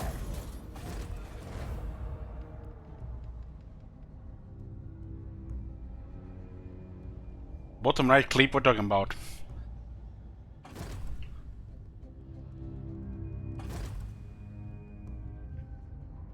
That was the same clip, but I was missing a bog motherfucker. It was not the same clip. How can you even say it's the same clip? What's wrong with you? Who's this? James Rayner? What?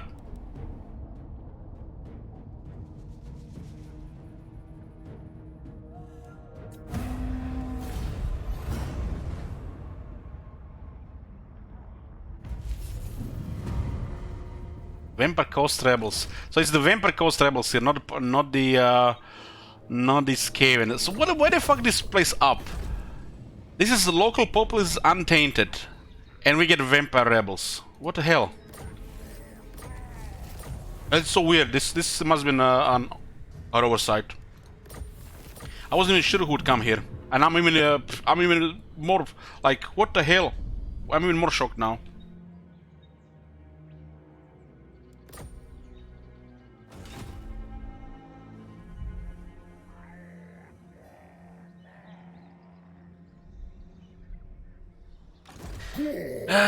StarCraft 3, right after Diablo 4. Which will be a huge commercial success, no doubt.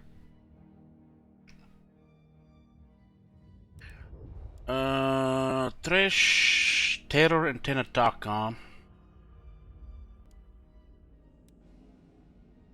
Yeah, looks like we're gonna have to for a feeler, so more hit points in a generation.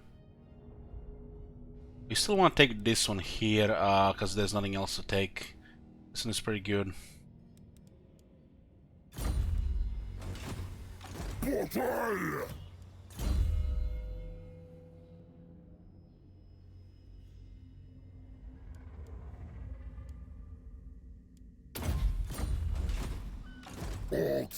Please don't waste me whole turn. Nice.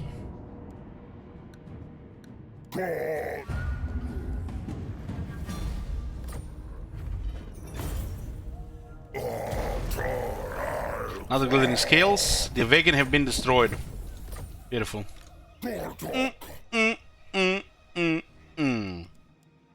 That's how you do it. What does Colossal Deliverance line give you? Gives you an ability to harass cities with damage. But it's a campaign ability. The buff for the magic resistance and ward save for the army is very good for Krog, so you're rarely gonna put him outside the army, it makes no sense. He loses a very strong buff.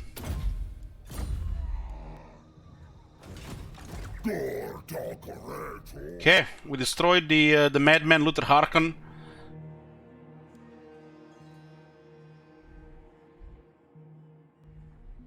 Look at this, we have Pox Marsh and we haven't met the Dread Fleet. So occupying this might have been fine. As you can see the border here. And it's closer than this is to that.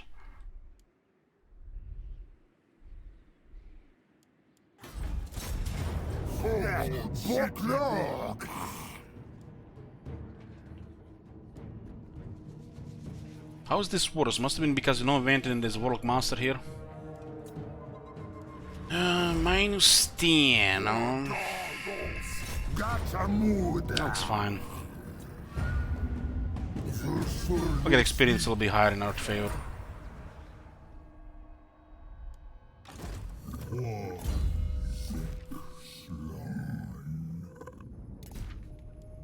Hold on. We'll put glittering scales on this guy.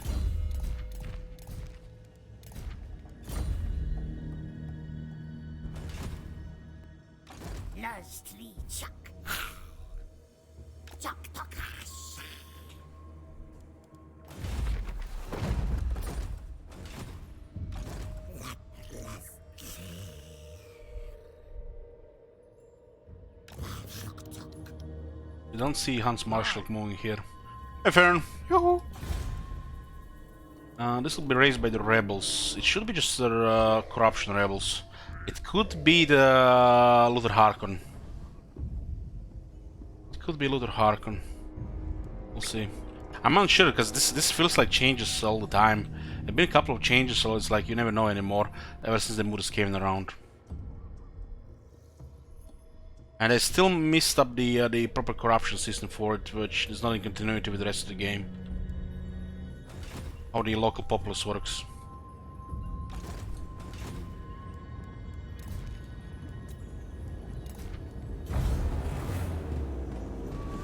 Because how can local populace untainted spawn Vampire Coast pirates? You see? See what I'm talking about? It's strange.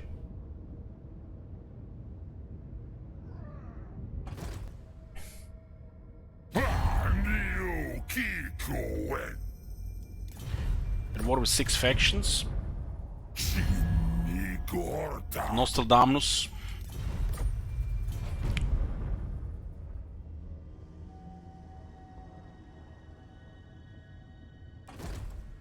Oh, nice. Vampire counts.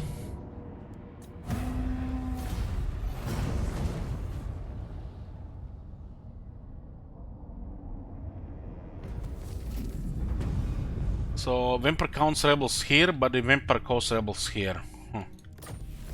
This is not even untainted. This is not even corrupted, I mean.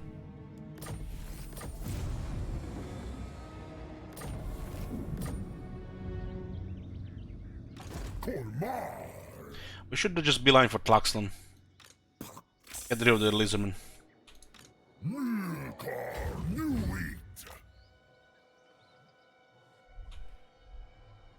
Well, the second army is coming, so we'll be able to deal with whatever that comes from the other side. I have also most rank 6 units here.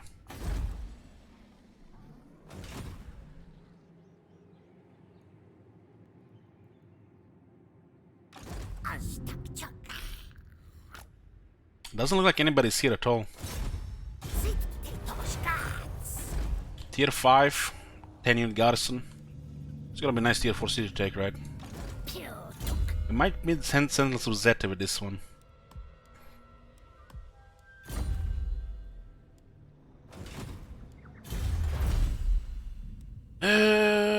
So we get table of orders, so we can get rid of the shitty scrying pool.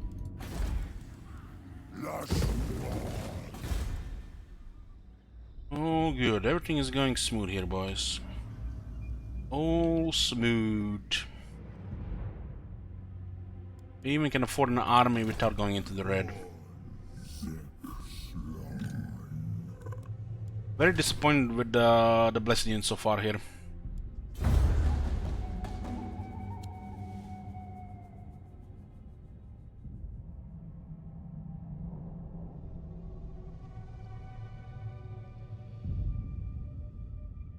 Good night, Amir. We have encountered the Sentinels of Zeti, one more enemy. One by one we destroy all the factions and then we just focus on who's left while taking over the rest of the map. Continent, I mean.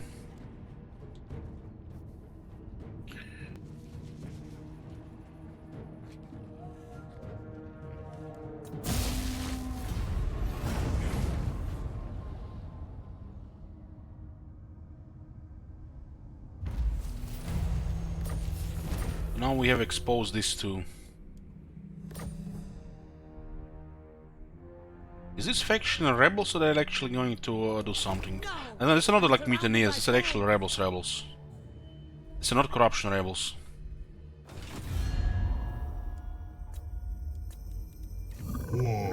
Wow. We get a campaign where Sins of Zeti don't have dissonance and I can't declare war on them. I guess we have dissonance this campaign. Oh, they're trespassing. Moving here.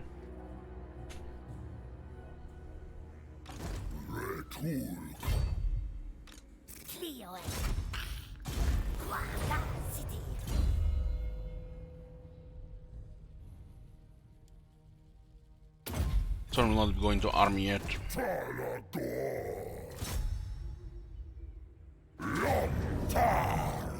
A very good auto resolve, medals 2 units. Hey, home run.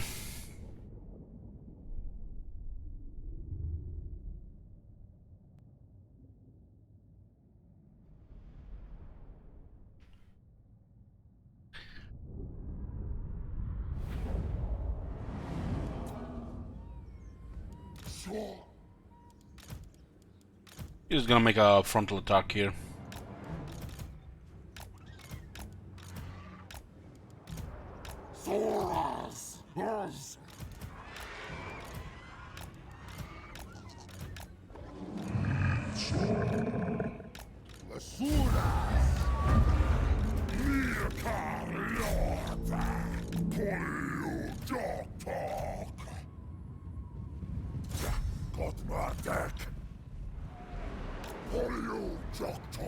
Yoo-hoo.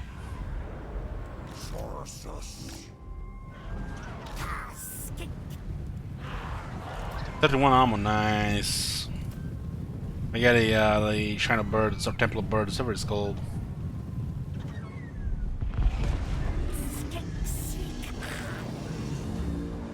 Let's go harass those cocksuckers.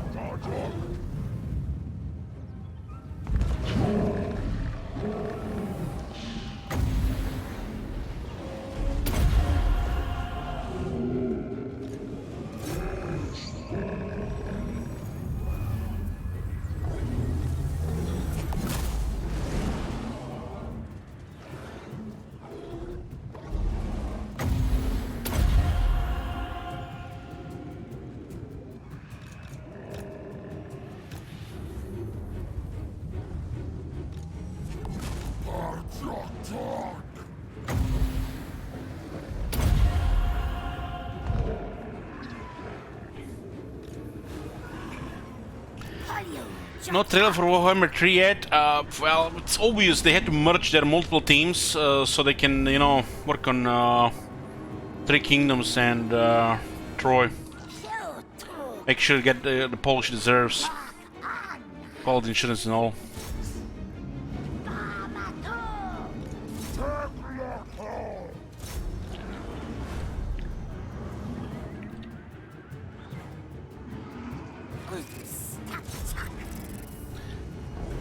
Yeah, there's also a card game, and they're also working on a shooter game. Man, they have all these teams, man. Holy shit! Makes you wonder if the Alien Isolation team are they even have anything to do with Total War?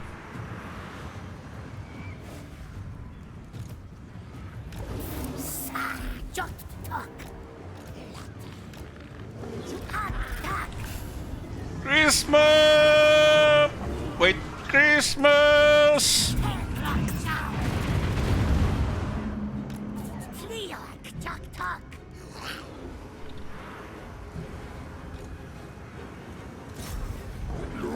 They're trying to tap into the teen audience, you know. One audience they don't have. They're losing millions, right?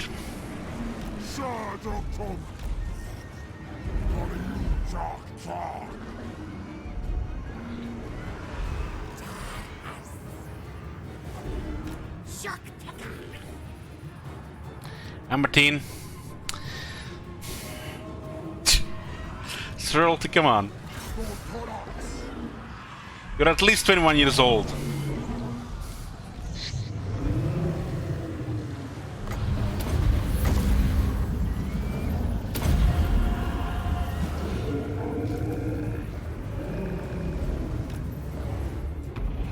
I feel like their card game is gonna be dead on arrival.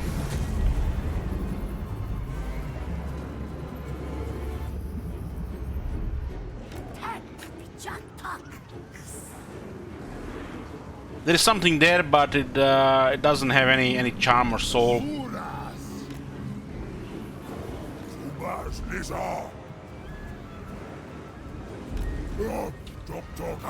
And without no voice acting in a voice overs in a card game in today's market, rest in pepperonis.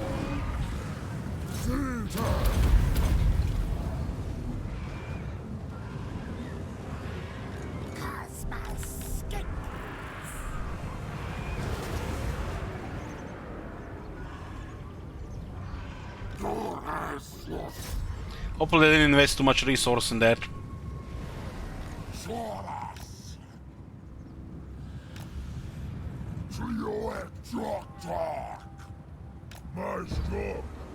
You know, guys, is anybody else experiencing another delay in the development of everything CA related, and they might make another update for Rome 2?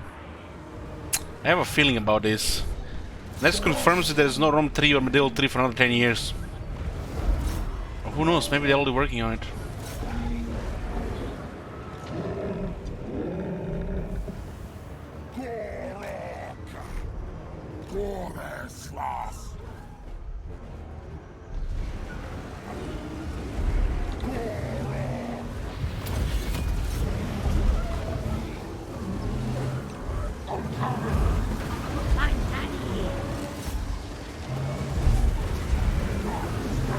Still if I want the large here.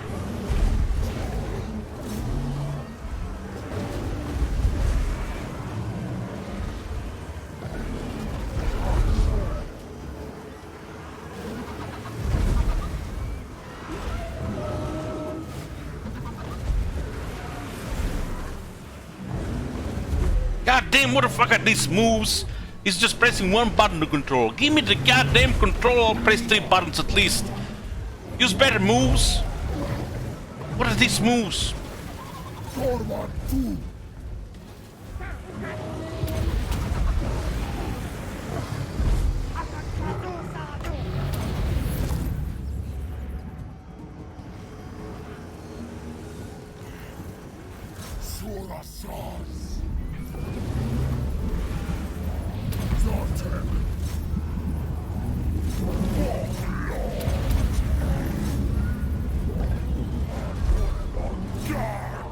So hard to kill that thing.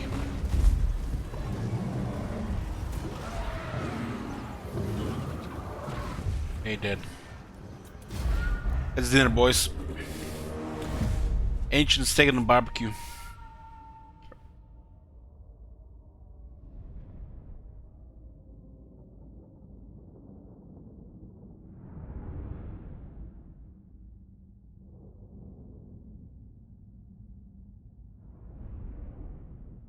I mean, at this point, honestly, who'd be surprised if they got release another update for Rome 2?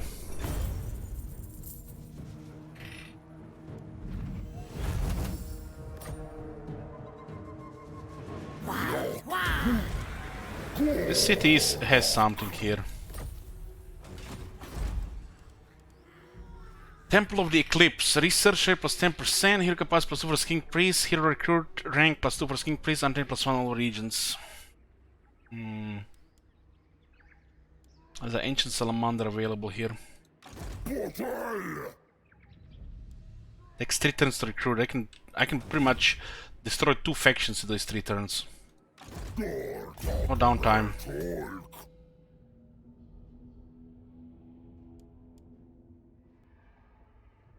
Hit points plus 8%. Passive ability regeneration.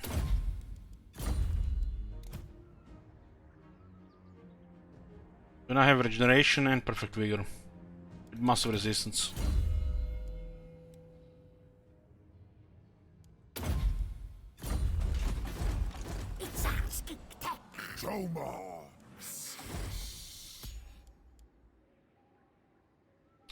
There's another disciplined one, huh?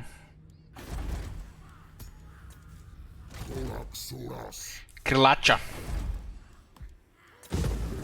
There's a tier 4 public order building and money here. But this one also gives public order, so this should be easily stabilized. I just need to get a garrison building here. Too close to the Skaven there. And now we have border with Tlanxla and Hans Marshall. We did meet him recently.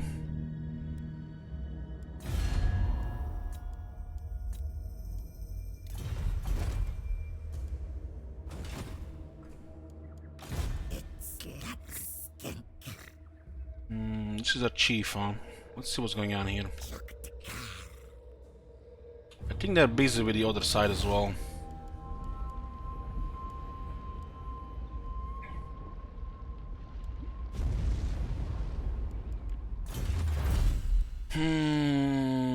What is this? Beast Lair, Spawn Pools of the Braves. We can lower upkeep on the Saurus.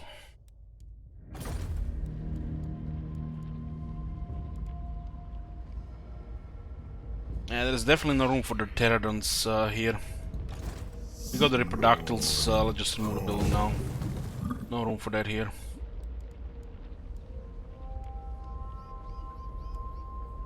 This is plus 5% income as well.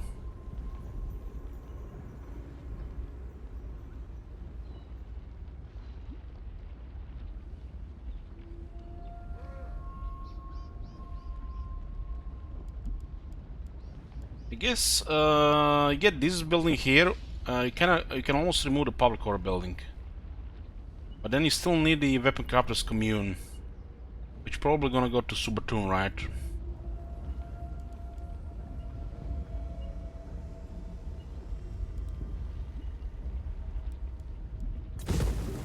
So much about the extra money here, huh?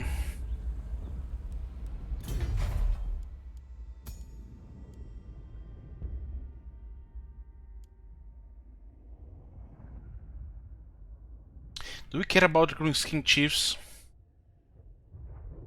We do care about for technology, right?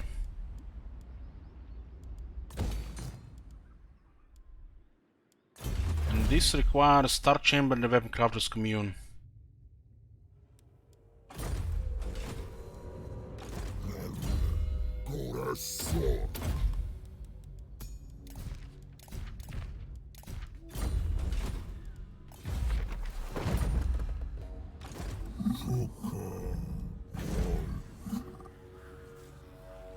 We can shift buildings if need to later. Just have to clear the rest of the factions here. We don't have the Vampire Coast or the Volcanic Islands by choice. Makes sense to clear the dwarves next after Tlaxlan. I'm not sure we can actually keep this city here. Maybe if second army just moves around. But it makes sense to clear Tlaxlan, the minor Skaven faction here, and then the dwarves and the Sentinels of Zeti. And then go for the Hans Marshal.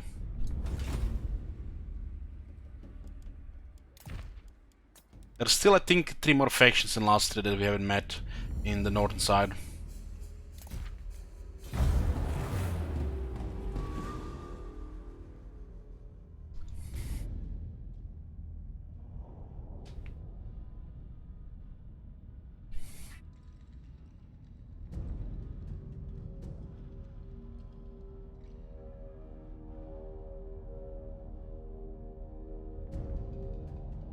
I think the one of the armies is moving on the southwest side, so the city could get attacked. We have to send a hero to see.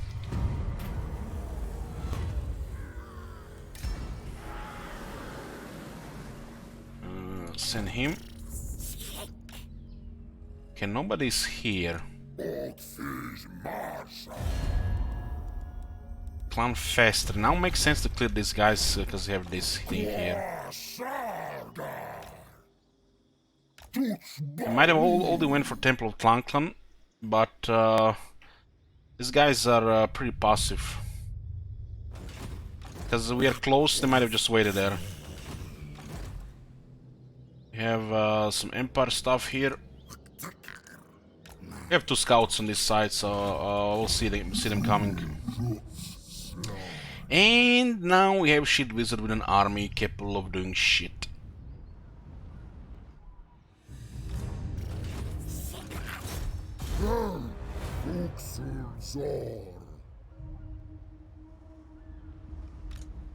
Let's go here first. Still need some experience. We don't even have skills on the for the healing.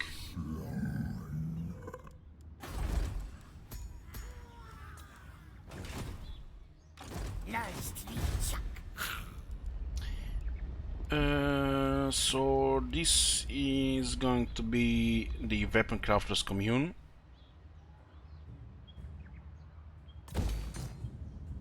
They'll put it into tier 3, but they didn't change the cost. It still costs 6,000.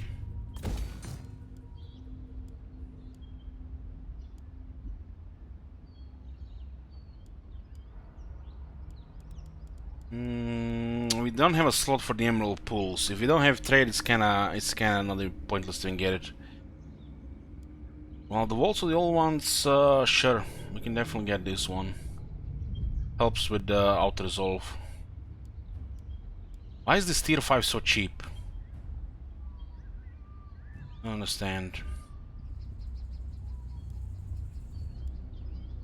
One of the slots has to be the pyramid.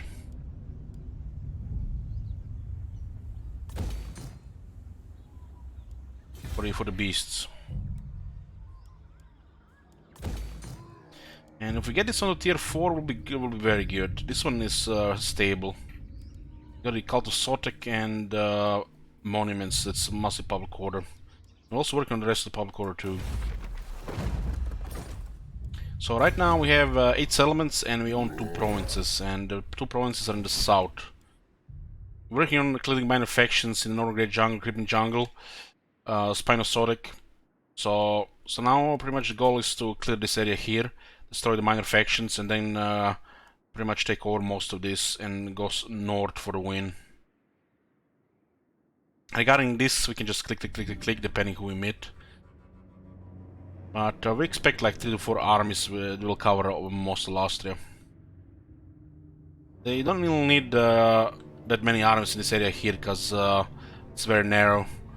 There's not much space to move, and the settlements are close, unlike this area here.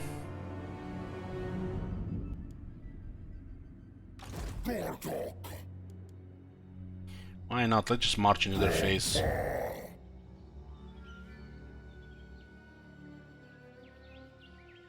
What?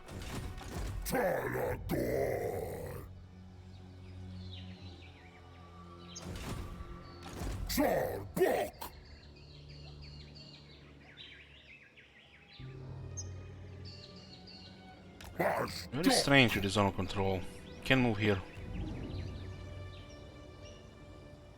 Must be the army in the city. No, you failed.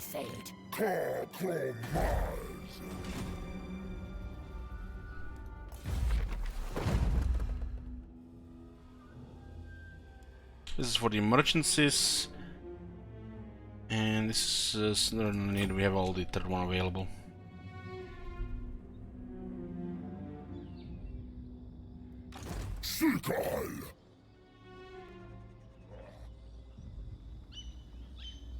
I think it's the army in the city. It hasn't been the case before, I think. So they may have a lot of shit there.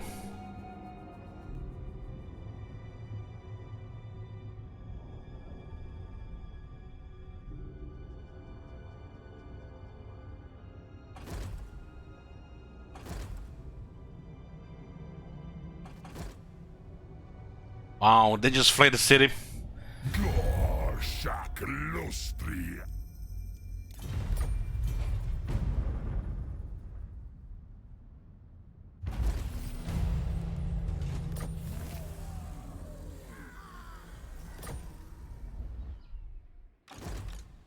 Dino army on the move. Can't believe they actually occupied this area. Wow. These guys are actually gonna have probably 2-3 armies. 2 armies. It's a very poor minor faction, so they can never do any good. But they can still get 2 armies if they get 2 provinces.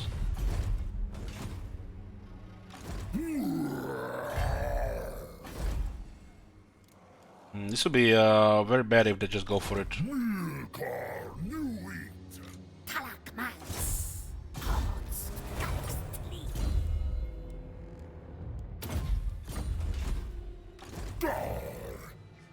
This is the Vekamola I was talking about regarding the Skaven underway in the jungle.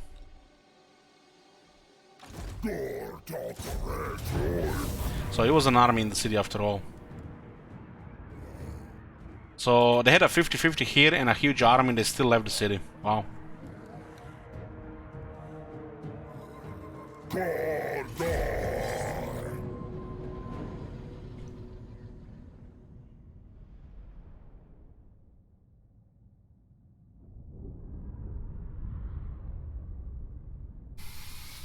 I feel like they might just attack that tier 4 city there.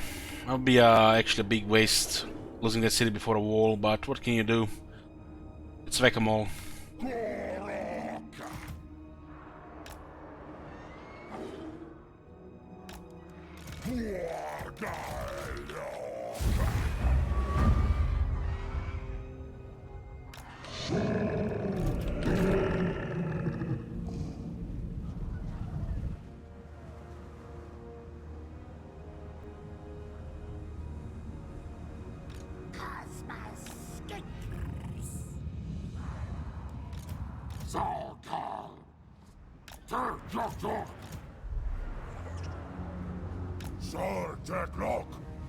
Well, should we ever consider doing YouTube videos that would be like informative and try to help people learn how to be better at all war? Outside jibber jabber, no, not gonna happen. I'm just here to play the game and complain.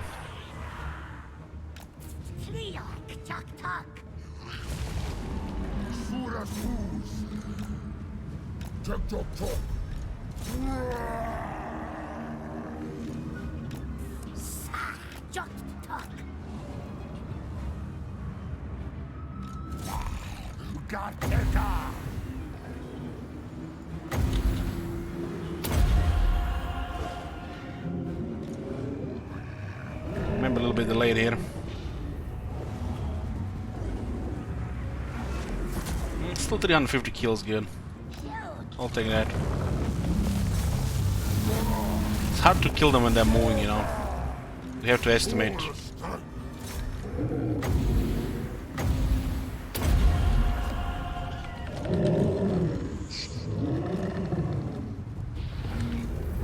Oh, book, motherfucker!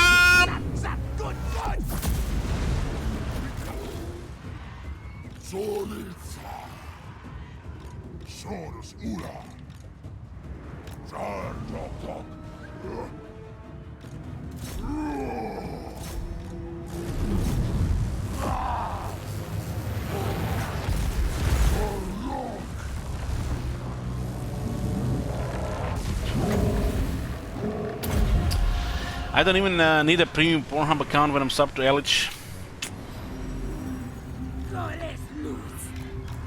I don't know, man. Shit like this is good for the morale. Going through life without a premium Pornhub account. Damn, must be rough.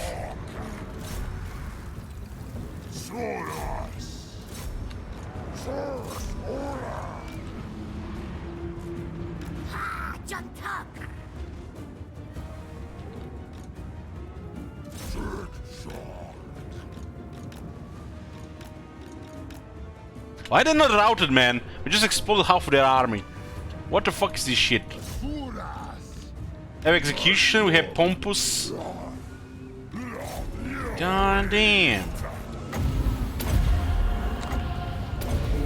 How are they not routed here? What is this shit?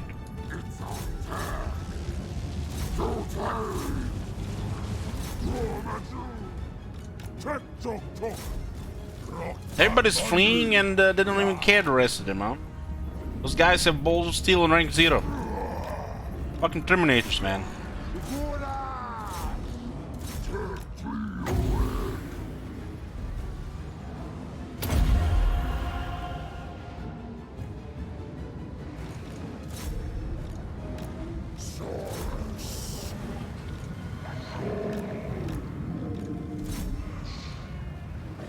This took an extra minute for happen. I mean, they had like 12 routing units.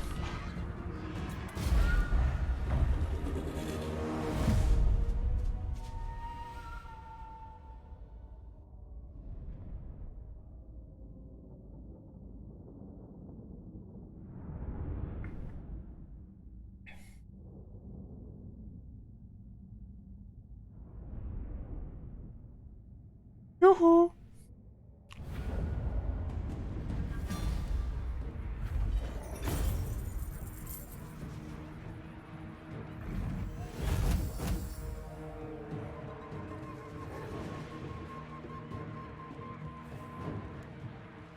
I don't know, guys, man. Every time I see that any of those FPS players playing strategies, it's like they don't have patience for it. That's That's why they play FPS games. No attention span.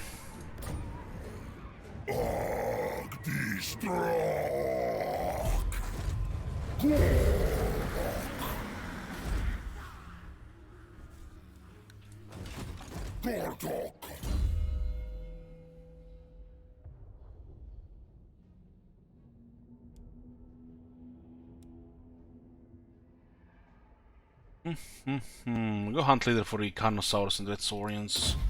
So we got Saurus, Flyers, and the big stuff, the Antilarge and Dreadsaurians. Might be we haven't gotten a single blessed Carnosaur. This is basically our late game units for the army hunt leader. As many as we can get if we have some downtime. If not, we just roll the same army. Put the Shed of Lust into the army instead. Haven't been that lucky with blessed units, just be getting garbage. We use it for the emergencies.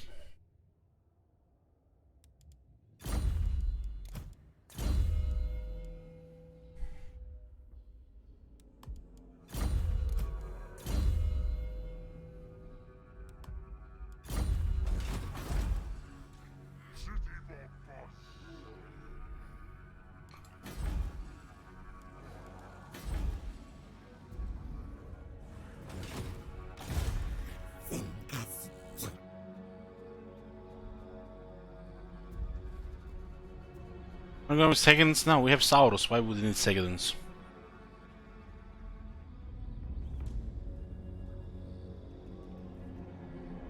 We need some anti-large stuff. This is the old Lizardmen before they got patched, Galmal. You go Saurus into Stegodons and use a mix of both of just Stegodons. You don't have to do that anymore. You know, the old system, just go Proud Warrior and Beast Driver. This thing here is totally viable now. Reproductors exist. From Carnosaurus go together with Dreadsaurians. You have Blessed Carnosaurus. There's more regiments renown options. Heck, when you have the Temple Guards available, you have a go Croxgir's Temple Guards as well. You have the money and it's no longer even get Proud Warrior out of that stage of the game. For the new lords.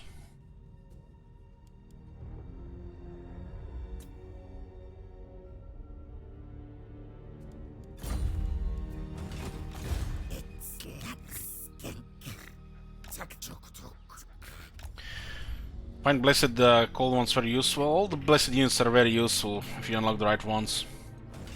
It does look like they might just go directly here, which... They have siege attackers. Shame. Maybe if I add a couple of units here, we're not gonna lose a tier 4 city.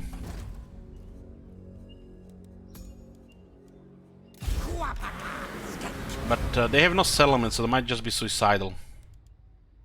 Fucking hell, this is expensive. No point. Think the side again.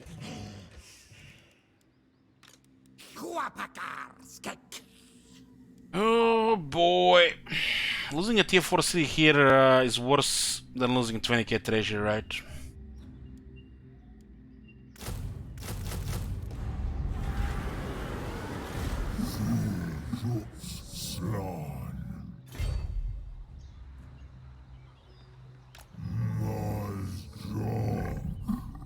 Are these guys just going aggressive here?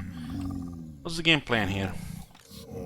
I mean, they want peace, that's their game plan. We refuse peace because of that wish campaign, so they're like broke back. They don't know what to do, so they're just, you know, trying to live a turn longer. Because they don't want to fight us and they can't win.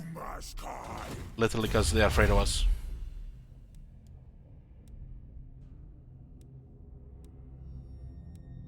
Tip 10% cheaper Saurus, let's get that. We have Saurus in 2 armies and that's not gonna change. But I'm probably gonna get Temple Guards. Hold on. We need this so we can get rid of this shit. Yeah, we don't care about this. Not in this campaign. We need 4 effective armies and that's it. That should be enough for last year.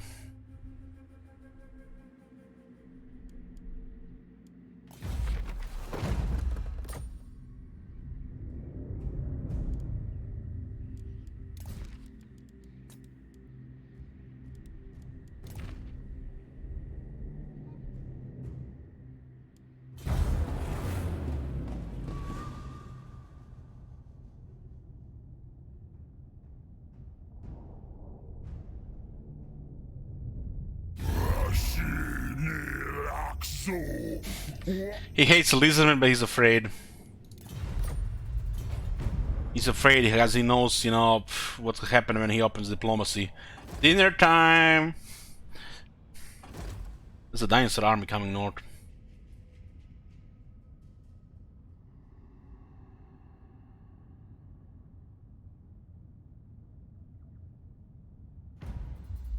Oh, mighty lord, the fates have...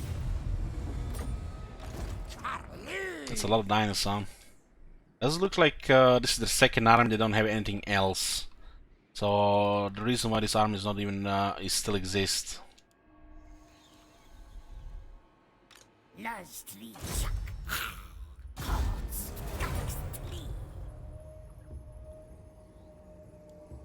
Compromise.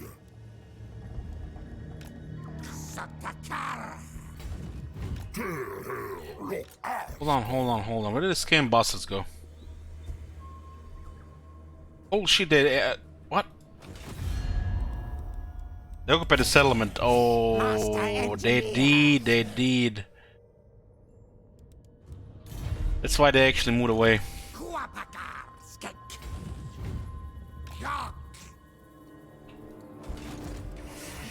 Don't cross wires. What the hell? What the shit?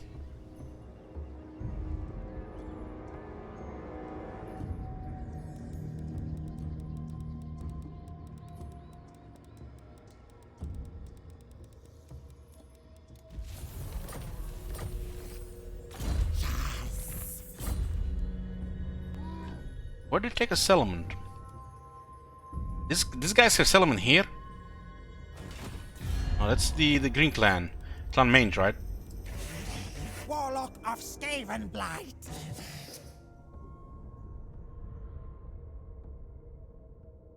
Well played, Mr. Borgzapskradl. Fassi, man. They must have taken one on the November coast.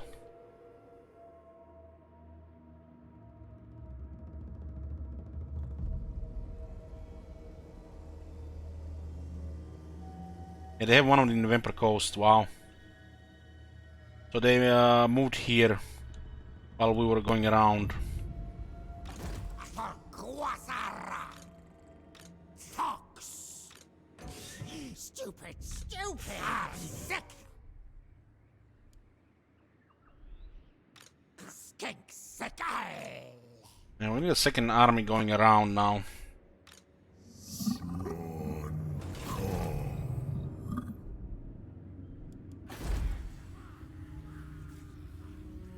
Dwarves have a 30-31 unit. This is Clan Mange, and the dwarves ignored them.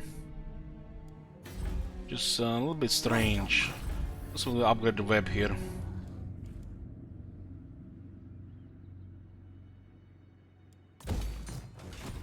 Upgrade the web. We have 2 tier 4s here.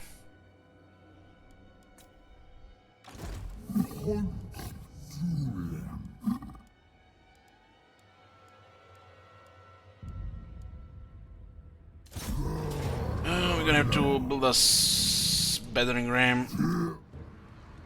We still need massive experience in Shield Wizard. It's like rank 9, don't even have round feared.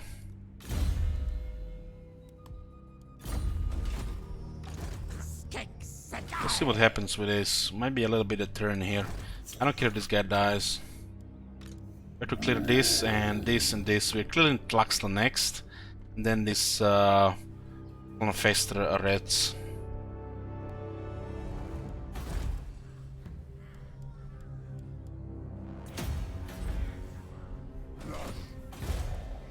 It is Whack-a-Mole, especially when they use underways and we don't have a military presence in the area. But this is gonna change now with the second army.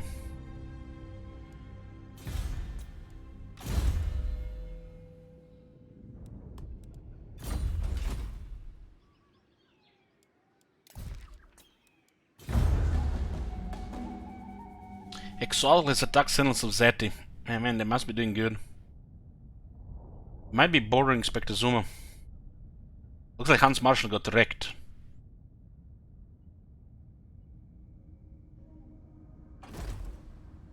Itza mundi qua.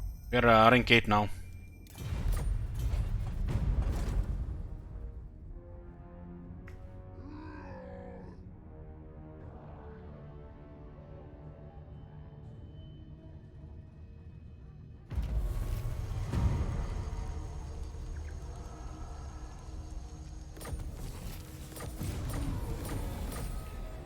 Charlie!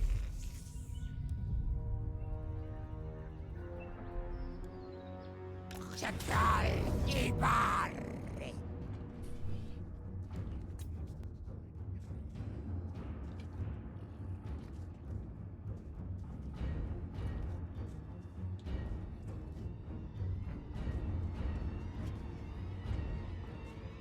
Squad! Skink lot! We're stuck in the zone of control though.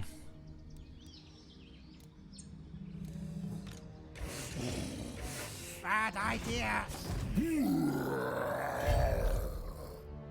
6 feral Carnosaurs, 6 feral Stegodons, and 2 feral Bastillodons. We do have a leadership debuff for them. Skink. Stuck. Sickle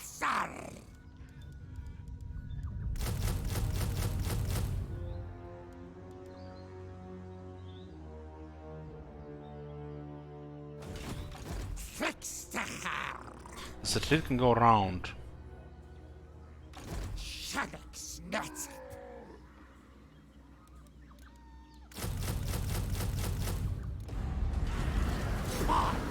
Fucking hell, man. Shack. Shots barred. Should have recruited first. I was not sure if they were here or here. It's a little bad movement here. What a waste of money. Maybe we should have taken like 2 less.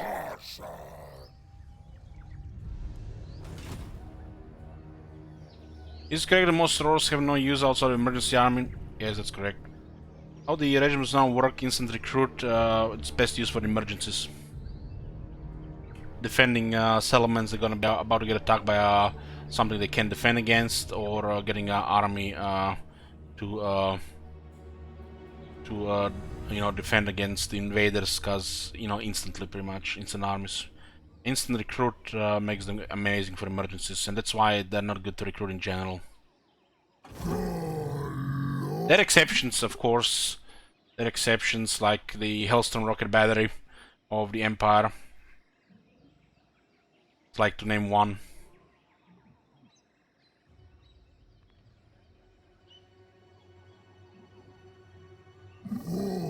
Pretty much all the artillery from the Empire regiment that's renowned are exception.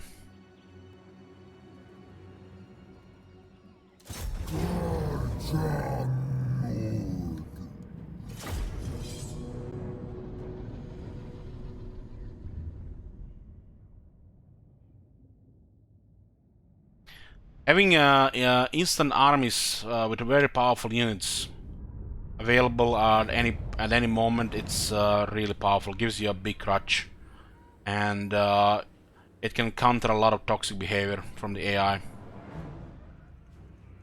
That's why the regiments now are not very good in armies. Some of them are definitely fun units you want to use in the armies, but having emergency armies available at any moment, any point, it's just the way to go.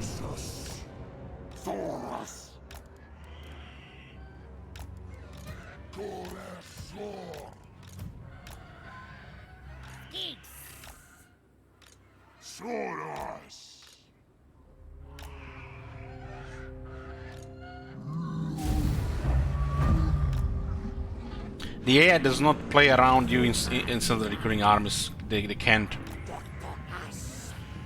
So it gives you an edge there to counter their whack-a-mole behavior. There's a downside to roars, as I can see, we just wasted 8,000 gold for nothing. So you have to have money ready. What does Lightning Strike do in this situation? It lowers their morale.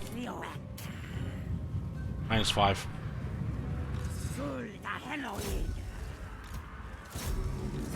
Walls! Walls? Fuck your walls. Here you go, reproductals, have fun.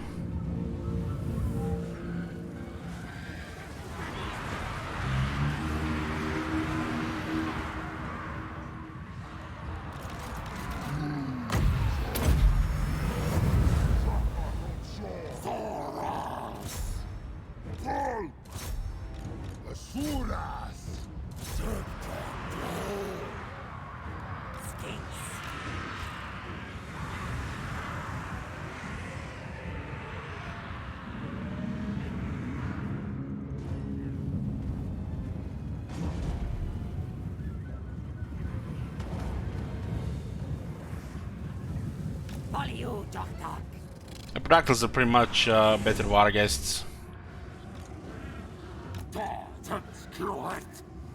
Except Lizardmen can play without Reproductals, but Vampires can't play without Wargeists.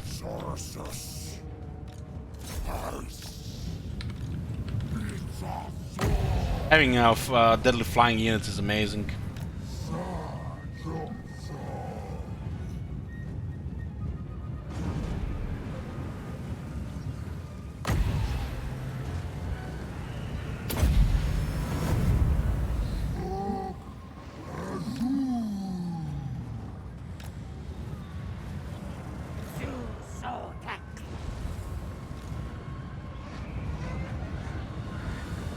Of course, the tier 4 unit, Vargas are tier 3.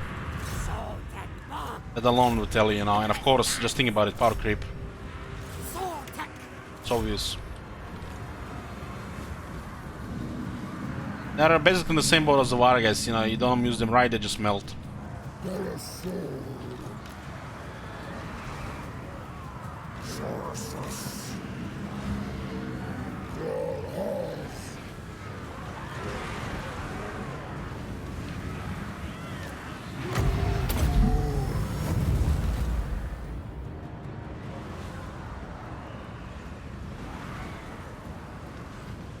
Saurus certainly has a very slow army that doesn't have much maneuverability.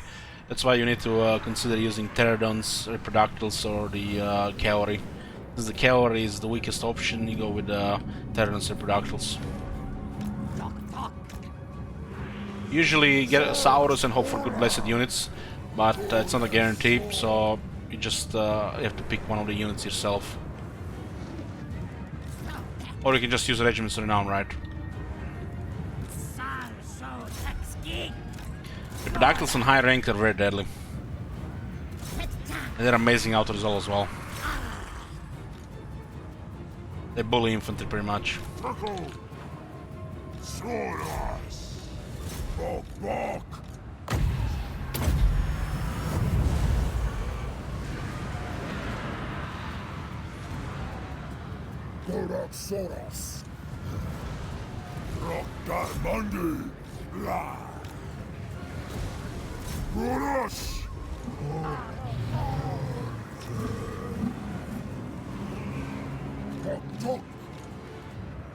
We don't have Live Bloom yet.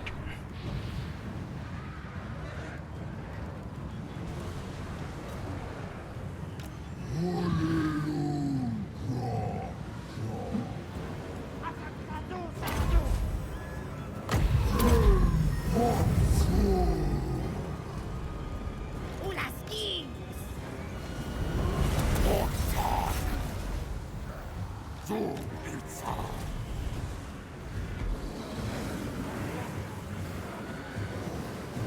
Suras. Tato. Sumas Liza.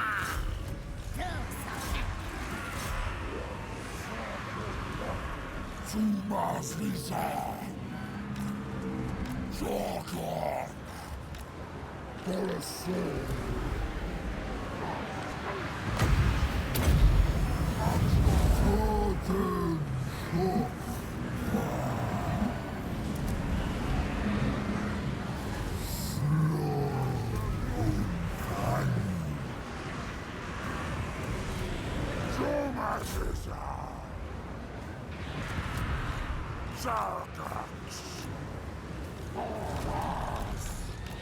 I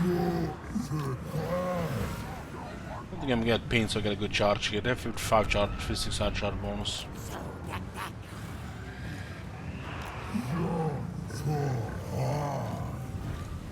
Itza.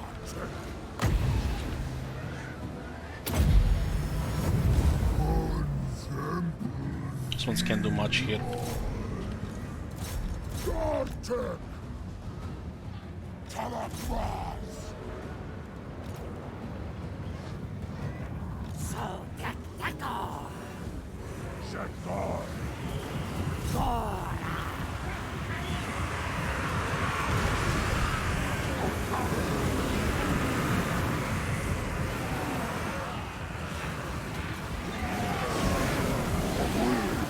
Look at leadership drop. They have very high leadership here, 90 leadership, the enemy Saurus.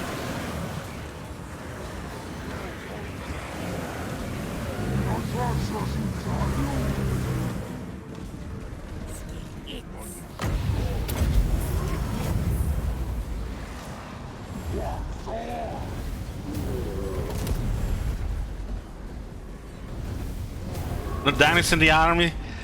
God damn Euron. What the fuck are these?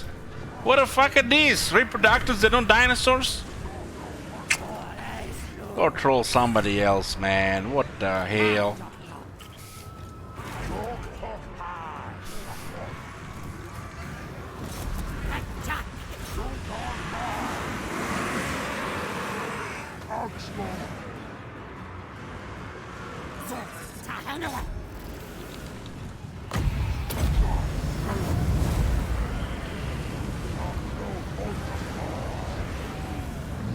There's two spearmen here. They actually did some damage, but they're melting.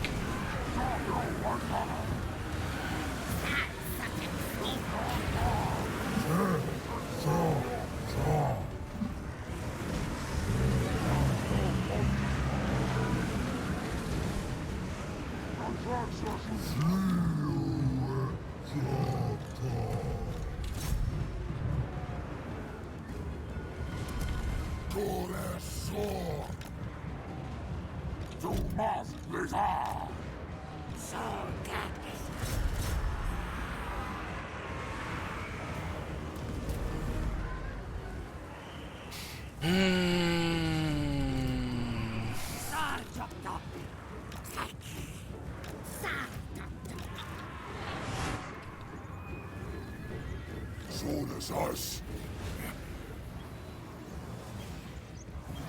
Yo, Jackdaw. Asuras. Vortex. Formatu.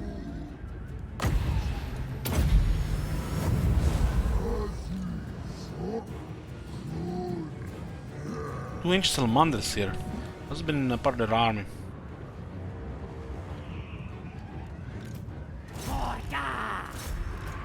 You guys are done enough here. We can take the rest down with the infantry. Itza.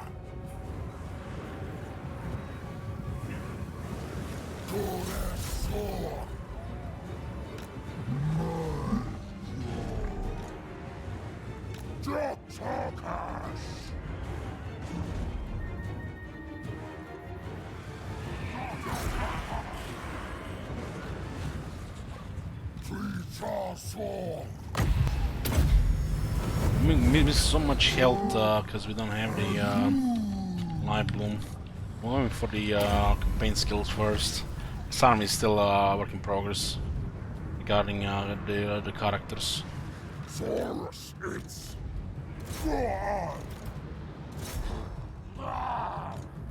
Nice job.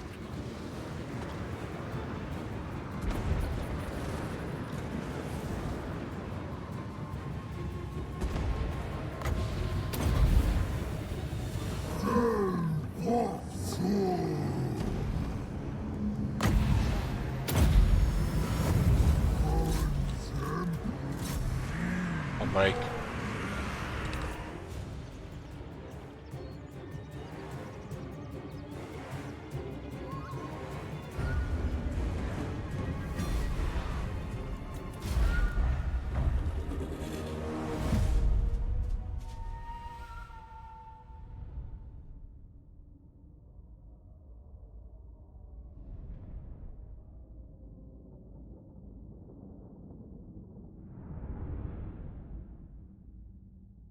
Too many losses. It's about right for a siege. Still lying a lot of Saurus here.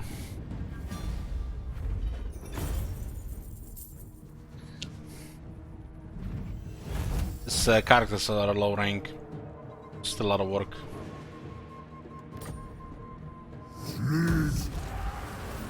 Divine Block of Protection. Ward save 4%, missile resistance 5%, research plus 5%, and 10 plus 5 local points.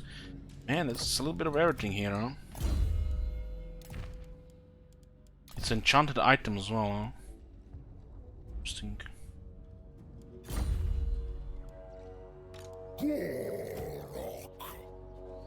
You put on a hero? You can.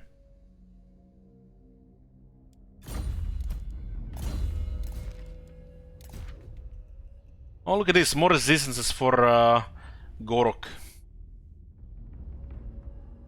Including some research and untainted.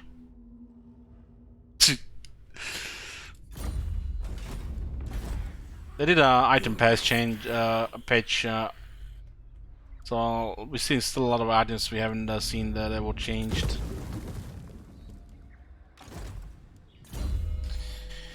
Round feared, then we're gonna get the live bloom.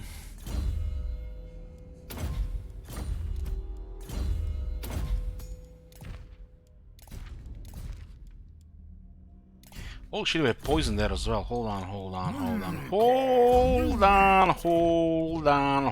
on. Speed and poison. Oh, just what we need here. Magical attacks too. Damn, that's one very good enchanted item.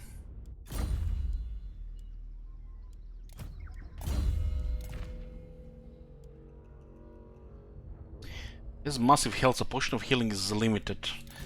We'll give a ward save here. And I guess we'll get this. Very nice.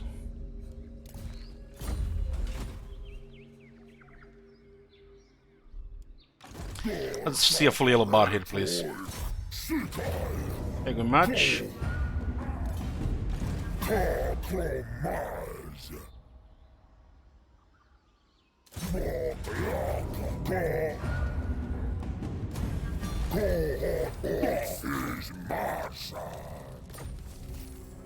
Okay, get rid of this. Let's destroy Tlaxton here. Tlaxton dead, we kind of have to go after the Skaven, but we can also go after the dwarves.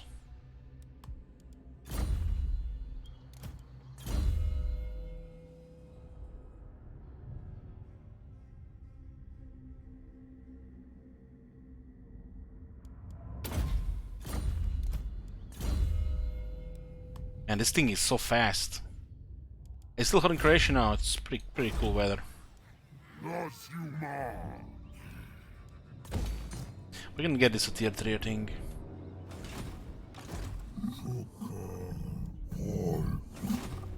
And so much money was wasted there. Jesus.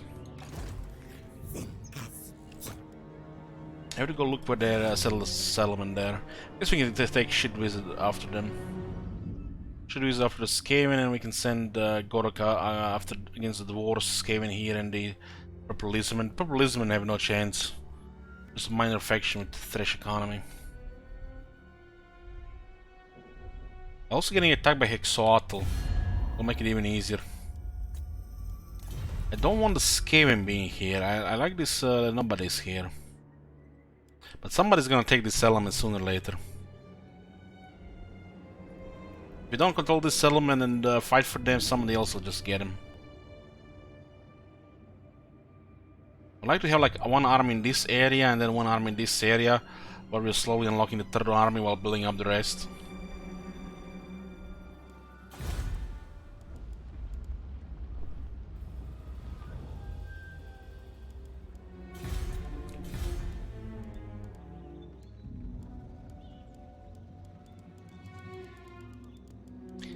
Are you fucking serious? I mean, guys, yeah, all this said is this was tier 2, right? This is a tier 2 building. This is a tier 3 building. Oh man, these garrisons feels bad, man. But at least I get arcane bolts.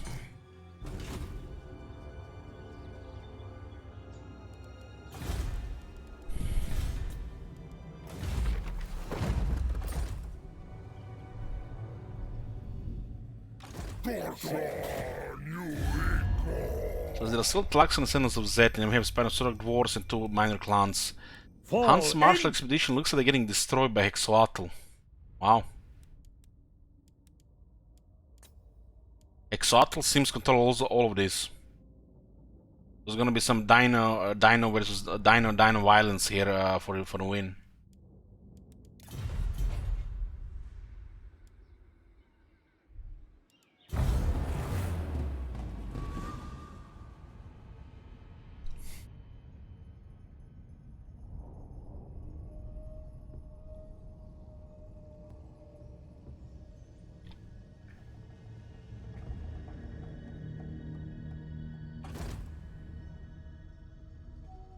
Should have destroyed the clan creepers much earlier. Now they're becoming a nuisance. They became a nuisance. We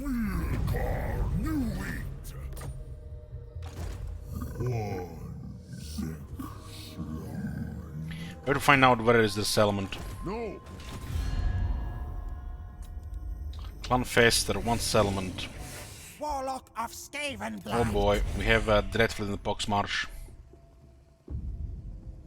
Okay, the pirates are taking the better Dreadfleet than Ortide, right? The Vampire Coast factions are very weak in defense. So where the fuck is their city then? Are they controlling Awakening? Skaven Corruption 3. I guess I'll go from below and check it out. Going to war with Dreadfleet doesn't matter much. They're just a peasant faction. Unless they get an army full of tier 5 units. Sometimes they do.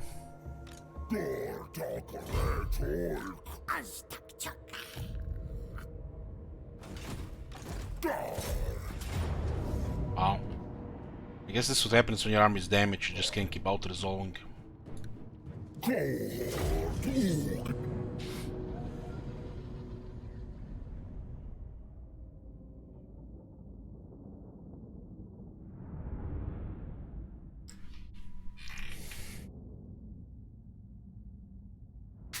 If you can remember from the top of your head, what was your earliest turn to unite entire Ultan playing in anybody else?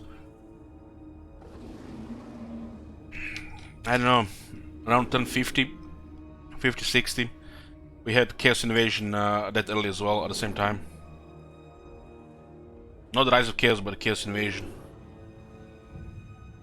That was before they changed it several times into much later in those elements.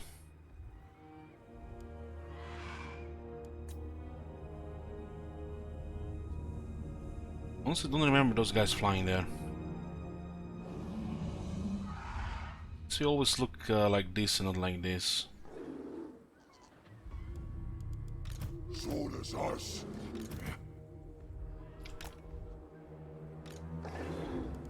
Asuras. What's the Empire Doom stack? Lord of Life, Wizard, and 18 Steam Tanks.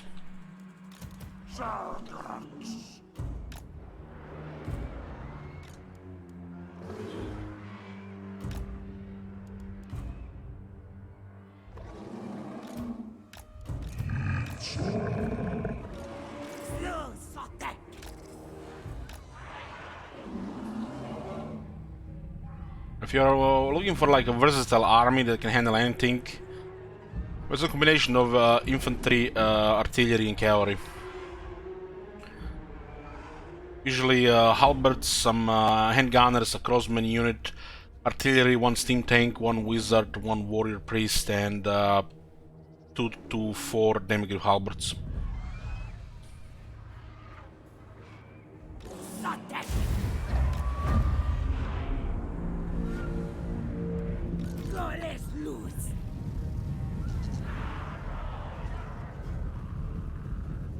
Two Razordons, 3 Razordons.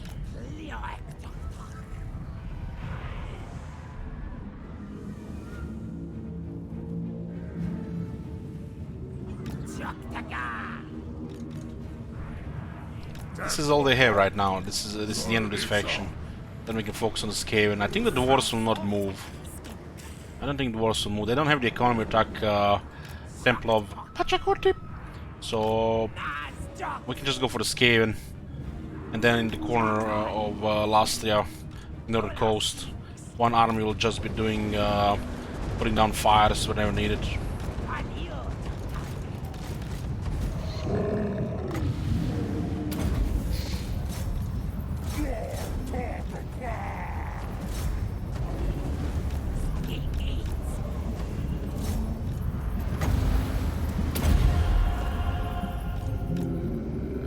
But 15 missile resistance is noticeable with some ward save.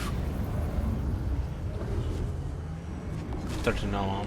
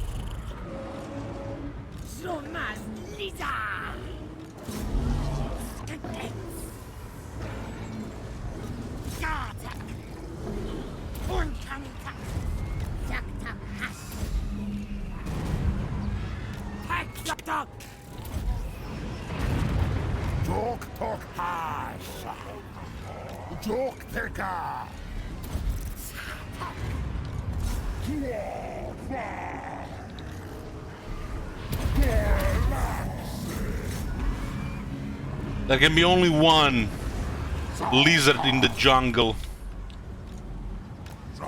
And his name is not Soothsayer.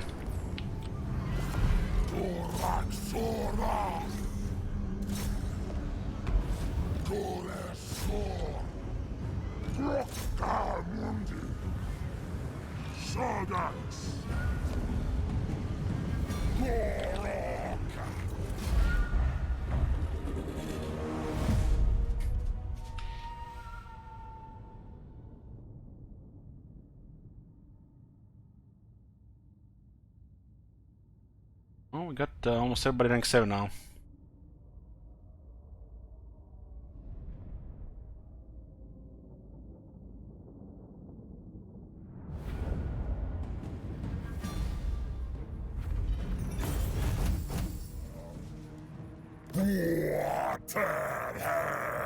What's the bullshit reason dragons don't run the whole world?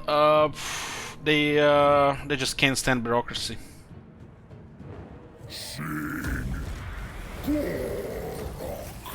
Luxon has been destroyed. Still down back to 6 enemies here.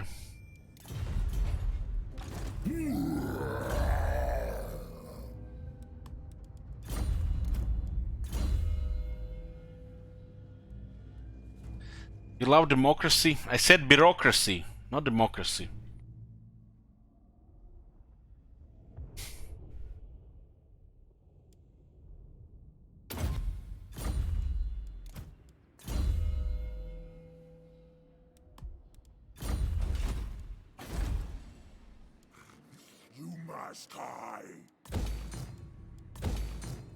So these guys will attack this. We have to find which settlement they are in.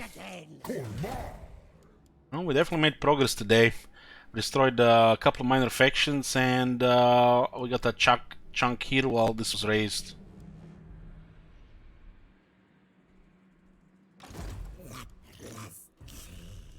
We'll be probably doing like this campaign about 6 hours a day until completion, and then we'll be doing Dreadfleet next, which is gonna be a sellout campaign.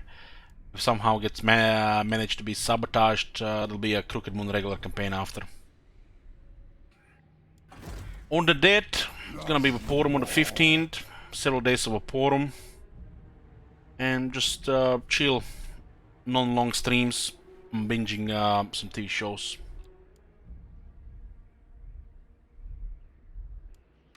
Always option to play some Bell Bars as well.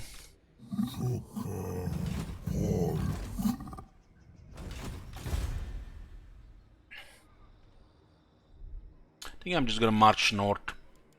They might take the settlement. Let me just check it. I think they're eyeballing Tlaxlan again.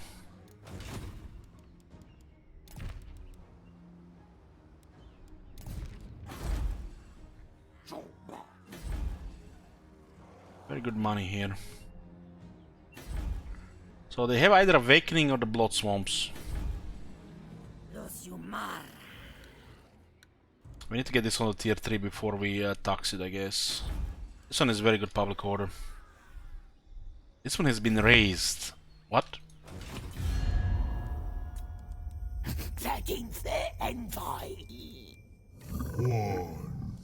Holy shit, man. Hexoatl raised this place. Mazdamundi is mad with power. This has to be Mazdamundi. Nobody else can be here.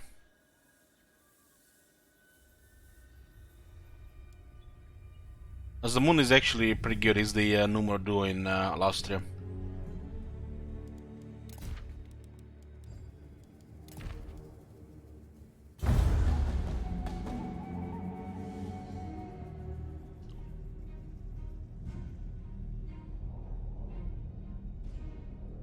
Kerlacha has been wounded.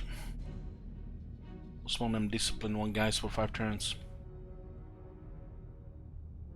Hope they take the minus settlement and just occupy it so we can just fight them over there.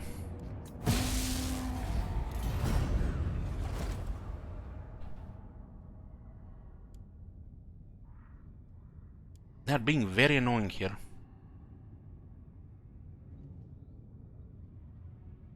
That's why we need more armies.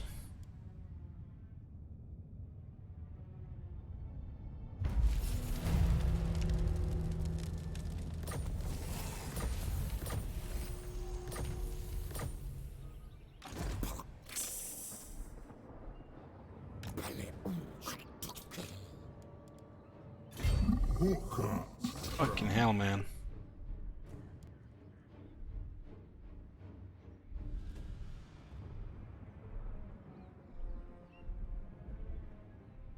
We'll meet the Dread Fleet here.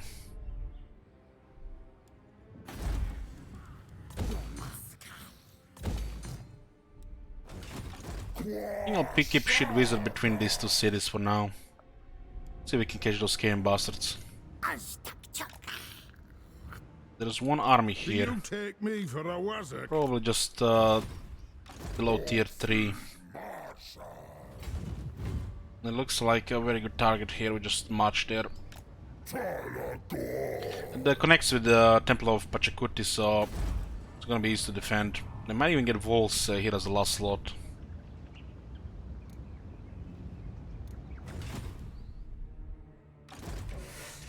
Bad plan scheme. This movement here is... it's really crazy.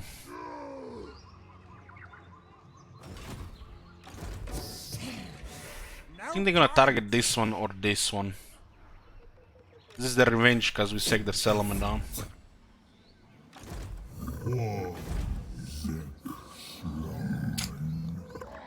There's a pretty good chance they'll ignore this because they marched. Don't cross wires. Let's see the movement here. This looks like it's exactly enough. So we'll bait here with recruitment and put army in ambush. If the army gets discovered, they'll go their way. If they don't, if it doesn't get discovered, it's a very high chance they'll go for the settlement. Otherwise, it's almost the same the chance to go for these two as well.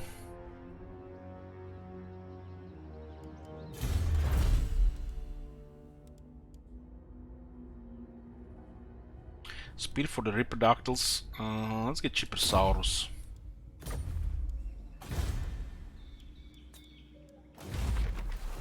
was a pretty fast turn here.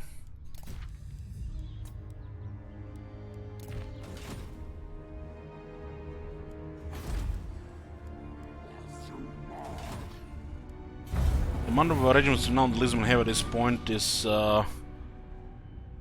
pretty good to defend on remote settlements from a big invasion. Encounter Hexoatl. Ideally, we want a Kroxigor Ancient with strong or cunning as an emergency lord. So they still went for the settlements in the south, the bastards. So Hexoatl is doing very good this campaign. Rank 7, 12 settlements. And looks like it's gonna be our biggest opponent.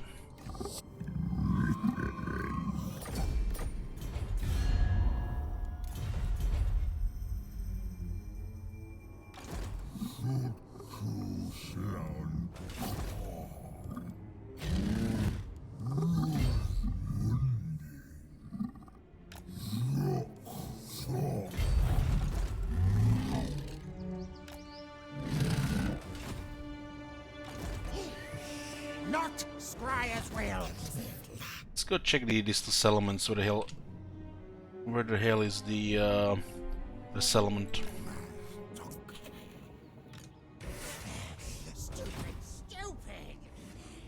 Stupid. We could maybe sack this one.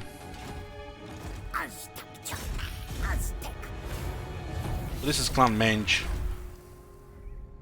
How strong is Clan Mange? 2 settlements. Ooh. They're the ones that taking this settlement here. They're the ones that raised it, and then they have taken it because they had one out of the other point. Wow, they actually did good here. So it's not Hexoatl. So they raised the settlement. Now they occupied it. The good old, you know, raise and then occupy, just in case, you know, this Lisbon have a Skaven undercity living under them. The Skaven raised it, and then they build their undercity. I think we have enough movement for a sec here. There's a veteran army here.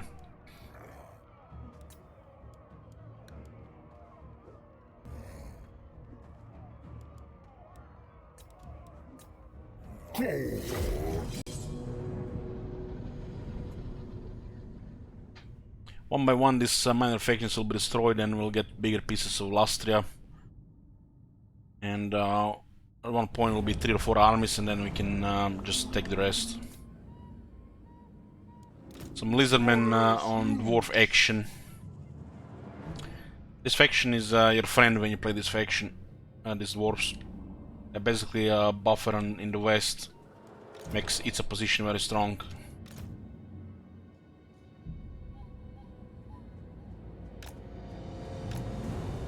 What does Lightning Strike do? It's a skilled guns and ability which you can turn on when you're attacking to prevent the enemy reinforcements. In this situation, it doesn't prevent the reinforcements, but it lowers the leadership because they're already inside the city reinforced.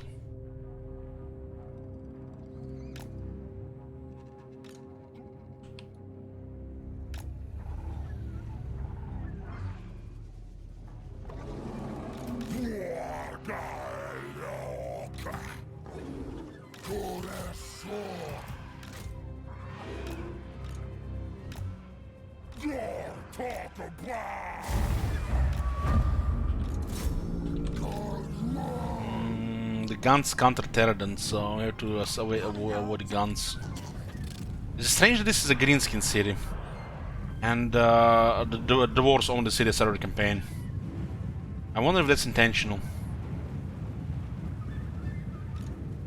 Salkarb, Zoras Itz, Tekasa, Suras Itz. Send the clubs on the wall, spears at the door, and the characters as well. What's that? Long bits? I'll just shoot him in the back.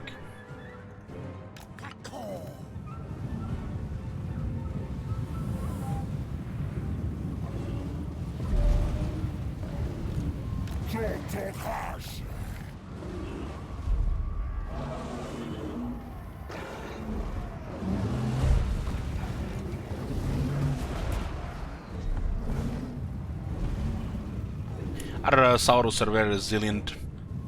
Got ward save, magic resistance, physical resistance, very high defense as well. And we have the boom box, the boom boom chair.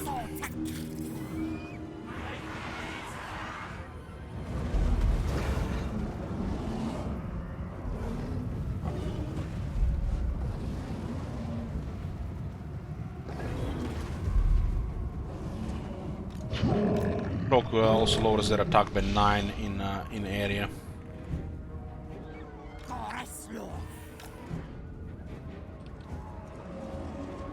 But this dwarves, this might as well be chosen.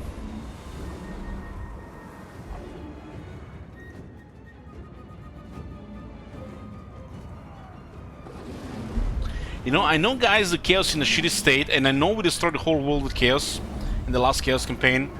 Praised everybody. But I'm itching for a chaos campaign. Just don't tell anybody. And especially not cookies.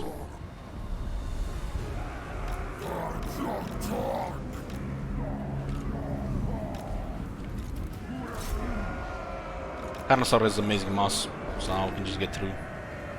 Hey, Daga.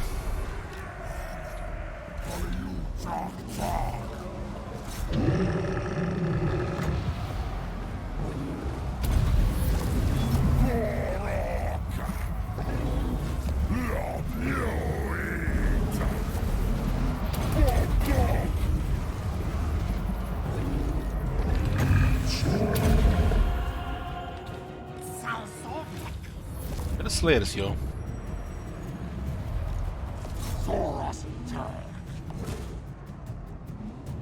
Yeah, the door. Let's go. The big one! The big one! It's gonna be like 4,000 damage.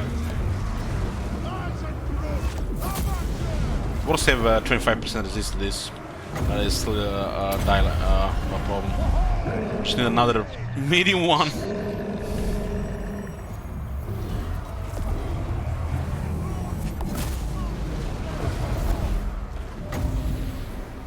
Boom, boom, boom, boom, boom. Even dwarves die. Everybody dies to boom, boom, boom.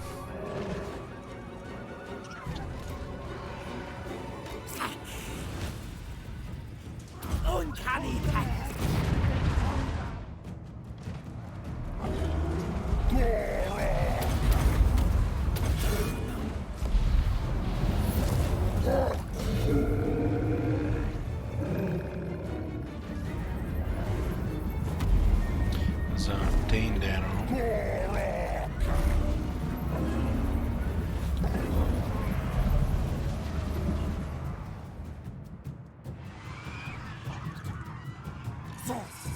Is that the best mage in the game? No. It's the strongest healer in the game.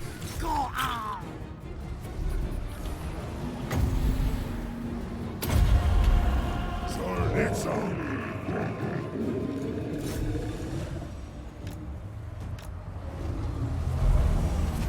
It does give a good toughness to the army, so even against large you're fine.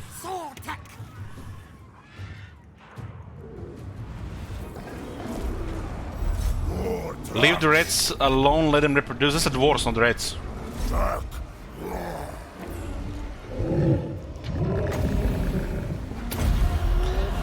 They're still here. Hey, on. Have you seen that shit?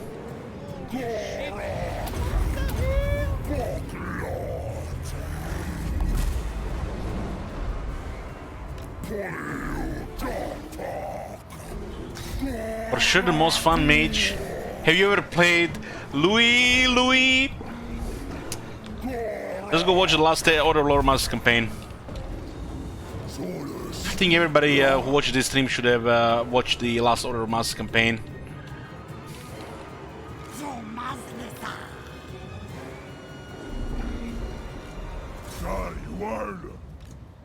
Master! Dragon! Solus! Yeah! You are! Goraka! So Master! Mundi!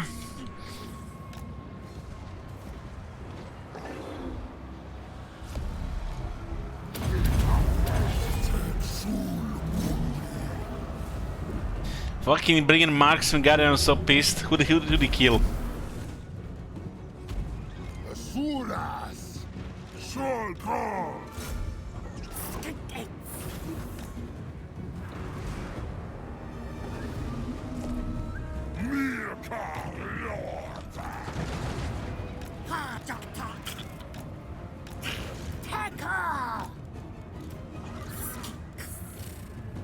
Christmas!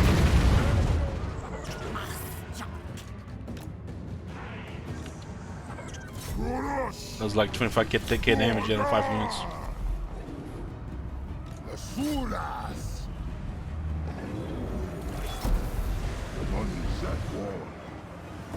Since when does the Teclis have a flying mount since they introduced the Arcane Phoenixes? Itza! Teclis has become stronger than ever. And was already one of the strongest lords from day one. Mas dog!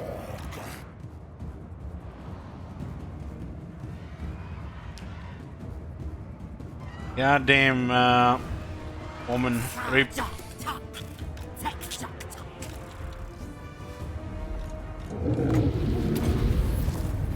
Well, the rank 9 Longbeard's grinded nice here.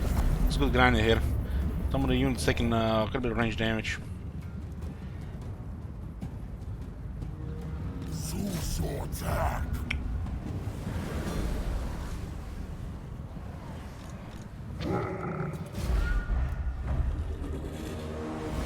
Decisive victory here. Bolt thrower 132 kills. Oh man, they had a good angle on. Damn. AI with the angles in the sieges. Pay attention, boys. You might actually learn some tricks in sieges if you look what the AI does with the artillery.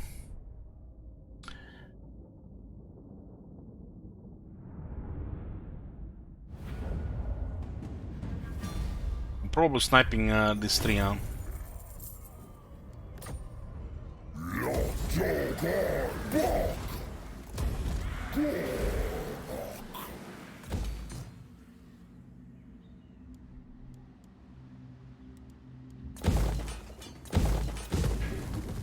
Okay, we're taking Huolotl. They still have the Mine of the Buried Skulls, so we secure this corner here. It's gonna be a very safe part of the map for us, this area here.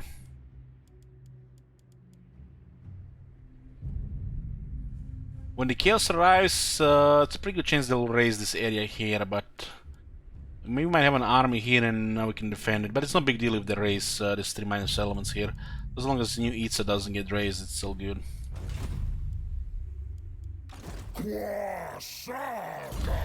You can take and occupy, yeah, you get a lot of money like that, but it will cripple the settlement and you lose 2 levels. Unless you play Greenskins, you might not lose any levels.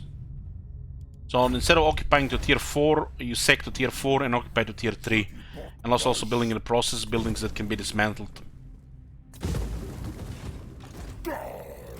But I want to put money from this city into another city or have it in the treasury. So it's more important than getting some random buildings by just occupying tier 4.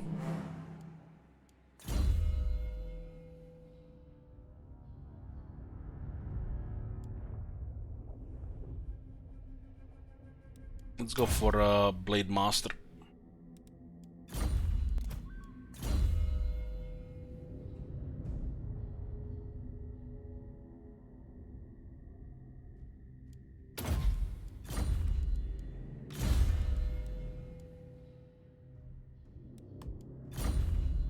So we have Skaven here, a dwarf with another minor settlement, and there is another Skaven faction here, which is unfortunate, they're annoying us still. So the middle settlement can still be taken by 2 different factions while we go finish off the dwarves. 15 units here. Like I said, 1 minor faction at a time.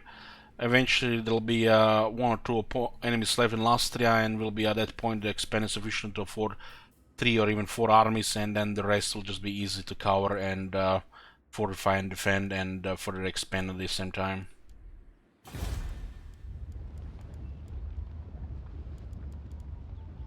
We don't want to spend anything here right now.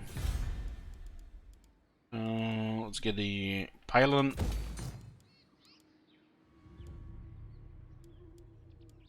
This lowers upkeep on dinosaurs 3%. No money otherwise.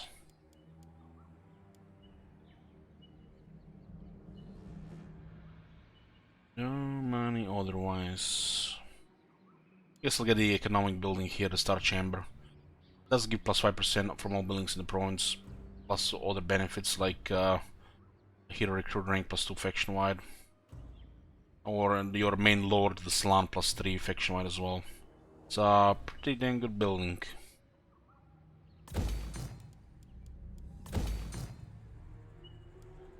This province is starting to make good money. So, until they take Star Tower, I think it should be fairly safe. Just have to get rid of the minor 7 faction. We don't want any random factions using Underways and Lastria annoying the shit out of us.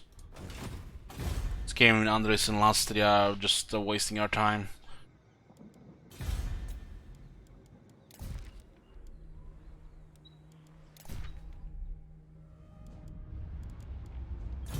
We're also now at war with Hexoatl, and the Dread Fleet is in the Vampire Coast as well. There'll be 2 less factions here soon. Then 3, then 4, and then we'll be just fighting mainly Hexoatl.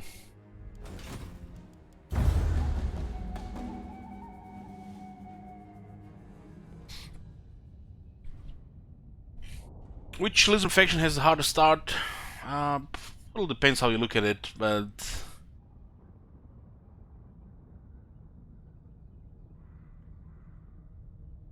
it's probably Nakai, because it's a little bit underwhelming.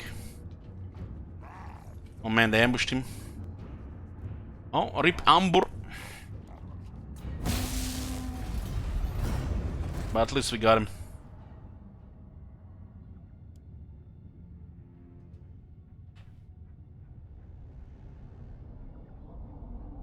When you start in the car, you're gonna be like, what the fuck, where's the money?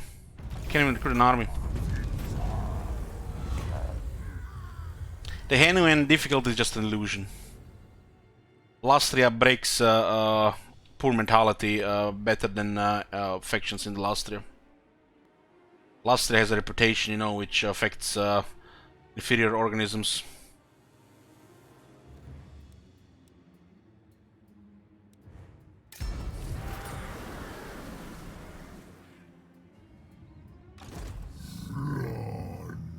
And they almost got away. Those fuckers. They almost sacrificed the guy for nothing.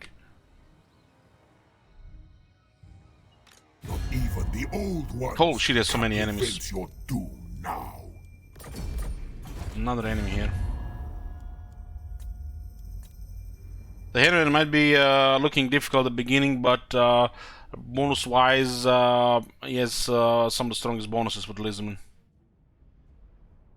It just makes Mazdamundi look bad as well.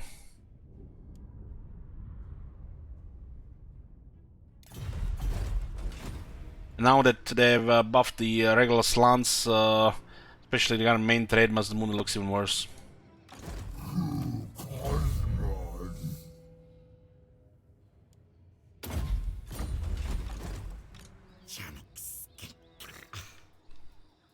We're gonna have to keep an eye on the Vampire Coast. So we'll end the dwarves first. If this settlement flips, it flips. We don't care, right? Oh my god. Have you seen that shit? Holy shit. What the hell? Hey, Nina. Thank you for support. Wow, the dwarves have fled the settlement. They're going for a Subatoon, 15 units.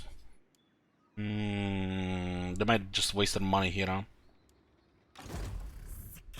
They're gonna have to besiege it.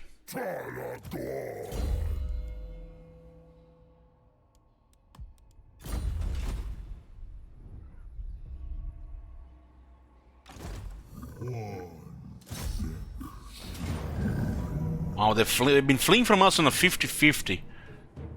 That's 50-50, really? And they're fleeing around the map, being annoying as shit.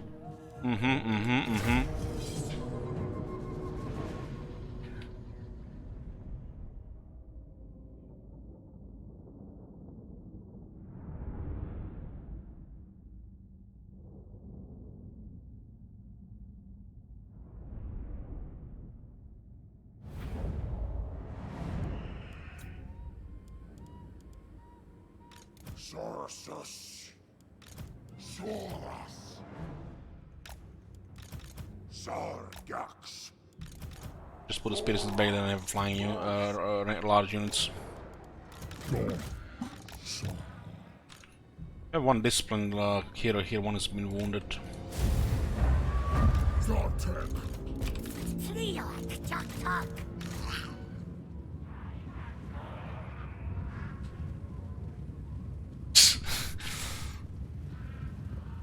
When you say it like this for 2 chains, you make me feel bad. Please, please don't say it like that.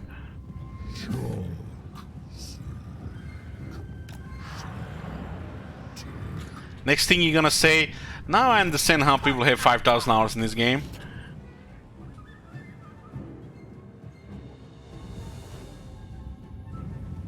Gotta fight every single battle.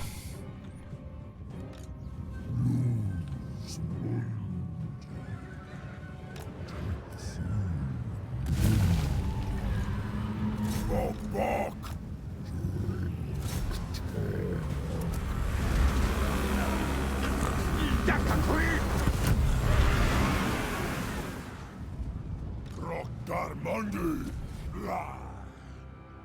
Sugli. Those were the days.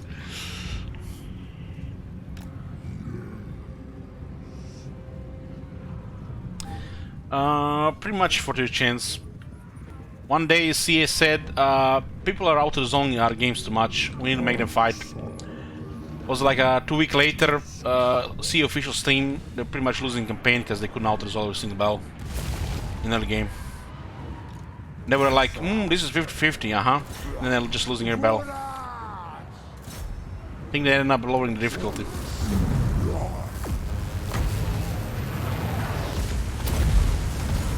But they did play Clan Rictus, you know, so 50-50 there. If you know the expert, you're gonna be bleeding. We used to call this following the balance of power blindly. You know, like the plebs usually do. It's the way to play the game. Just follow the balance of power. Trust it. Believe it. If it doesn't say 50-50, better retreat. So now that they made it 50-50 every single battle, nobody retreats anymore. And they still wonder why they're losing battles. I'm talking about the people who play this game for like 10, 12, 20 hours.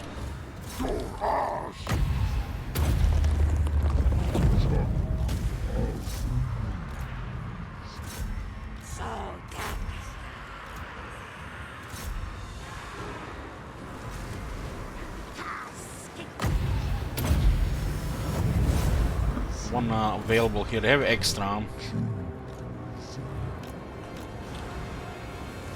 Oh, Sword Grind is almost done. Disengaging, so we disengage as well there at the distance. We are faster unit, so we don't care.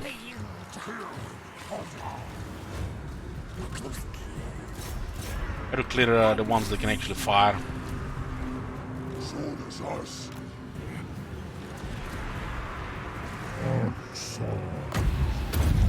The Reproductus goes fear, so it could be enough to rout them here.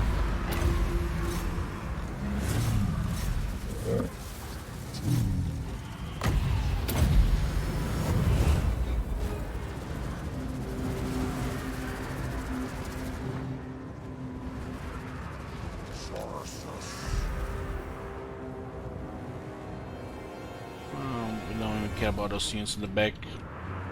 The rest is pretty much Reproductals, just pin those guys there.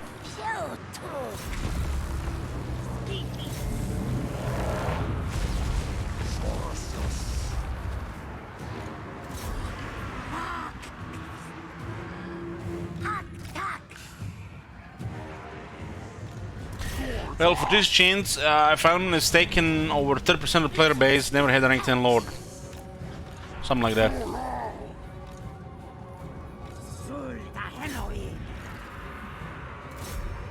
I mean, this is a Steam game right now. You can only play it on Steam, right? When you go check stuff like, let's say, the Steam achievements, right? It might not work with the mod, so you know, not everybody's modding, especially the new players. You know how the player base. The people that mod the game are a minority and usually the loudest on the forums. So the achievements give you idea of what I'm saying.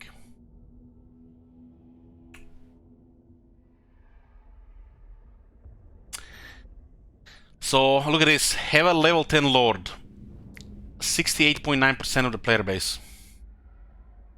So over 31% of the people who bought this game has never had a level 10 Lord.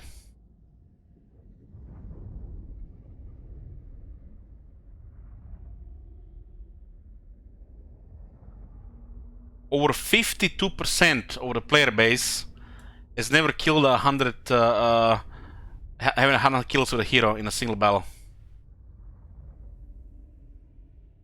Faction, which usually is go-to faction, you know, the high elves.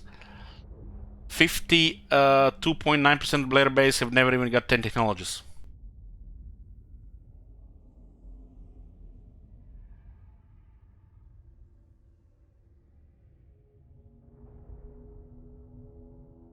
A lot of people buy the game on sale and they never play it. They think they're gonna play it.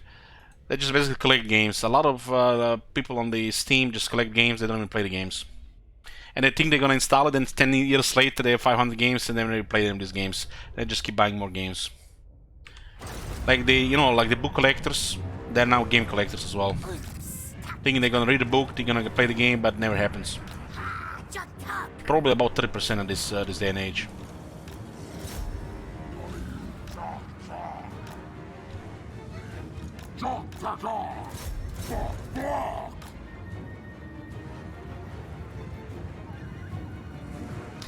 Most people never finish games that they buy and play. Finish. We're talking about rank 10 Lord, which you can get in one sitting.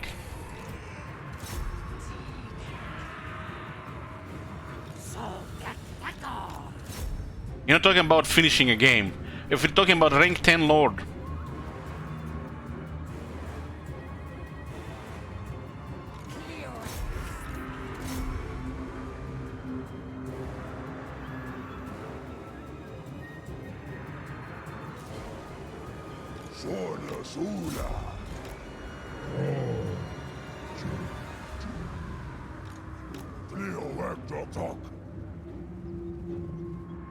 I'm pretty sure you can get rank 10 by Outer Zone, yeah, pretty much.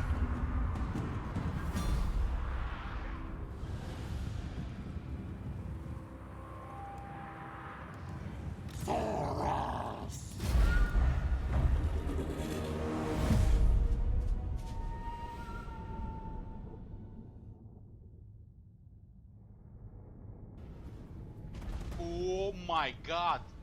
Have you seen that shit? Holy shit. What? Because they're too busy working, more like they don't even have a time or attention span to play strategy games in their age and playing Fortnite and Call of Duty instead.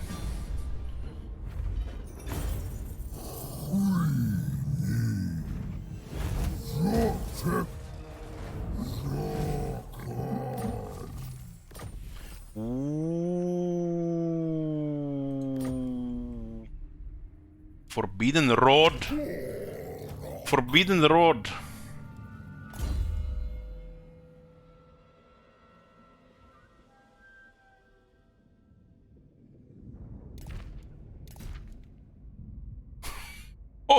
Oh, 100.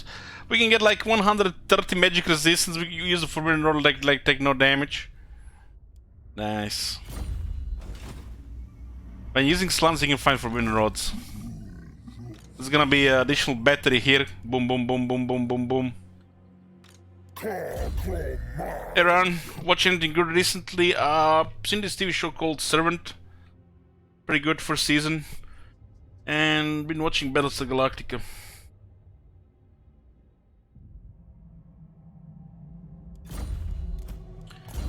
We got the ultimate battery here. So we're gonna have 105 magic resistance on Lord Krog. That's without Lichbomb Pennant.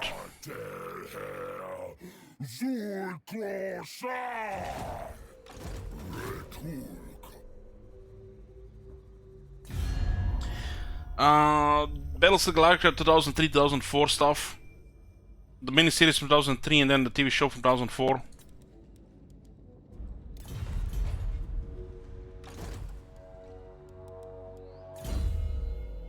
Okay, one more for Renown and Feared. I think the settlement is one of these.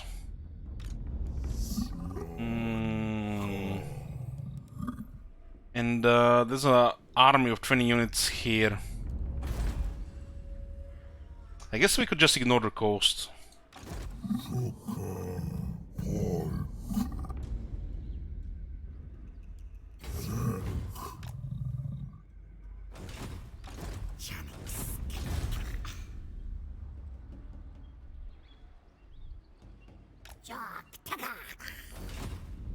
The council is disappointed. The wars have fled the city here.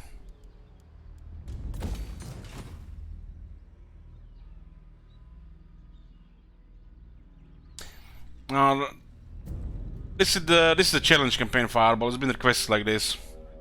We'll be doing more regular campaigns in the future, but this month it's pretty much been Death Wish and some special rules.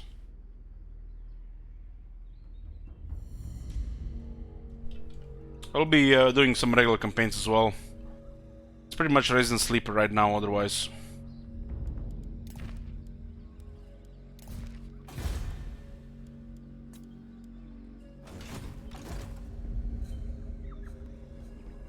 We did a couple of regular campaigns, 2 were very long ones last month. Was actually 2 months ago.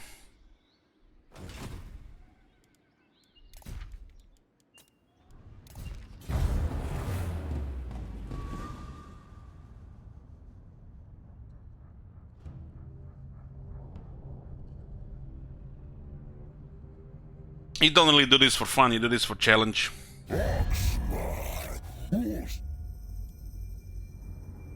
Different, you know, campaign experience. Itza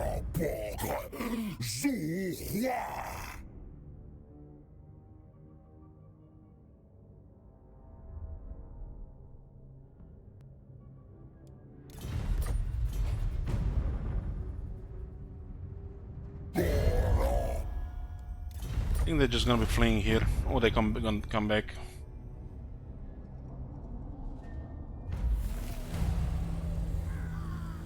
Okay, this is where I stop for today, boys. We're pretty much gonna be doing streams like this for a bit. About 6-7 hours. With Itza Death Wish. Then we're gonna have the Death Fleet sellout campaign with the special on.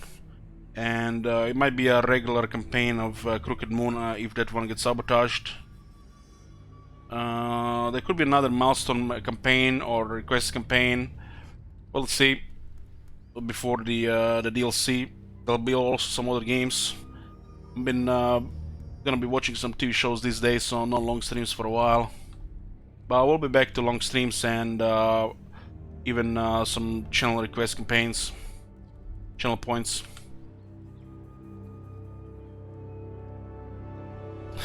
Alex just got chilled, and I'm pretty much gonna go chill, go watch some Battlestar Galactica for the rest of the night. Thank you guys for watching. See you tomorrow.